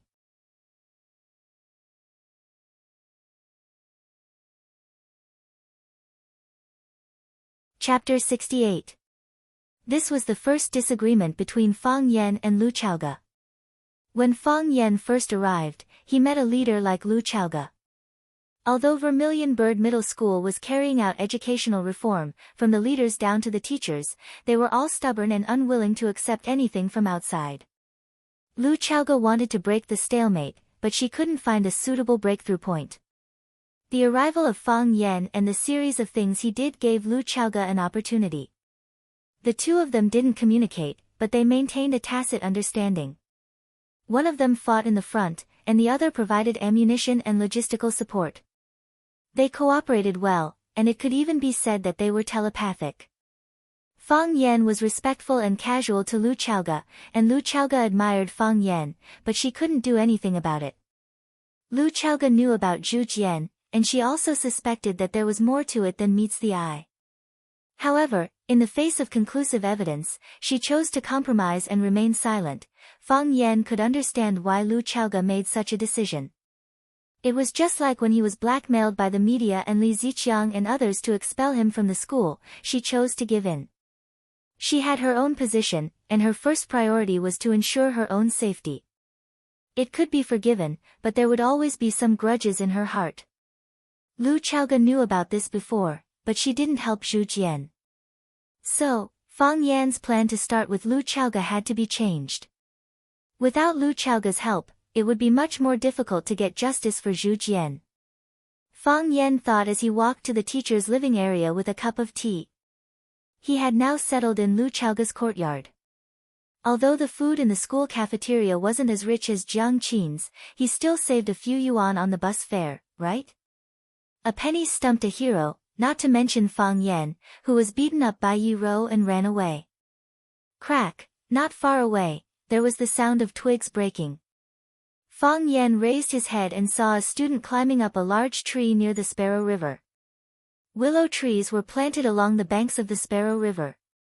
Their long branches cast shadows on the river, giving off a gentle and charming vibe. This was also why when Fang Yan led his students to the riverside to learn the poem, Farewell to Cambridge Again, they could recite sentences like, the golden willows by the riverside are the bride in the setting sun, to the willows. However, a large area of green belts and both sides of the forest paths were planted with large-leaf parasol trees. These wudong trees all had a history of more than 10 years. Some of the older ones were even dozens of years or even hundreds of years old. These parasol trees were tall and big, with lush branches and leaves. If one did not pay close attention, even if there was a person hiding on it, it would not be easy to discover. Fang Yan was deep in thought when he heard the voice. Who's in the tree? Come down quickly. Danger! Fang Yan shouted. As he spoke, he quickly ran towards the foot of the big banyan tree. With such a tall tree, if one were to fall accidentally, it was very likely that one's tendons and bones would be broken. Fang Yan was a teacher at the school. When encountering such a thing, he could not stay out of it and pretend that he did not see it. Moreover, if something really happened to a student, as a witness, the school might hold him responsible. Qi Tian's hands grabbed onto a thick tree trunk. One of her feet was in the hole of the tree, and the other was on the tree trunk, preparing to climb up. It was a simple thing to think of, but it was very difficult to do. However, she was not a person who would give up easily. Since she had decided, she must do it well. Hearing someone shouting from below, she looked through the gaps between the leaves and saw that it was Fang Yan running towards her. She could not help but be happy and said, Fang Yan, why is it you? Qi Tian. As soon as Fang Yan heard the voice, he knew that it was Qi Tian. This woman's voice was very special. It had the crispness of a young person, but it also had the magnetism of a mature woman. It was very recognizable. Moreover, among the students at Rosefinch Secondary, the only one who dared to call him by his name was Qi Tian. Of course, Zheng Guodong and the others all called him idiot. Fang Yan stood under the parasol tree and looked up at Qi Tian, who was on top of the tree trunk. At this time, the sun was setting in the west, and the sky was filled with red clouds that shone on the surface of the Sparrow River. Even the river water was sparkling, like a huge moving piece of silk. Rays of red light shone through the branches and leaves, shining on Qi Tian's delicate and flawless face. Her face was light pink, and there was a kind of purity that could move one's heart. Even the tiny beads of sweat on her face had turned into colorful pearls that slid down her cheeks. It was so dazzling that one could not open their eyes. Qi Tian. Fang Yan gritted his teeth and shouted. Why are you running up the tree? Come down quickly. What if you fall down? Qi Tian did not take Fang Yan's threat to heart at all. She used all her strength to climb up and giggled, saying, If I fall down, you can catch me. Why should I catch you? Fang Yan said angrily. Come down yourself. Don't blame me for not reminding you. Because I'm your student, Qi Tian said. And also your admirer. Qi Tian, I'm not joking with you. Fang Yan, I'm not joking with you either. You. Fang Yan really did not know what to do with this woman. He was secretly on guard, ready to catch her if she really fell down accidentally. There are so many fun places in school. Why are you climbing up the tree? Trees are fun too. Qi Tian took another step forward and finally stood on the largest horizontal branch at the top of the tree. She stood there and looked down at the Sparrow River. The red sunlight gilded her body with a rich layer of gold. She squinted her eyes and smiled, saying, Fang Yan, the Sparrow River on the tree is even more enchanting. Hurry up and come down after you're done, Fang Yan said angrily. Of course he knew that the scenery would be different when looking down from a high vantage point. But, if everyone climbed up the tree to look at the scenery like you, wouldn't the school be in chaos? I still have work to do, Qi Tian said. Work? Fang Yan was confused. What kind of work could there be in a tree? Qi Tian held onto the tree trunk with one hand while her other hand reached into her bag to search for something. She actually took out a little bird. The little bird's wings were not fully developed. It looked like it had just been born and could not fly freely. The little bird chirped and seemed to be very scared and anxious. Only then did Fang Yan notice that there was a bird's nest on top of Qi Tian's head. A big bird was standing next to the nest and chirping, looking very anxious and angry. Even though a person as big as Qi Tian was standing next to it and threatening its territory, the big bird still had no intention of running away. It stretched out its beak and spread its wings, looking like it was going to fight Qi Tian to the death at any time. Don't be afraid, Qin Tian said to the big bird. I know you're very anxious. I'll bring the baby back to you. As Qin Tian spoke, she raised one hand and slowly placed the little bird into the nest. Chirp chirp chirp, the little bird landed in the nest and chirped happily. The big bird chirped and circled around the little bird. She retracted her wings and stopped attacking Qin Tian. Qin Tian waved at the little bird and the mother bird and said, be careful next time. Goodbye. Chirp chirp chirp, she didn't know what the little bird and the mother bird were chirping. It looked like they were expressing their gratitude to Qin Tian, but it also seemed like they were reluctant to part with her. Seeing this scene, Fang Yan's originally angry mood suddenly calmed down. Qin Tian, the girl who was fierce and smart in his eyes, turned out to have such a delicate and kind side. It seemed that he couldn't look at people with colored glasses in the future. A good person has a bad side, and a bad person might also be a filial son. How could 1,000 people have 1,000 faces? Just as Fang Yan reflected on his mistakes in his heart and corrected his previous attitude towards Qin Tian stood on the tree trunk and shouted, Fang Yan, call Mr. Fang. If other students here. Fang Yan, I want to jump from the tree. Qin Tian said. Fang Yan turned around and said, whatever, I can't see. Before Fang Yan finished saying, out of sight, out of mind, he turned around and rushed forward. Fang Yan held Qin Tian's body in his arms and looked at her smiling face fiercely. Qin Tian. Fang Yan had an impulse to go crazy. What do you want to do? I knew you would catch me. Qin Tian lay in Fang Yan's arms and said with a serious face. What if I can't catch you? You will catch it. She had no doubt about that. If, Fang Yan, you will catch me, right? Qin Tian looked at Fang Yan's eyes. You won't let me get hurt, right? What does it have to do with me if you get hurt? Fang Yan was so angry that he almost cursed. He threw Qin Tian on the ground and said, if you do this kind of stupid thing again, you will still catch me. Don't let me see you. I won't do it when you can't see me. Seeing Fang Yan's angry look, Qin Tian felt it was interesting. She tidied up her long hair and wrapped the bird poop in the bag with a tissue in her hand. Fang Yan, the books say that men like silly women. Did I look silly just now? Silly. Fang Yan answered without hesitation. He would be angry with anyone who dared to say that Qin Tian was not silly. Such a tall tree, she didn't say a word.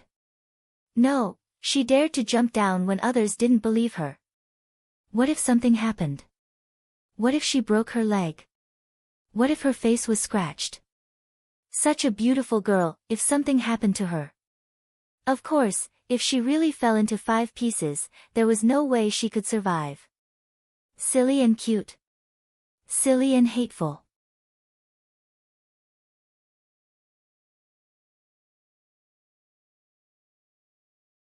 Chapter 69. As soon as Fang Yan pushed open the courtyard door, Qin Tian walked past him. She looked at the courtyard curiously and said, no way. The teachers of Rosefinch Secondary have such good benefits. They can live in such a beautiful house. She ran toward the potted flowers in the courtyard and exclaimed, did you plant all these flowers? They're so beautifully trimmed. But I don't think you planted them because you just came to this school. Fang Yan stood at the door and looked at her helplessly, saying, Qin Tian, it's school time now. Won't your parents worry if you don't go home?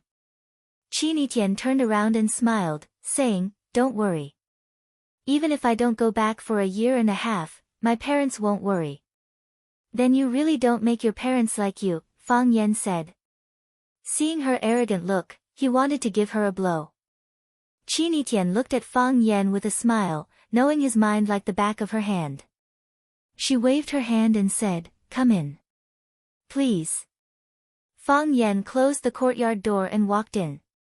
I'm the owner of this courtyard. How come it's your turn to greet me?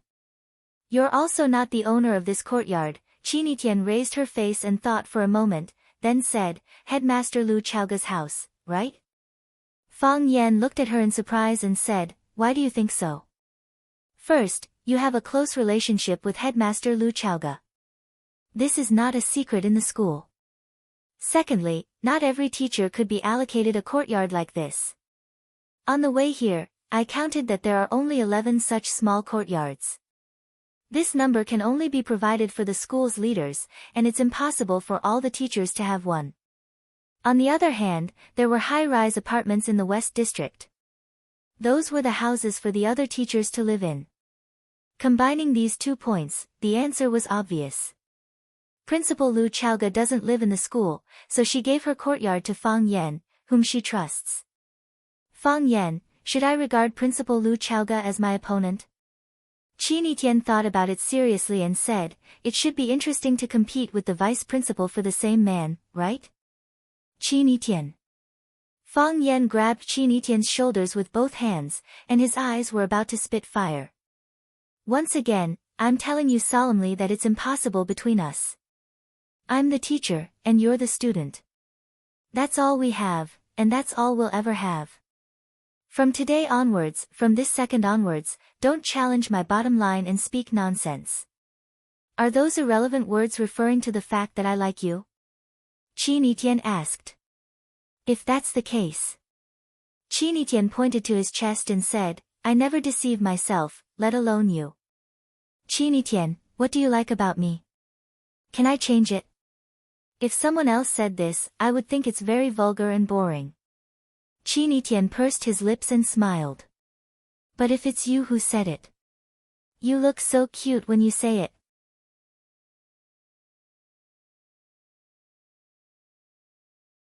Qin Yitian took Fang Yan's hands off his shoulders, walked into the room, looked around, and said, "Simple and elegant, it's Lu Chaoga's style. Are you familiar with her?" "No," Qin Yitian said.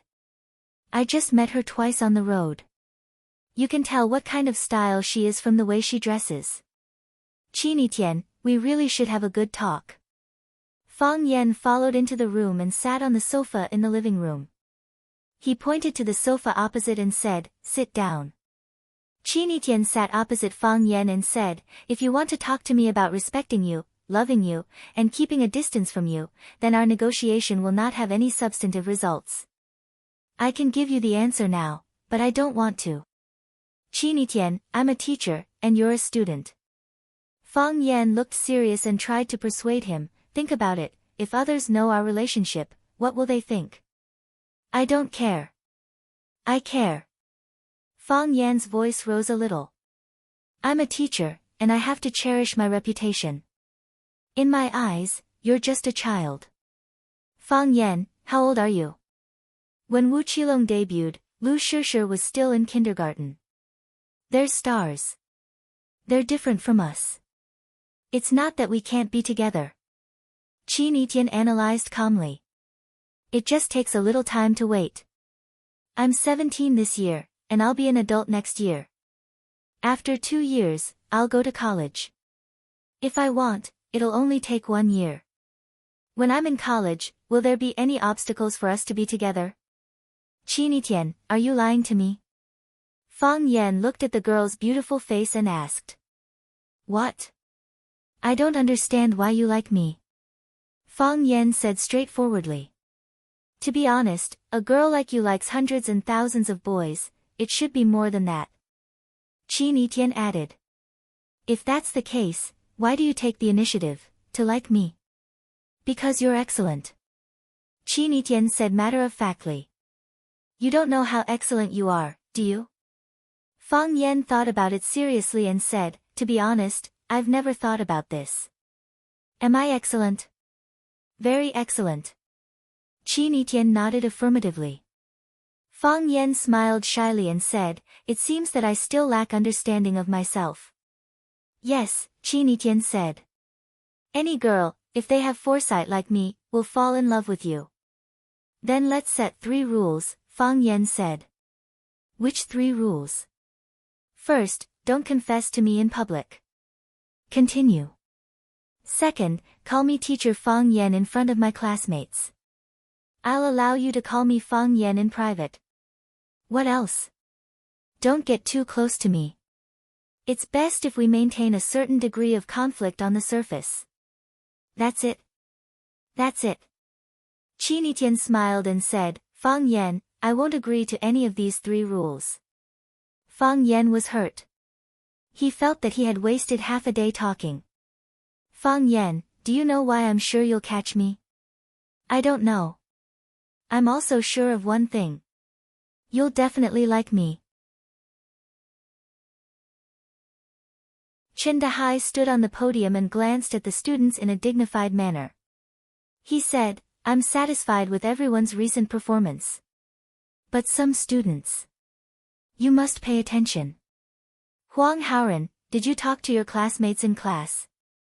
Teacher, I didn't. Huang Haoran's face turned red as he stood up and said. Being criticized by the teacher in front of everyone made this student, who had an extremely high self-esteem, feel very uncomfortable. No. Then did my eyes deceive me? Chen Dahai shouted angrily. In the second history class this morning, I saw you talking to your desk mate in a low voice. You dare to deny it? Teacher Duan, let us discuss freely.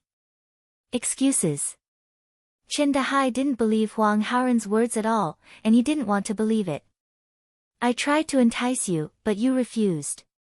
You even ran to the school leaders to complain about me. Do you think you're so great because you have Fang Yan to protect you? If he can make you the temporary representative of the Chinese class, I can wipe you off the list as well. Pay attention in the future. If I find you talking in class again, I'll deduct your conduct points. Huang Haoran was full of grievances, but he couldn't refute it.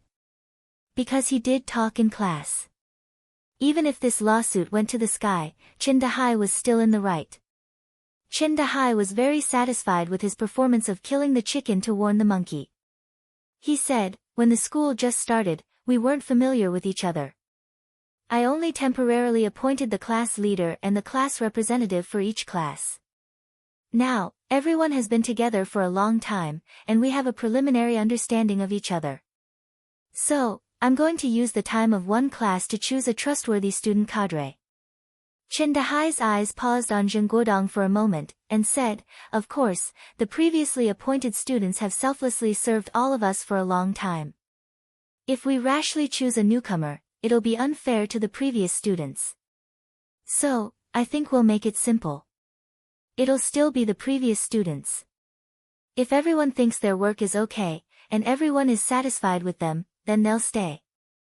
If everyone isn't satisfied with this student's work, then we'll choose a new student to replace them.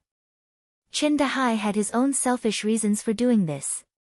He knew what kind of person Zheng Guodong was, and he also knew that the students in the class didn't like Zheng Guodong. If they voted, it would be difficult for Zheng Guodong to stay.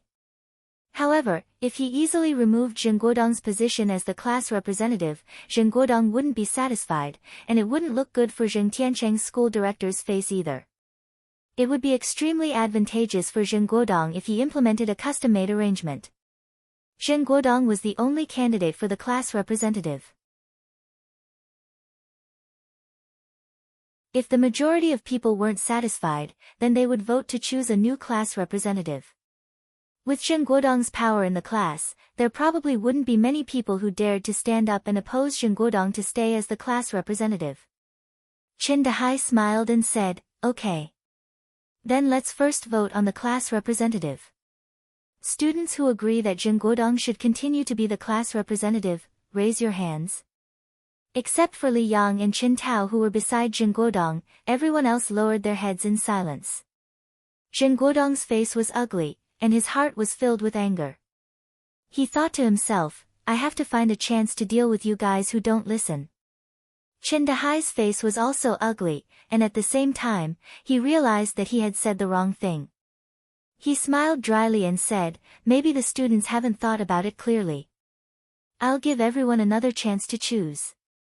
Students who don't agree that Zheng Guodong should be the class representative, raise your hands. This time, no one raised their hands. Chen Dahai was happy and said, if no one objects, then Zheng Guodong will continue to be the class representative of our class, and continue to serve the students. Qinitian left the table and walked to the podium. He glanced at the whole class and said, "Students who agree that Qinitian should be the class representative, raise your hands." Hua, countless arms were raised. God said let there be light, so there was light in the world. Qinitian said I want to be the class representative, so she became the class representative. You're tuning in to the Blissful Bookshelf YouTube channel. We're so grateful for your support and don't forget to subscribe to join us on this incredible journey through captivating stories. Your generosity through donations truly makes a world of difference, as it's the primary source of revenue that allows me to expand and enhance this channel for you. Thank you from the bottom of my heart for being a part of this adventure.